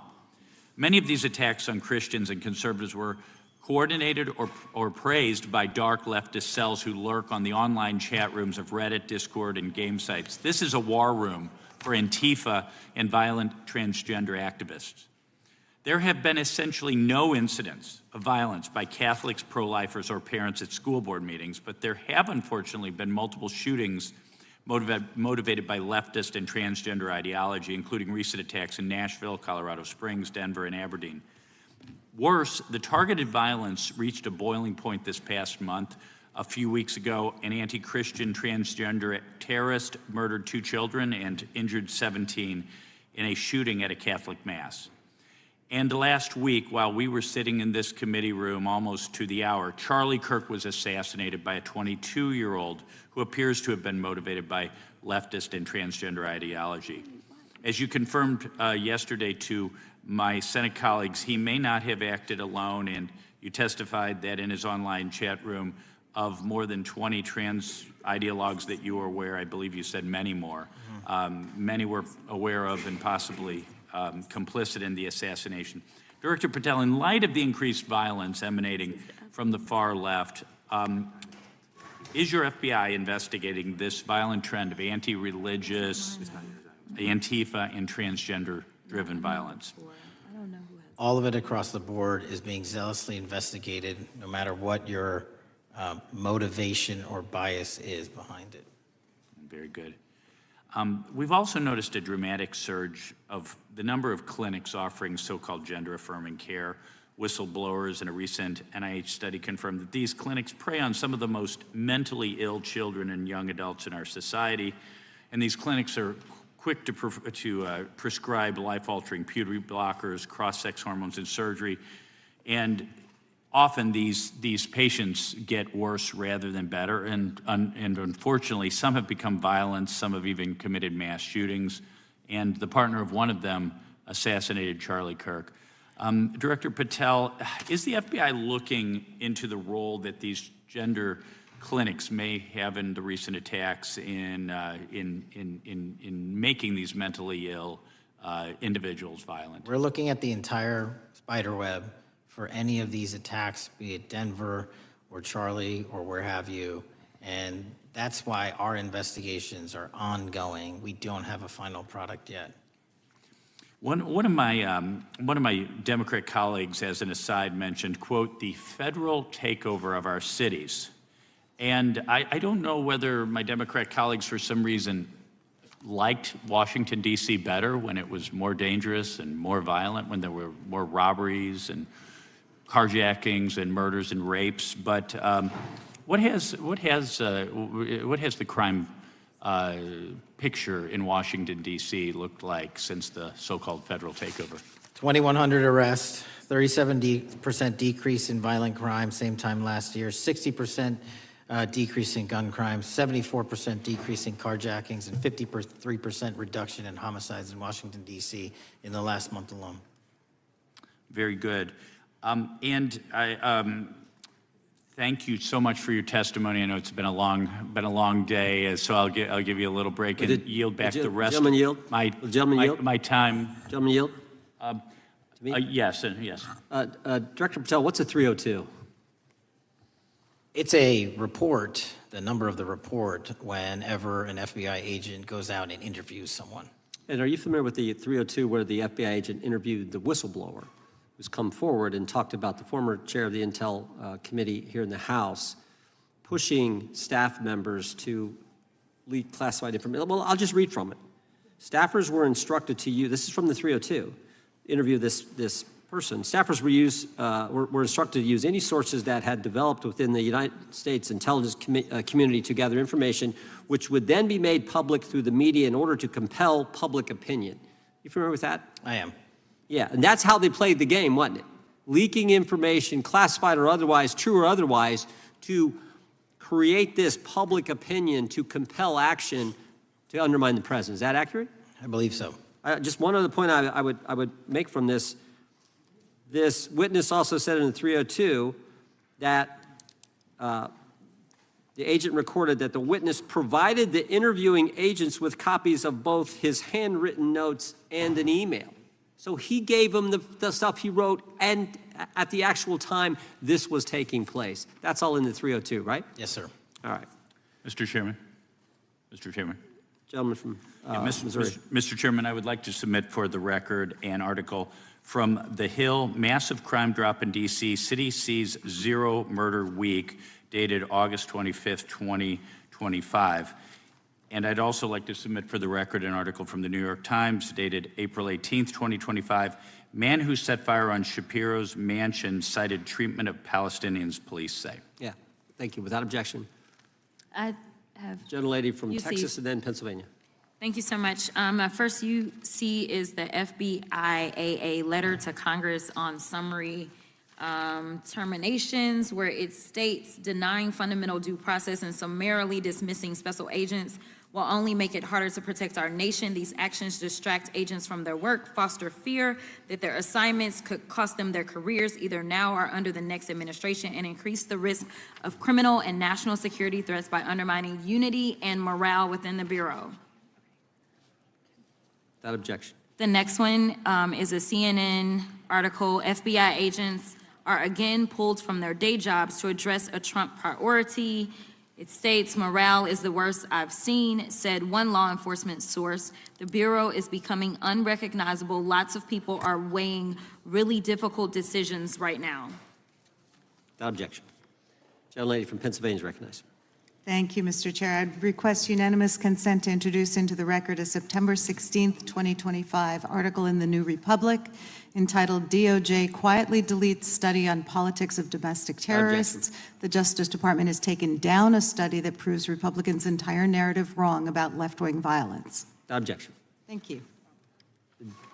Gentleman from Washington is recognized. Thank you, Mr. Chair, and thank you, Director, for being here. I think without question we can say that Donald Trump has been tougher on crime and tougher on international terrorism than any president in American history. I imagine that brings you a lot of satisfaction and pride as director of America's foremost law enforcement agency. Recently, President Trump conducted very strategic and important strikes on Iran's nuclear apparatus in that country. We also know that there are concerns of significant Iranian sleeper terrorist cells here in the U.S., perhaps exacerbated by the open border during the Biden administration. What can you tell Congress and the American people about what the FBI is doing to safeguard us from potential terrorist attack by Iranian cells? So our counterterrorism division, which is fully stocked up, watches for reflections in the intelligence streams that our intelligence community collects and produces, and works hand in glove with our partners at the CIA and elsewhere to make sure that any threat, even if it's hearsay, double hearsay, triple hearsay, or totally incredible, is not only fully run down, but we also take our duties to notify and give defensive briefings to those who are mentioned in those intelligence reports to make sure that we do both our notification obligation and our investigatory obligation. Thank you. The FBI is also the foremost counterintelligence apparatus here in the U.S. We know the U.S. faces a more complex threat of global, more complex array of global threats than any time perhaps World War II or even superseding that time. As America continues to be under attack from various intelligence agencies globally, what can you tell us about the counterintelligence operations of the FBI as a core function? This is why the CIA mission is so important to the FBI, because as you said, no one else can do it. No one else has the authorities to do it. And even if they did, they don't have the capabilities to do it. And the CIA mission has to be headquartered in Washington, but have far-reaching capabilities because we have to face against our adversaries in the DPRK, in Russia, China, Iran, and elsewhere. And in order to do that, we have to have dedicated intelligence professionals on those target sets. And since I become director, I've demanded not only a dismantling and disruption of networks, but a public display of how we're doing it so the world knows that our adversary is A, attacking us, and B, we're stopping them. And that's why you've seen these dramatic increases in counterintelligence arrest in the PRC by 33%, in Russia 83%, in Iran 60%. We are showing the world that they are trying to engage in espionage activities against us, and we are holding them accountable publicly. And there's been increasing concern about the Maduro regime of Venezuela, both their potential support of terrorist activity, criminal drug networks, and potential espionage entities here within the U.S. What can you tell us about your activities regarding the Maduro regime of Venezuela? Generally speaking, one of the largest transshipment points and shipment points for narcotics out of South America, Colombia, obviously, and also Venezuela, is being utilized heavily by the narco traffickers to send up cocaine, meth, and fentanyl and excuse me, all the other illegal narcotics through the island chains in the Caribbean Ocean and ultimately for America. So there has to be more work done in the region to stop those navigable waterways from being traversed with drugs bound for America. And finally, Mr. Director, what is the one thing that Congress could most do in terms of passing a law to best support the FBI in making America safer and more secure?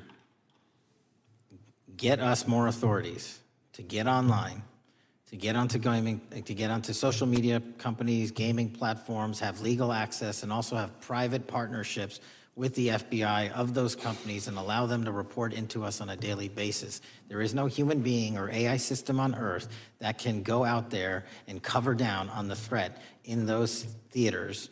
And so we need the assistance, and we need more authorities, and we need the private sector to double down. Well, thank you very much for all you're doing, all the men and women of the FBI are doing to keep us safe, and I yield back. Gentleman yields back. Got a UC request from the gentleman from Arizona. Thank you, Mr. Chairman. I have an article titled, FBI Flooded with Record Number of New Agent Applications Kash Patel's First Month. The FBI saw 5,577 new agent applications in March and more than 10,000 since January. Without objection. The gentleman from Kansas is recognized. Thank you, Mr. Chairman, and Director, thank you for being here. I have listened carefully to all the discussion in this hearing. I've reached two top-line conclusions. First, I am glad I don't have your job. And second, I am glad you do. Thank you for being willing to step up and serve in this role. I'd like to plow a little bit of ground that we've not spent a lot of time on so far and explore. You mentioned, and I'm well aware of your strong commitment to partnering with state and local law enforcement authorities. Obviously, one of the missions is in the counter-drug space. Another is in the forensic laboratory space, where both you and a lot of local and state agencies cooperate in terms of evidence analysis. From the state side, programs such as the HIDA programs, very, very important in counter-drug, such as the Cartel grants, very, very important in maintaining state laboratory capacities. Would I be correct in concluding that if we are able to maintain robust funding for those types of programs, including both Cartel and HIDA, that would contribute to the safety of the United States and to your mission? Absolutely. Director, you have talked a little bit about some of the counter-drug work that you've been doing. One thing we haven't talked about yet, the President, in one of his first actions upon taking office back in January, designated a number of the cartels as foreign terrorist organizations. That's not just a paper transaction. I believe the list has been expanded since those first actions. In terms of America's military engagement with the cartels abroad, in terms of our intelligence engagement with them abroad, that designation has had real meaning and has affected some of the thinking and approaches of our military and our intelligence community. Can you talk a bit about how that designation might be affecting or should be affecting the FBI's approach to dealing with the domestic activities of the cartels? The simple way to analogize it is after 9/11 and the manhunt for the foreign terrorist organizations overseas in places like Afghanistan and Iraq, the FBI received certain authorities to go out there and dedicate a mission to go after them both lawfully and investigatorially and collect evidence and provide it to our agency partners. Once the foreign terrorist organization designation was labeled over to the Mexican drug cartels, we can now do that here. and in Mexico, and in Colombia, and in Venezuela, and anywhere else they are. And so that's the best analogy I have. What we're able to do is take our counterterrorism platform, traditionally used for global terrorist manhunting, and bring it into this hemisphere against a very real threat, which is the drug traffickers, and they are foreign terrorist organizations. So we just have so many more resources and authorities now directed at them. So, for example, Director, in the regions, from the vantage point of local law enforcement, there are structures that have historically handled those partnerships separately. HIDTA, for example, is an example on the drug trafficking side. The JTTFs are an example on the terrorism side. How is the thinking evolving in terms of on a regional basis, either merging or not merging those structures now that the targets in many ways are merged? So the JTTFs are kind of our forward operating base across every single state in this country to take on that mission. And anytime you're labeled a foreign terrorist organization, you come right under the authorities of the JTTF, the task force officers, and the state and local level police work that gets done in those JTTFs. And the Homeland Security Task Force layer on top of that, I think 25 or 30 across the country, specifically working with DHS and Secretary Noem to go after the drug trafficking foreign terrorist organizations, because they have unique capabilities and authorities dedicated to that mission. And so that's the beauty of the HSTFs. Let me ask you an adjacent question, Director. I noticed in your written testimony, I don't think we've talked about it yet, you brought to our attention an expiring authority. It's in 6 U.S.C. 124N with respect to counter-UAS drones. You point out that authority expires in statute at the end of this month, yes, and you impressed upon us your interest in seeing it extended in some manner.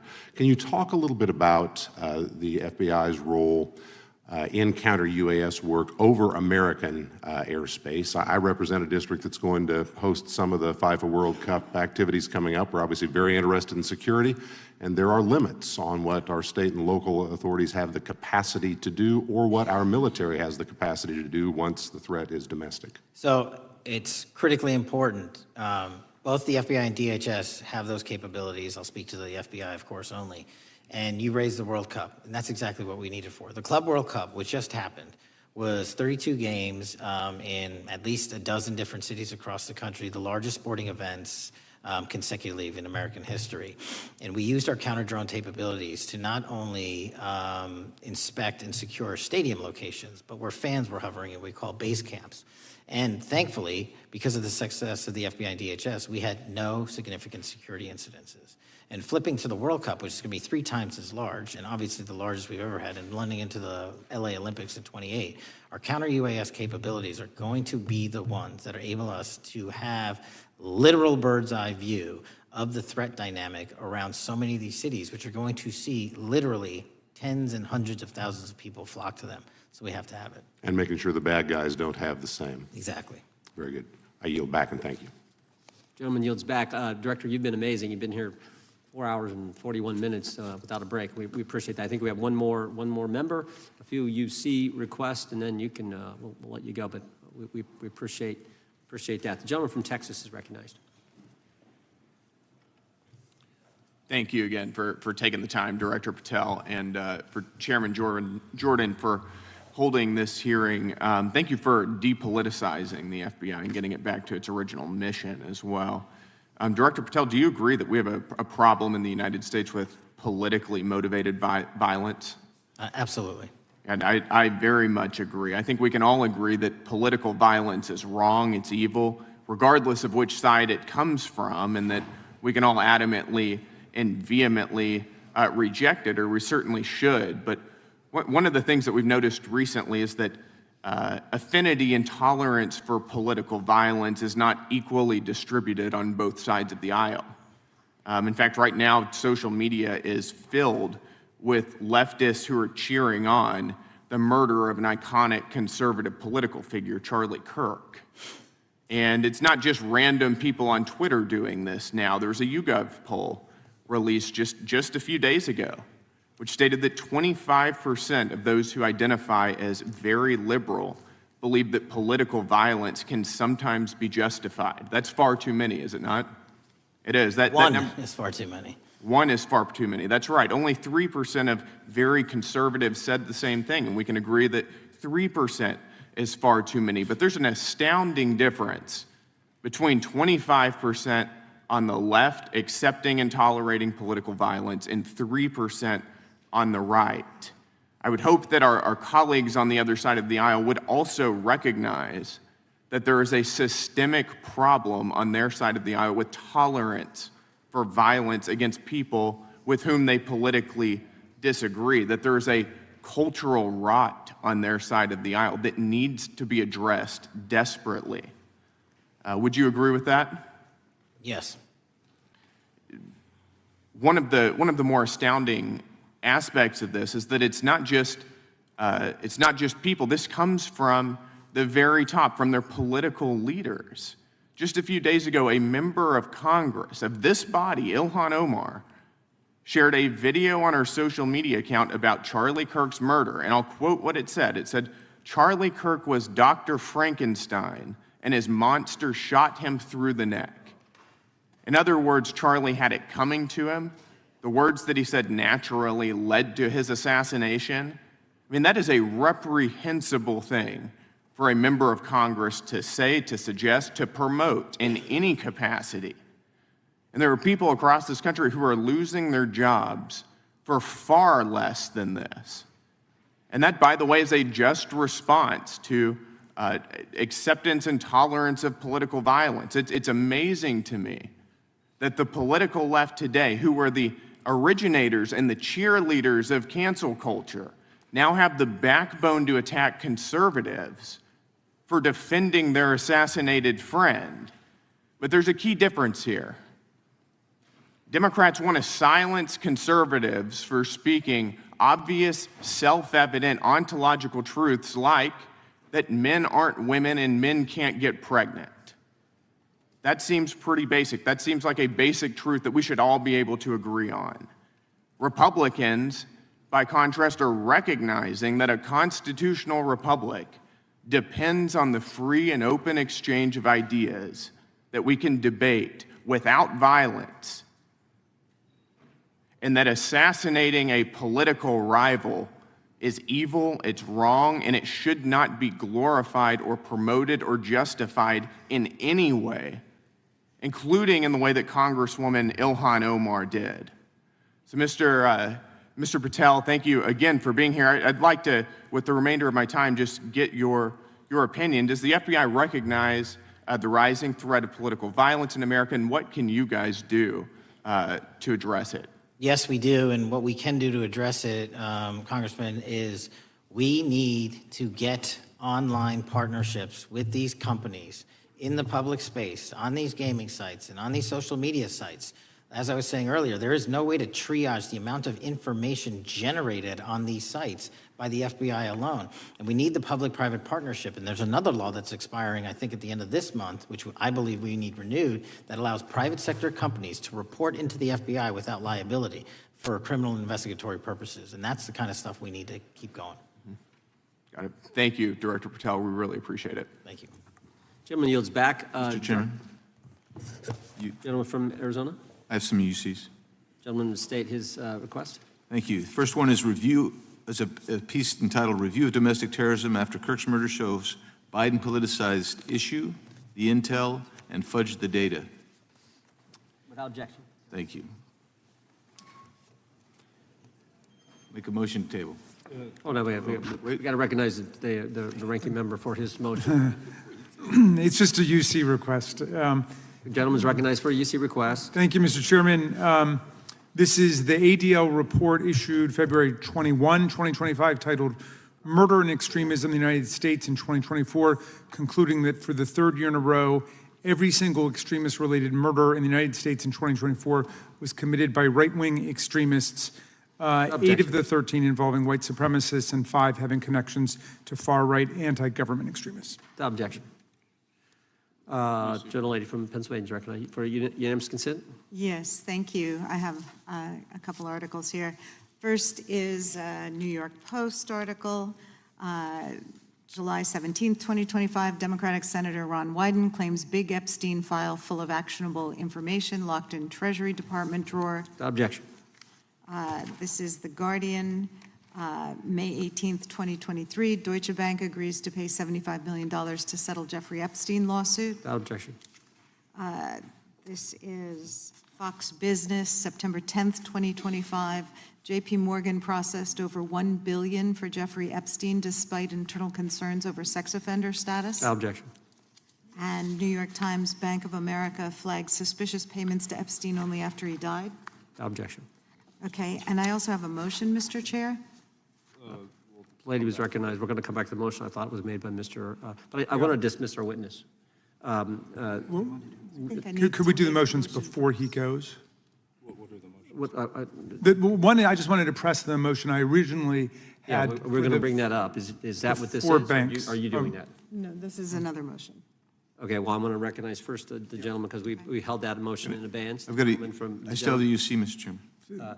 Thank you, Mr. Chairman. So look, there are four banks, JP Morgan, Bank of New York, Bank of America, and Deutsche Bank.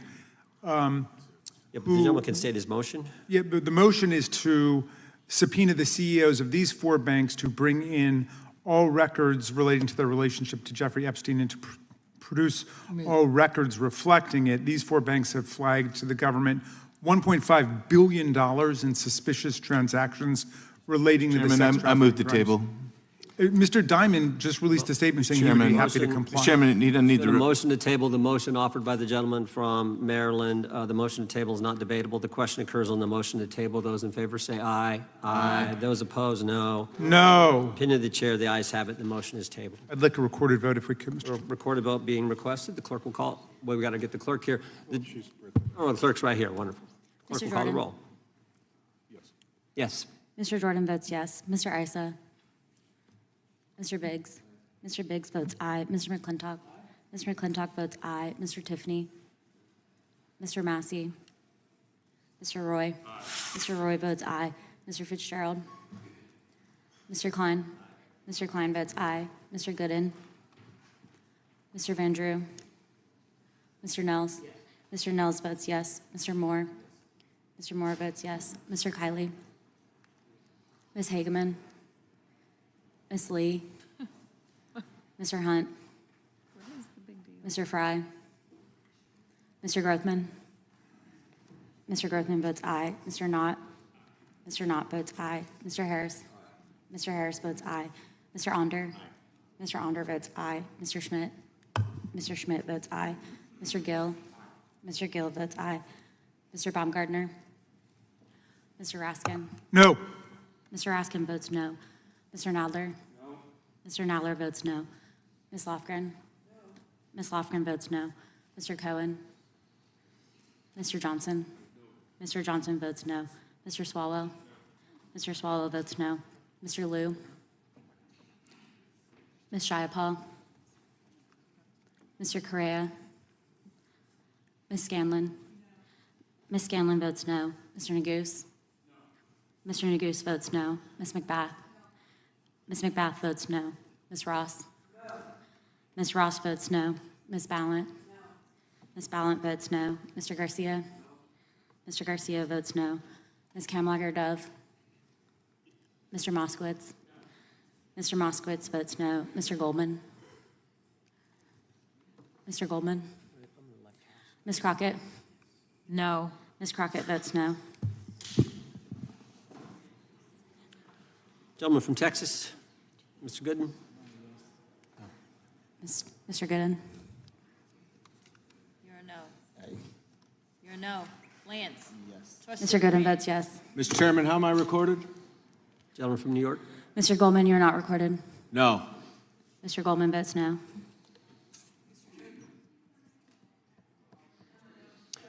Gentlelady from Washington. Ms. Jayapal votes no. Gentleman from California. Gentlelady from California. Mr. Liu votes no. Ms. Kamlager-Dove votes no. Gentleman from Kentucky. Mr. Massey votes no. Director, I want to thank you again for being here. While we're waiting for members to get back to record their vote, you don't need to stay around for these kind of motions. We appreciate the service you're providing the country, appreciate your testimony today, and appreciate the fact that you did it 5 hours straight. That's amazing. So God bless you and keep up the good work. The witness is dismissed. I know, but I'm dismissing the witness. I don't think nothing involved. I'll just put them in the record. Mr. Chairman, We're still waiting for members to come back to record their vote on the motion offered by the gentleman from... No, I just, as a point of order, I just wanted to establish that the dismissal of the witness doesn't affect the viability of any of the motions. No, the committee's still going. How many members we need?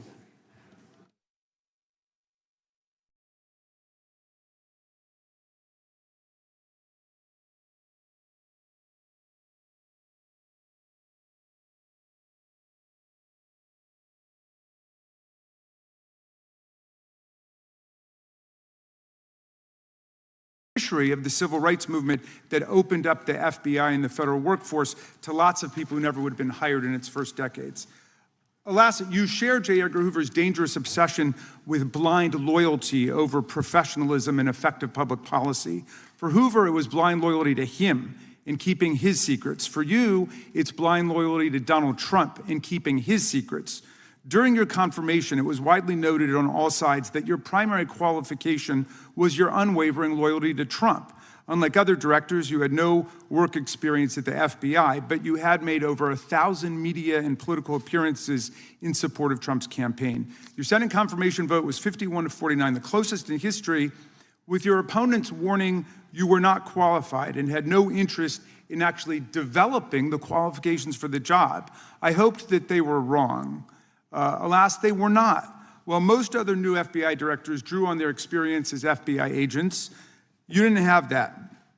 But you did write a picture book trilogy for children ages 5 and up based on your experience clashing with President Trump's political enemies.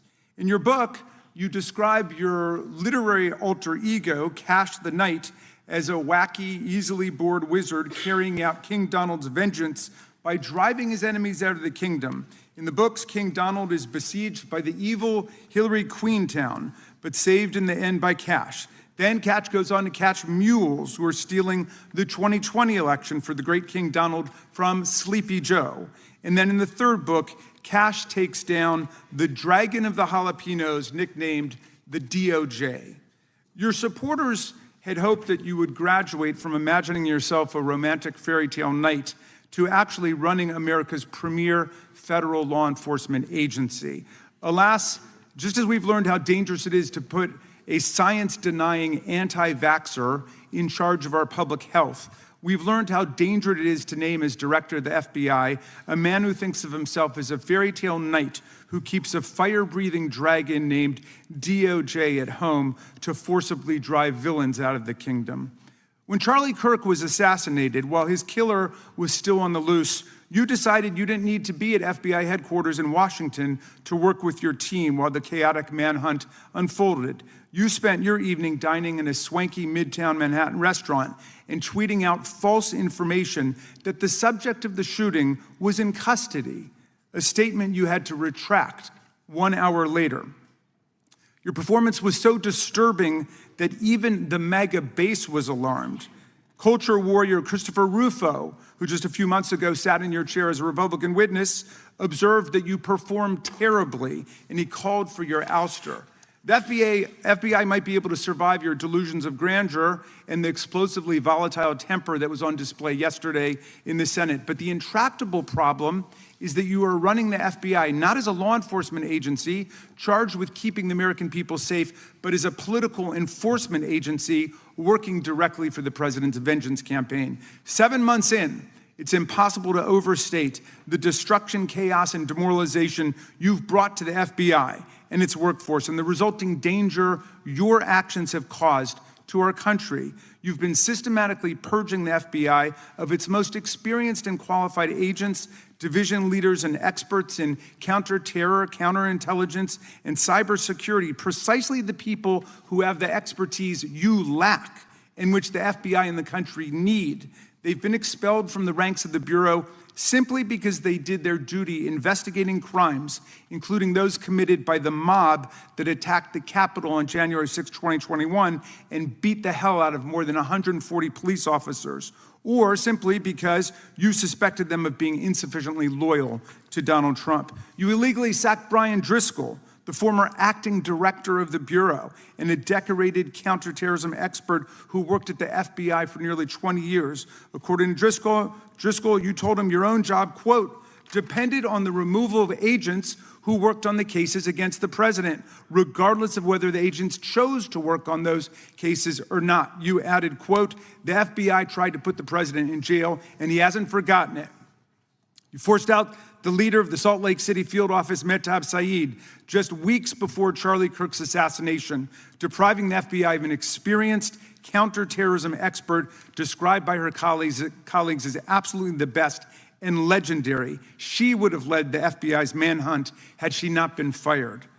When Trump decided that rounding up immigrants with no criminal records was more important than preventing crimes like human trafficking of women and girls, drug dealing, terrorism, and fraud, you ordered the 25 largest field offices to divert thousands of agents away from chasing down violent criminals, sex traffickers, fraudsters, and scammers to carry out this immigration crackdown.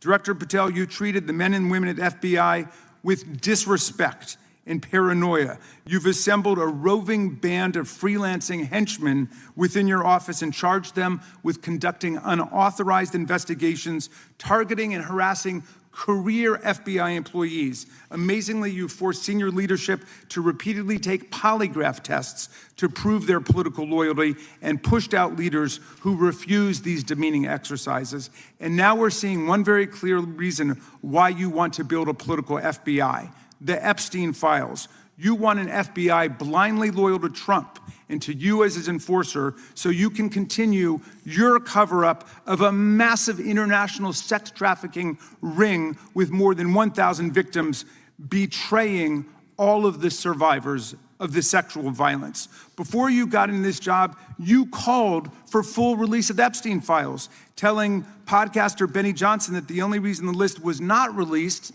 by DOJ and FBI was, quote, because of who's on that list. Upon your confirmation, you promised that, quote, there will be no cover-ups, no missing documents, no stone left unturned, and anyone from the prior or current Bureau who undermines this will be swiftly pursued. This spring, you ordered hundreds of agents to pore over all the Epstein files, but not to look for more clues about the money network or the network of human traffickers. You pulled these agents from their regular counterterrorism or drug trafficking duties to work around the clock, some of them sleeping at their desks, to conduct a frantic search to make sure Donald Trump's name and image were flagged and redacted wherever they appeared, whether an email, a text, a letter, an interview, a photograph, or a video. In May, Attorney General Bondi reportedly told Trump that his name had indeed appeared multiple times throughout the Epstein files. And not long thereafter, in July, you and the Attorney General released a memo claiming that, quote, no further disclosure would be appropriate or warranted. In a few short months, how did you go from being a crusader for accountability and transparency for the Epstein files to being a part of the conspiracy and cover-up? The answer is simple. You said it yourself, because of who's on that list. Donald Trump's relationship with Epstein over the years is well documented. A week ago, the Oversight Committee released Trump's disturbing birthday book, Note to Epstein, written over a drawing of a woman's naked body referring to a, quote, wonderful secret. The Oversight Committee obtained the note from the Epstein estate, not from the FBI, raising questions again of whether the FBI has been withholding documents. While you're unleashing the FBI to cater to Trump's desire to shut down the Epstein inquiry, the first 9 months of the Trump presidency have seen a spate of political violence and domestic terror events. We saw deadly attacks on political figures on both the left and the right. The brutal assassination of Minnesota Democratic House Speaker Melissa Hortman and her husband, and the attempted murder of Democratic State Senator John Hoffman and his wife, who miraculously survived a combined 17 gunshots. We saw an arsonist set Pennsylvania Governor Josh Shapiro's residence on fire. And of course, last week, we saw the horrific, cold-blooded assassination of Charlie Kirk in Utah that has shaken the nation. 1 minute after Charlie Kirk was shot in the neck, a 16-year-old shooter in Evergreen, Colorado, radicalized by white supremacist ideology online, opened fire and critically wounded 2 other students at Evergreen High School. We've seen lethal anti-Semitic violence, including the murder of 2 young Israeli embassy staffers just blocks from the Capitol, and then in the attack on a gathering of Jewish people in support of hostages held in Gaza in Boulder in June. We've seen continued mass shootings at schools, like the domestic terror incident at a Catholic school in Minneapolis last month, which killed 2 children and wounded 18 others. And in August, a man fired more than 500 bullets at the Centers for Disease Control and Prevention, killing a police officer who was a Marine veteran and a father. People like Melissa Hortman and Charlie Kirk should be able to participate in politics as elected officials or active citizens without being shot down in cold blood in the United States of America. People should also be able to go to elementary school, to middle school, to high school, to work, to the mall, and to church without being shot down in explosions of gun violence. The important position at the FBI requires a leader who puts public safety and national security and the rule of law first.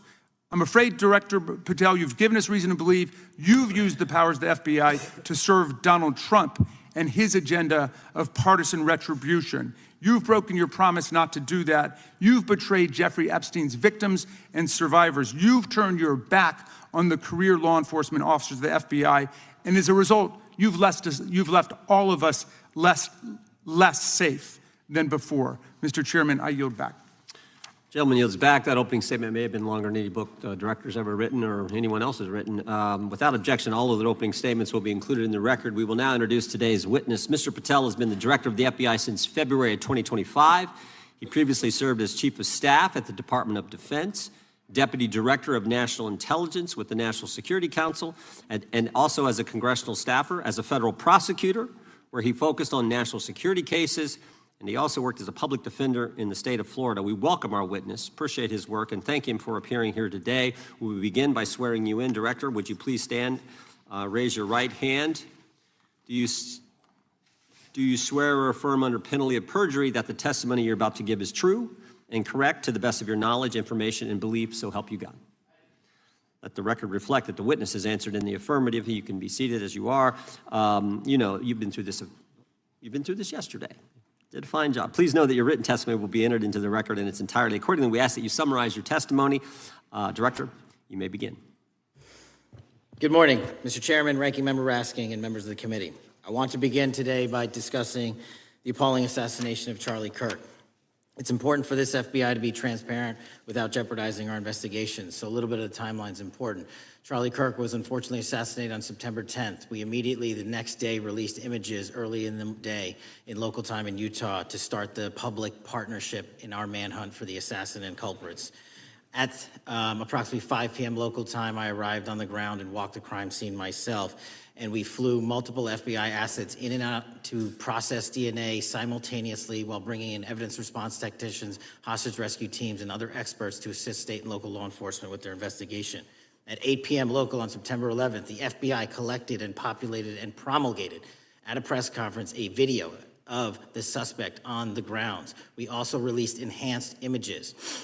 Due to that release that I directed and ordered, the suspect involved was apprehended and in custody at 10 p.m. local time. That's less than 2 hours after we did the video release and the photo release. So within 33 hours, that individual suspect was in custody. And his family, who has since been interrogated, specifically stated to FBI interrogators that because of the video that the FBI released at my direction and because of the photographs that they released, they identified their son, they confronted their son when he swung by their home, and that's what led to his apprehension. We are still, the FBI, has that investigation ongoing, and it continues to be ongoing. And I want to thank the state of Utah and the state and local authorities there. And I also want to thank the Attorney General and President Trump for directing resources to allow us to conduct that investigation as we have. Under this administration, the FBI has arrested more than 23,000 violent criminals, 23,000 in 7 months. That's twice as many year to date last year. We've taken over 6,000 firearms off the streets. 6,000 guns are no longer in the hands of criminals in 7 months. We've identified and found and located 4,700 child victims. That is a 35% increase year to date last year. We have arrested 1,500 child predators. That is a 10% increase year to date last year in just 7 months. We've assisted our partners with countless counterterrorism operations around the world. We've captured, at the FBI, 4 of the most top 10 wanted fugitives in the world in 7 months. To put that in perspective, that's as many as my predecessor nabbed in the entirety of the Biden administration.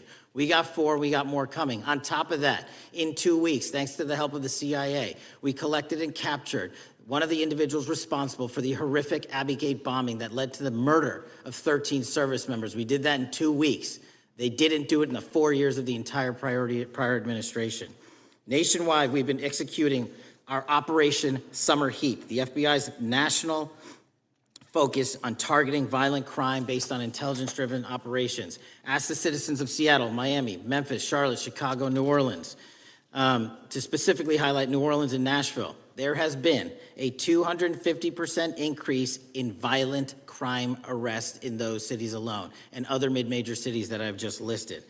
In just a few short months, we have already unleashed 1,000 FBI personnel across this country. Every single state across this country is getting a plus-up. This is a fiction that the FBI is short or that we are compromising the men and women in the field. They do not need to be in Washington, D.C., so we're sending them into the field to each and every one of your states. Because of that, crime is at an all-time low. We had to do it because of the explosion of crime. And maybe the most important stat for Americans to realize: in just 7 months, we are on track to produce the lowest murder rate in modern U.S. history by double digits. Those are results not of mine. Those are results of the men and women of the FBI. If you want to criticize me, bring it on, but do not attack the brave leaders in the field. We are also working 24/7, 365 on the opioid epidemic that is killing more than hundreds of thousands of people a year. We have seized 1,600 kilograms of fentanyl off the streets so far in 7 months. Year-to-date, 25% increase. To put that in perspective, that's enough to kill a third of the American population, 120 million Americans. 100,000 kilograms of cocaine and meth gone off the streets. Earlier this year, I highlighted in Cincinnati, Ohio, how we're getting creative to chase down those that were willing to do harm to our citizens, not just by striking at the heart of the fentanyl producers, but the fentanyl precursor companies in China. And we indicted for the first time multiple companies and individuals, not just in America, but in mainland China, that are producing the ingredients that produce and make fentanyl that kill our children. And we're going to keep going. Counterterrorism work, cyber attacks, and foreign adversaries are something the FBI must never sleep on, and we are not sleeping. In the counterintelligence space alone, this year, year to date, 30% increase in counterintelligence arrests from the DPRK, Russia, Iran, and China. And I want the American people to know, in this setting, there's a lot of work that the brave men and women in the FBI are doing we just can't get into, but they don't stop. Our cyber threats, ransomware attacks, those harming our children online. We have nearly a 20% increase in indictments and arrests in 7 months alone this year. We're going after those that harm our malware, infrastructure systems, telecom systems, and energy structure. Combating SALT and Vault typhoons are just a little bit of the examples we're doing. Maybe most importantly, under the counterterrorism and domestic terrorism umbrella, are nihilist, violent extremists, and those that label themselves 764, who wish to go online and convince children to maim and mutilate themselves and commit suicide. And we are producing record numbers of arrests under that umbrella organization. We even stopped an individual in the 764 network who wanted to conspire to kill an adolescent girl. He is now in custody. Transparency remains one of my main priorities at the FBI. And this is what I've done in my 7 months at the helm. We've produced more than 33,000 pages of documents to Congress to a variety of committees, including, I believe, 7,500 to this committee alone, if memory serves me correct. To put the 33,000 in perspective, my predecessor in 7 years produced 13,000 pages in total to the United States Congress. His predecessor in 4 years produced 3,000 pages in total. I repeat, I have produced 33,000 pages in 7 years to this Congress and will continue to do so. I'm dedicated to restoring the trust and the mission and the integrity of the FBI, and we cannot do so without congressional oversight, and I promise you I will continue to do so. On the Epstein case, the original sin on the Epstein case was how it was handled by Mr. Acosta when he first brought the case in 2006, 7, and 8. The original case had a very limited search warrant, had a very limited search window, had a very limited investigative window. I was not there when those search warrants and that investigation was launched. I would not have done it that way. They were limited to only 3 to 4 years of investigations from 97 to approximately 2001 and 2002 to 2005. Mr. Acosta allowed Mr. Epstein to enter into a plea agreement where he served weekend jails for trafficking minor women. He also was allowed to relieve jail to go home on the weekends. Plus, he allowed a non-prosecution agreement to be signed as part of that plea deal, prohibiting future investigations from that prosecution and from that evidence, and prohibiting the collection of further material. That is the original sin. We are working with Congress to produce more than any administration ever has material on Epstein. And I welcome the challenge to tell us that we are not being as transparent as the law allows. We even went to court and asked the judges to lift those prosecutorial agreements and to lift those court order seals, and they denied us 3 times. Congress is welcome to do the same and join the fight. And I'd lastly like to focus on operation that the president led in D.C. Because of this, we are taking this fight in D.C. to every single city across the country. 2,100 arrests in the last month alone. D.C. has seen a 60% decrease in gun crimes, 75% decrease in carjackings, and 53% decrease in homicides in our nation's capital.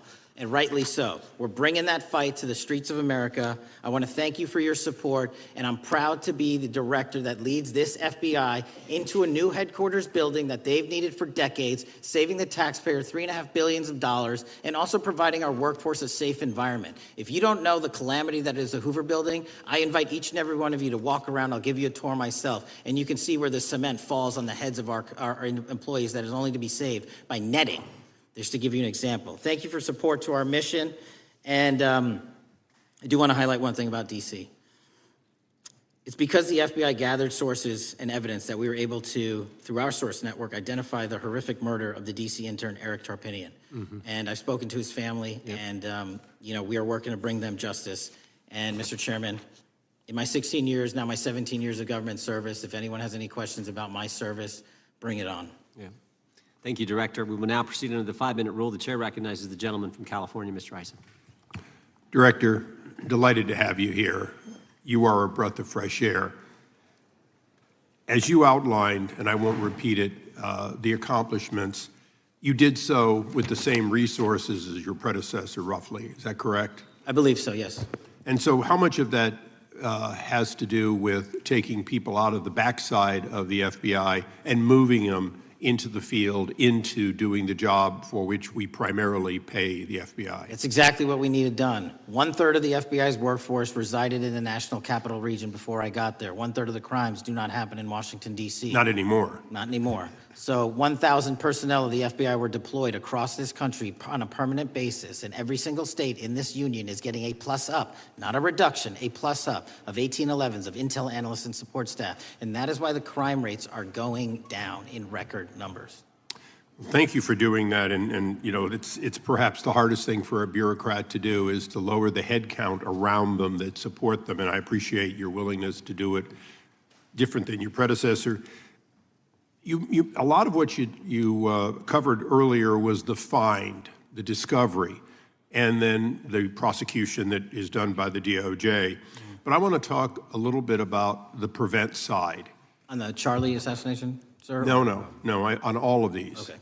Okay, for example, and I'll bring it up before the Democrats bring it up, January 6th.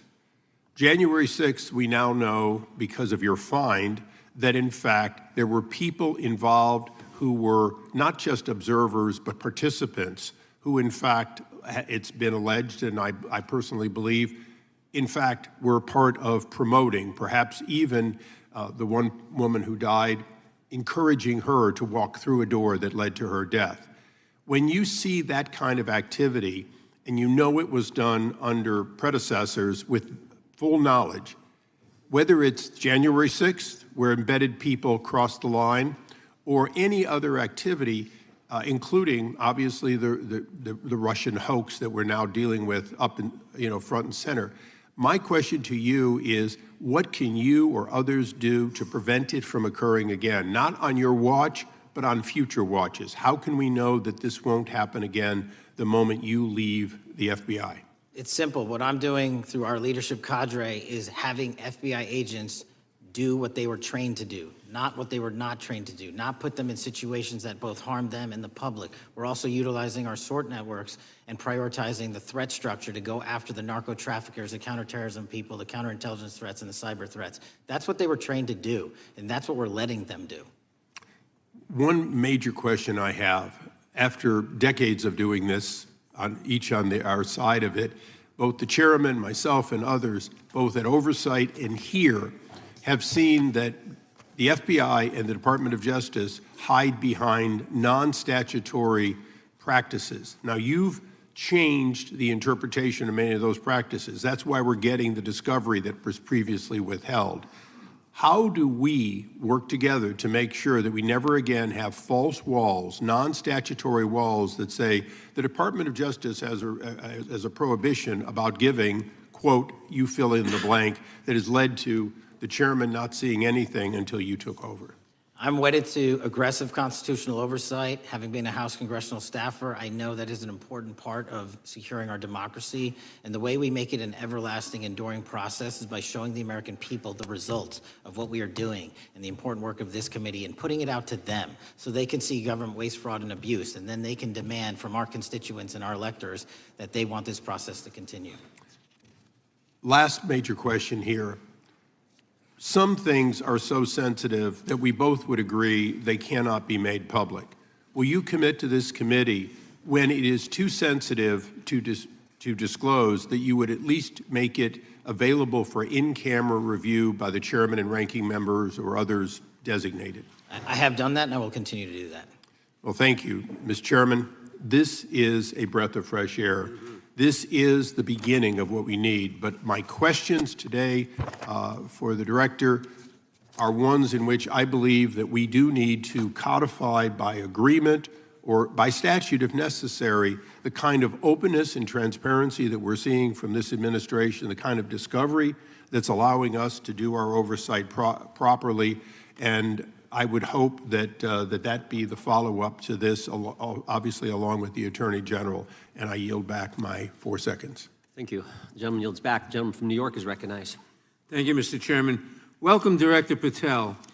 In the wake of the tragic murder of Charlie Kirk, Donald Trump said, quote, violence and murder are the tragic consequences of demonizing those with whom you disagree, day after day, year after year, in the most hateful and despicable way possible, close quote. I would note for the record that Donald Trump has famously demonized practically every person he has ever disagreed with, and therefore, using his own logic, he has put their lives at risk. I should know, about 2 weeks ago, when I announced my decision not to my decision not to seek re-election, many people on both sides of the aisle, including the chairman, offered me well wishes and thanked me for my service. Donald Trump, on the other hand, took to Truth Social to call me a, quote, psychopathic nut job, among other things. Yesterday, I received a threatening note filled with anti-Semitic comments and hateful attacks that mimic some of the same language used by the president. I am sure many of us on this committee face similar threats every day. We have seen political assaults on both the left and the right. The attack on Charlie Kirk, the attempted assassination of the president, the murder of the Democratic Speaker of the Minnesota House, the assault on Paul Pelosi, and the attack on the Capitol on January 6th, for example. Director Patel, do you agree that there is political violence from both the left and the right? There's too much political violence. Do you agree, yes or no, that there's violence? There is too much political violence based on ideologies from either side. From either side, okay. Are you aware of the study by the Cato Institute, a well-known conservative group, that found that 69% of the violence is from the right? I'm not familiar with that study. You're not familiar, okay. I would commend it to you. Are you aware the administration has threatened to use violence as an excuse to crack down on liberty and freedom of speech? Say that again, I'm sorry? Are you aware the administration has threatened to use violence as an excuse to crack down on liberty and freedom of speech? Nobody at the FBI is doing that. I didn't ask you about the FBI, I said the administration. I speak for the FBI. I would like to enter the record an article from today's New York Times titled, Trump Invokes Kirk's Killing in Justifying Measures to Silence Opponents. In the wake of Charlie Kirk's killing, President Trump and his allies have laid out a broad plan to target liberal groups, monitor speech, revoke visas, and designate certain groups as domestic terrorists. I ask unanimous consent to insert this into the record. Thank you. Politicizing the murder of Charlie King to go after free speech is not a legacy I believe Charlie King would have wanted. Moving on, I want to address another topic. The FBI has traditionally played a key role in prosecuting public officials for corruption. But I fear that at a time when the president is accepting planes from Qatar for his post-presidential personal use, issuing pardons to major donors, and personally profiting from the office of the presidency, the FBI may be abandoning its commitment to investigating public corruption. Since its creation in the wake of the Watergate scandal, the Public Integrity Section has been one of the crown jewels of the Department of Justice, investigating and prosecuting corruption among the nation's public officials and acting as a key safeguard against politicized prosecutions. This section's work has been supported by an elite squad in the FBI devoted specific concern over your decision to effectively legalize corruption and to politicize prosecutorial decisions. And he asks unanimous consent to enter this letter into the record. Thank you. I don't have time today to walk through all your questions, all of our questions and concerns, but will you commit to answering this letter in short order so that we can understand what factors led to this decision and how it has impacted the ability to hold corrupt officials accountable? I will review your letter with my team and respond as soon as I can. You will respond. Thank you. I yield back the balance of my time. Gentleman yields back. Gentleman from Arizona is recognized for 5 minutes. Thank you, Mr. Chairman, and thank you, Director, for being here. I appreciate the change in the FBI and the tone since you've been there. We heard the ranking member, however, describe the FBI under your leadership as being resorting to political enforcement and you personally as being paranoid. I would just suggest that perhaps that is the projections of the ranking member himself and not you, sir. I want to refer to something that was said yesterday in yesterday's hearing by Senator Grassley. He said, it's well understood that your predecessor left you an FBI infected with politics. At your nomination hearing, he gave you records, made public records about whistleblowers regarding something called Arctic Frost. Arctic Frost was the FBI case opened and approved by anti-Trump FBI agent Thibault, and Arctic Frost became Jack Smith's elector case. The new records show that Arctic Frost was much broader than just an electoral matter. In fact, it was expanded to Republican organizations. Some examples of the groups that the Ray FBI sought to place under political investigation included the Republican National Committee, Republican Attorneys General's Association, and Trump political groups. In total, 92 Republican targets, including Republican groups, Republican-linked individuals, were placed under the investigative scope of Arctic Frost. On that political list for investigation was one of Charlie Kirk's groups, Turning Point USA. In other words, Arctic Frost wasn't just a case to politically investigate Trump. It was the vehicle by which partisan FBI agents and DOJ prosecutors could achieve their partisan ends and improperly investigate the entire Republican political apparatus. I'd ask that, Mr. Chairman, that document be administered. Without objection. So, I know that this may be under current investigation, but I wish to ask specific questions about this for just a moment. What search tools were used in Arctic Frost to view private communications of targets? I believe the traditional search tools, search warrants, lawful service of process, and the tools that the FBI has in our infrastructure systems, cybersecurity systems, and counterintelligence systems. But generally speaking, if I may, I want to use this to highlight the fact that I'm continuing my promise to work with Congress to produce documents simultaneously and also conduct ongoing investigations. I'm giving you as much as I can, and I'll give you more when I can. Thank you. Another question regarding that is, were there any directives from the Biden White House concerning the Arctic Frost investigation? Were there any directives or communications from the Biden White House itself concerning the Arctic Frost investigation? I'll just rely on what was turned over to date, sir. Okay. So I want to add here, the search warrants that were used included the seizing of a U.S. member of Congress, his phone. I think we all know who that was and how that was taken away and used for political purposes, Mr. Chairman, Mr. Director. So we'll leave that for a second, and let's go over to the Charlie Kirk case for just a second. let's emphasize this. How many hours did it take from the assassination to the arrest of the assassin, Mr. Director? 33. That seems pretty swift, and it was because of the actual release of videos and photographs that you directed to be released, sir. That's correct. And to put it in perspective, the Boston bomber took 5 days and Luigi Mangione took 5 days. Was the platform Discord forthright from the start with law enforcement about the shooter's communications on its platform? Discord, the platform ownership, has been working with our lawful process, and we are obtaining materials from them on a rolling basis. Thank you. And I want to get back here to Article Frost for just a second, Mr. Chairman.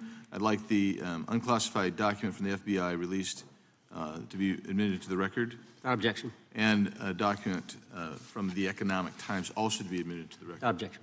So I'm going to give you the last 30 seconds. We could go on about the Epstein case. I've got a bunch about that, but I'm just going to let you, if you wish to respond to either of the too vitriolic questioning or statement from the Democrats. The work of the FBI speaks for itself. It's on showcase here today. Anyone that wants to attack the FBI can attack me, but leave our leadership structure alone. When you have 23,000 violent felons arrested, twice as many as this time last year, the work speaks for itself. Thank you, Mr. Chairman, and thank you. Appreciate your good work, Director Patel. Yield back. Gentleman yields back. Gentleman from Maryland is recognized. Thank you kindly, Mr. Chairman. Director Patel, before you joined the FBI, you railed against it for covering up Jeffrey Epstein's human trafficking ring. Let me refresh your memory with this clip. It has Epstein's list. They're sitting on it.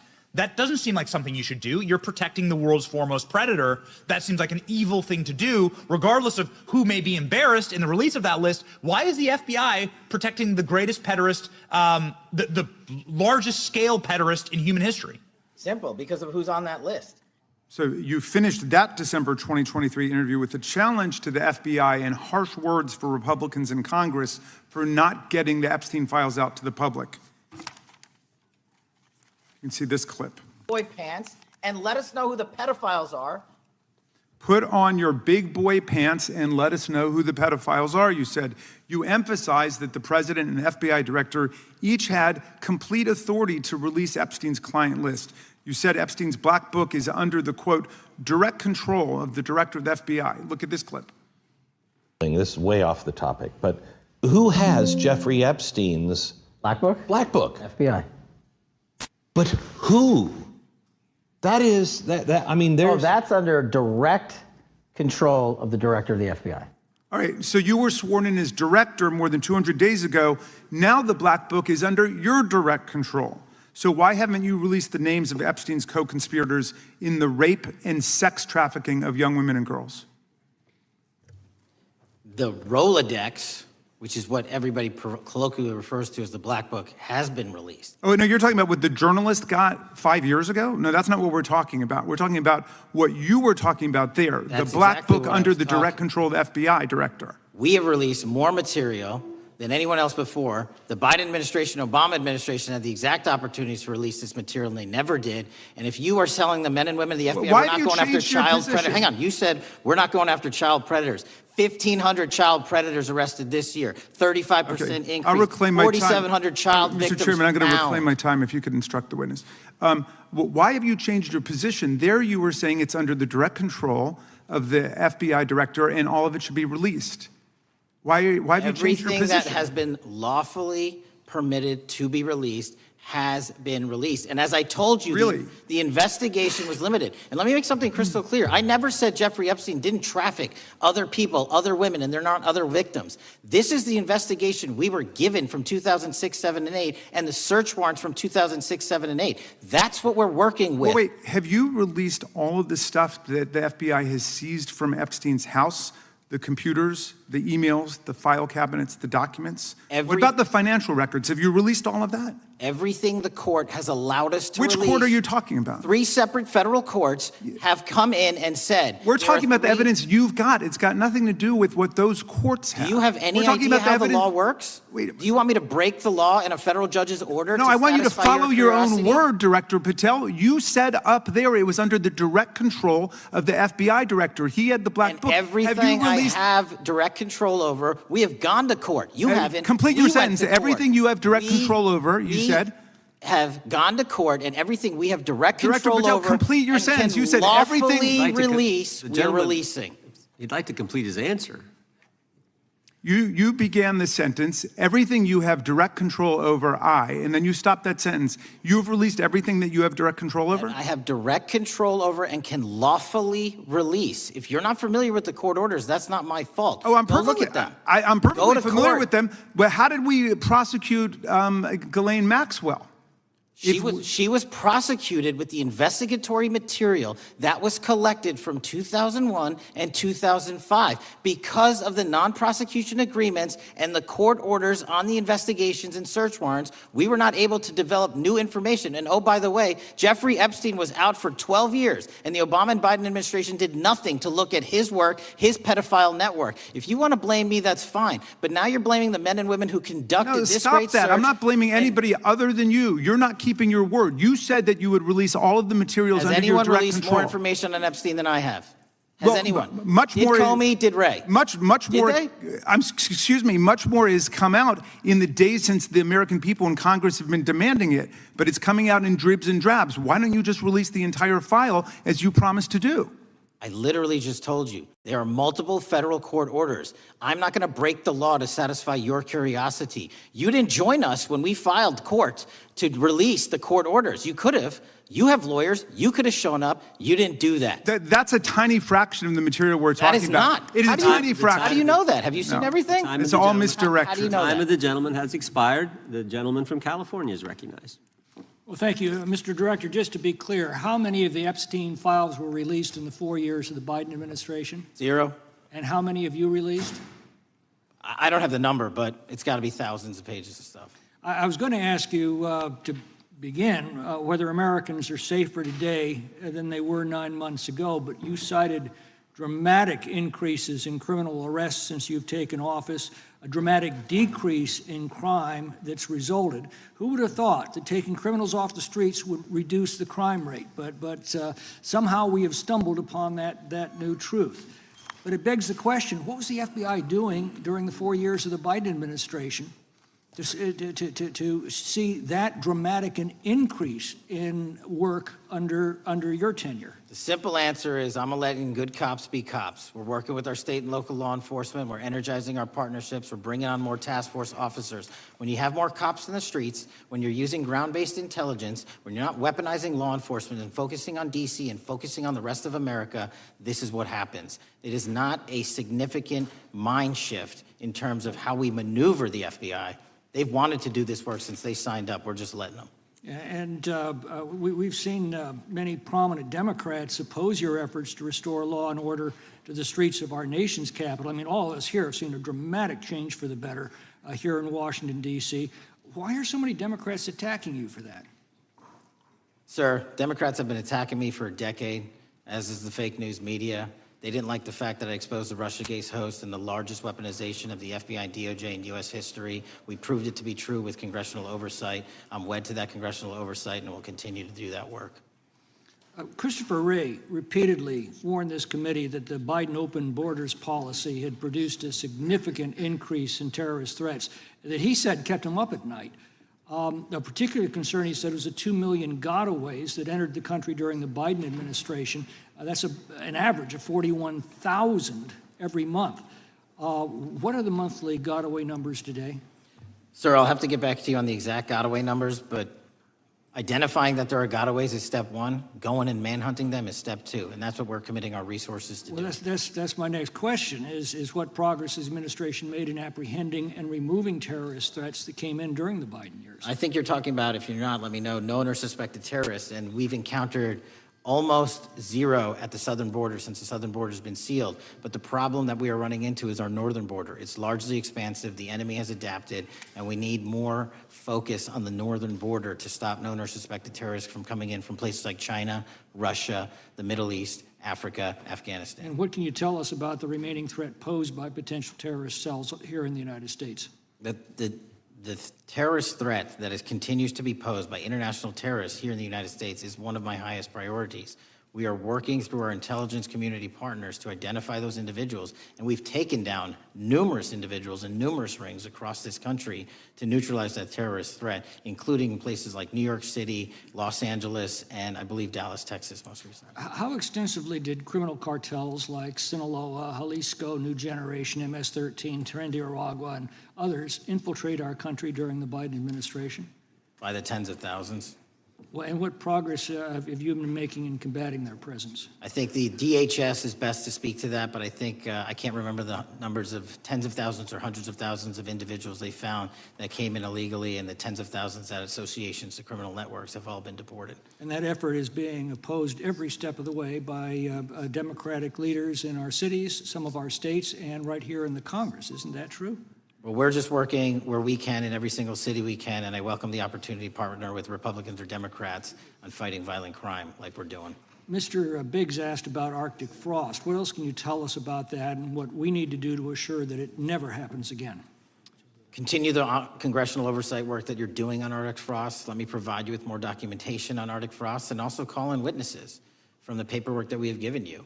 You have that right, and the American public deserves to hear what those people have to say. As for my ongoing investigation, there's not much I can say.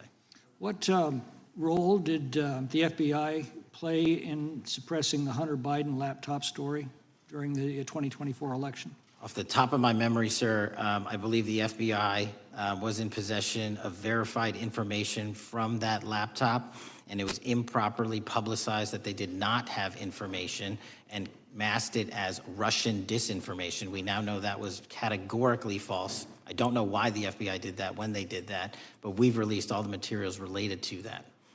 Thank you. Gentleman yields back. The gentleman from New York is recognized. Mr. Goldman. Mr. Patel, does Donald Trump appear anywhere in the Epstein files? I'm sorry, could you say that again? It's not a complicated question. Does Donald Trump appear anywhere in the Epstein files? I didn't say it was a complicated question. I just didn't hear you, so my apologies. We have released where President Trump's name's in the Epstein files and everybody else, and all credible information that we are legally allowed to release has been released. All right, so let's go through that. You're referring to court orders that prohibit you from releasing grand jury testimony under Rule 6E. Is that what you're referring to when you say as the law allows? That's a piece of it.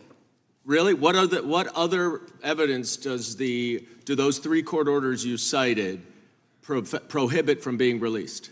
Information that was collected pursuant to those search warrants that were limited Wrong. in fashion. Wrong. That's not what the court order says, and that's not under 6E. And you're talking, and I said that's 6E, and I said there was others, and I'm answering that. There are sealed court order documents. There are protective orders. They are unsealed as part of discovery given to Ghislaine Maxwell. They are no longer sealed. That's just not true. We can argue about it all you want. Okay, well, you agree that there are, so your testimony here is that the reason why you are not releasing all of the videos that you have acknowledged, there are so many, and that the FBI spent thousands of hours of reviewing, the photographs, the photographs that you have. You're saying that you're not releasing those because there's a court order requiring them to be sealed? Is that your testimony? Never said that about the videos. On the totality of the videos, of the thousands of images that were seized pursuant to the search warrants executed at the time,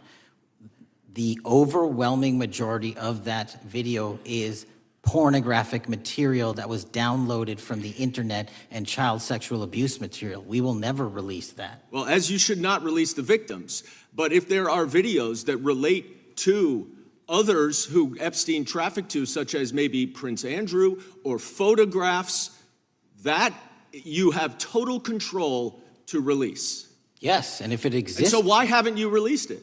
Why are you supposing that that is a fact when in fact it is false? Are you saying that You're saying that none of the videos relate to anything relevant to the Jeffrey Epstein trafficking ring? Every single video that we have collected pursuant to the prior search warrants has been examined for the last 10 years. And every single video has been utilized for whatever prosecutions were able to be legally brought. I'm not asking about prosecutions. I'm asking about why you aren't releasing the full Epstein files, including the names of people who were involved in the sex ring that you promised to do before you became FBI director. I just told you, I'm not going to release downloaded porn of I'm children not asking on the about internet. that. Fine. I'm asking about all the other files. What other videos? Tell me. Tell me. That's what I'm asking. Tell me. You're saying there are no videos that would be relevant to anyone else involved in the Jeffrey Epstein sex ring. Pursuant to Mr. Acosta's collection of information based on the search warrants. That's all we have in our possession. And I'm asking you, that stuff. That's all we got. I'm not asking all you got. I'm asking you in that stuff, there's nothing that's related to to any other sex traffic, any other people engaged with Epstein in underage sex. That's correct. To my knowledge, no. Okay. Let's talk about the witness interviews. 302s of witness interviews. Those are not subject to the court order. Those are not subject to any fictional sealed order for a search warrant. Why aren't you releasing those with the redacted names of the victims? We are releasing as much as legally allowed. That's why we went back to How the is courts. that? How is that not legally allowed? Sir, do you know how court orders work? Do you know how protective orders Actually, work? Do you know how Mr. sealing Patel, orders I was work? a real prosecutor for 10 years. I know exactly how. So I was a court fake orders. one? And I want to understand what the court order prevents you from releasing witness statements that the FBI took. You should know that as a real prosecutor, when the court hand downs a protective order and a motion to seal, the material is sealed unless So that your judge testimony waives here it. is that all of those witness statements are under a court order, a protective order. We are providing everything we can legally provide. No, that's not my Congress has question. sent us a My subpoena. question is, why are those witness statements that are not grand jury testimony, that if they were under a protective order are no longer under a protective order, why are they not being released? How are they not under a protective Why order? are you not going to the court like you did for the grand jury testimony to unseal those records? The DOJ did go to the court. No, not on those records. Why aren't you going? You just went on grand jury. Time of the gentleman has expired. You are hiding the Epstein files, Mr. Patel. Time of the gentleman has expired. You are part of the cover-up. Can I respond? You sure can.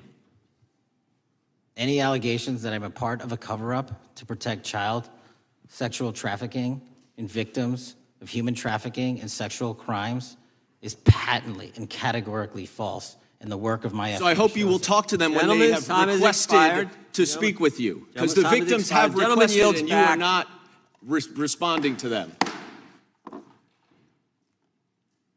Director, yes or no, is the FBI still spying on parents at school board meetings? No, sir. Is the FBI still targeting Catholics? No, sir. Is the FBI still spying on President Trump?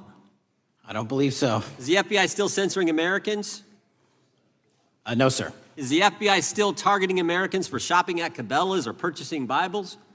Nobody is targeted for their faith. Is the FBI still targeting Americans who are pro-life? Nobody is targeting anyone for their beliefs. Is the FBI still cooking the books on crime data? The crime data is real. Is the FBI still purging agents for conservative viewpoints? No one at the FBI has asked their viewpoints on politics. Is the FBI still labeling the Betsy Ross flag, the flag of the American Revolution, a hate symbol? No. Well, maybe that's why you've been able to, what was the number? 23,000 bad guys you've arrested, a huge increase from the same time period in the previous administration. I think you said 1,400 predators, 4,000 children rescued.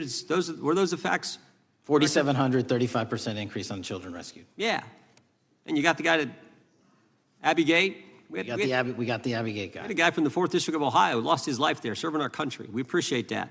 Maybe when you're not focused on politics, you can actually do what the FBI is supposed to do. Go get the bad guys, right? That's what the men and women of the FBI do.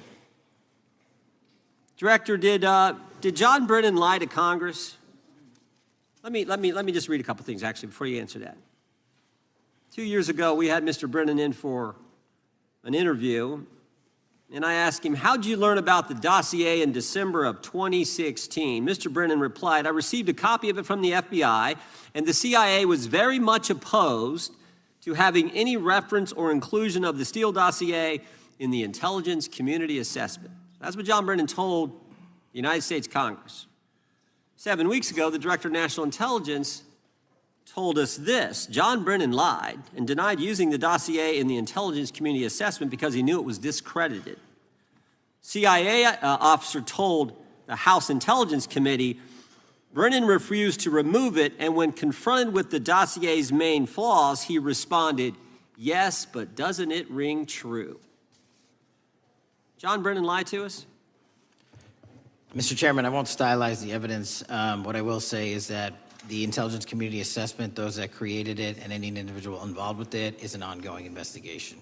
There's an investigation into what took place in December and January of December 2016, January 2017, when this whole thing started, this grand conspiracy. That is being investigated, is that right? That has been publicly announced by the department. That's been announced by the department. Did Chris Wray hide documents from this committee? You would know better than me, sir. Well, I think you told us like 700 pieces of information you've given this committee since you've been the director relative to just one incident, the Catholic memorandum from the Richmond field office. I can give you the comparison, sir. Yeah, the Catholic memo, I believe we turned over 750 documents. In Mr. Ray's tenure, I believe they turned over 19 pages. 19 pages. You've given us 700.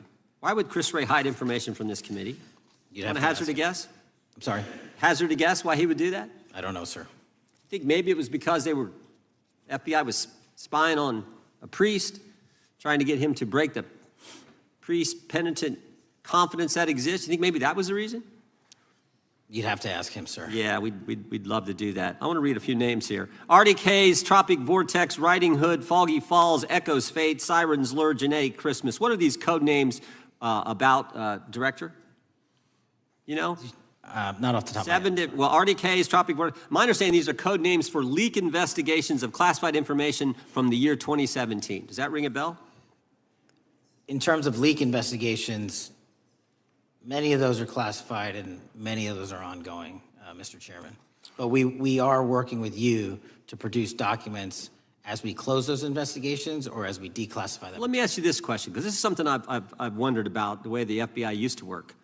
The way this whole thing so many of these things unfolded. Seems to me you had all these people in government leaking information that then gets reported in the press, there's a story written about it, and then that article is then used to further the investigation and move forward with what they want to do.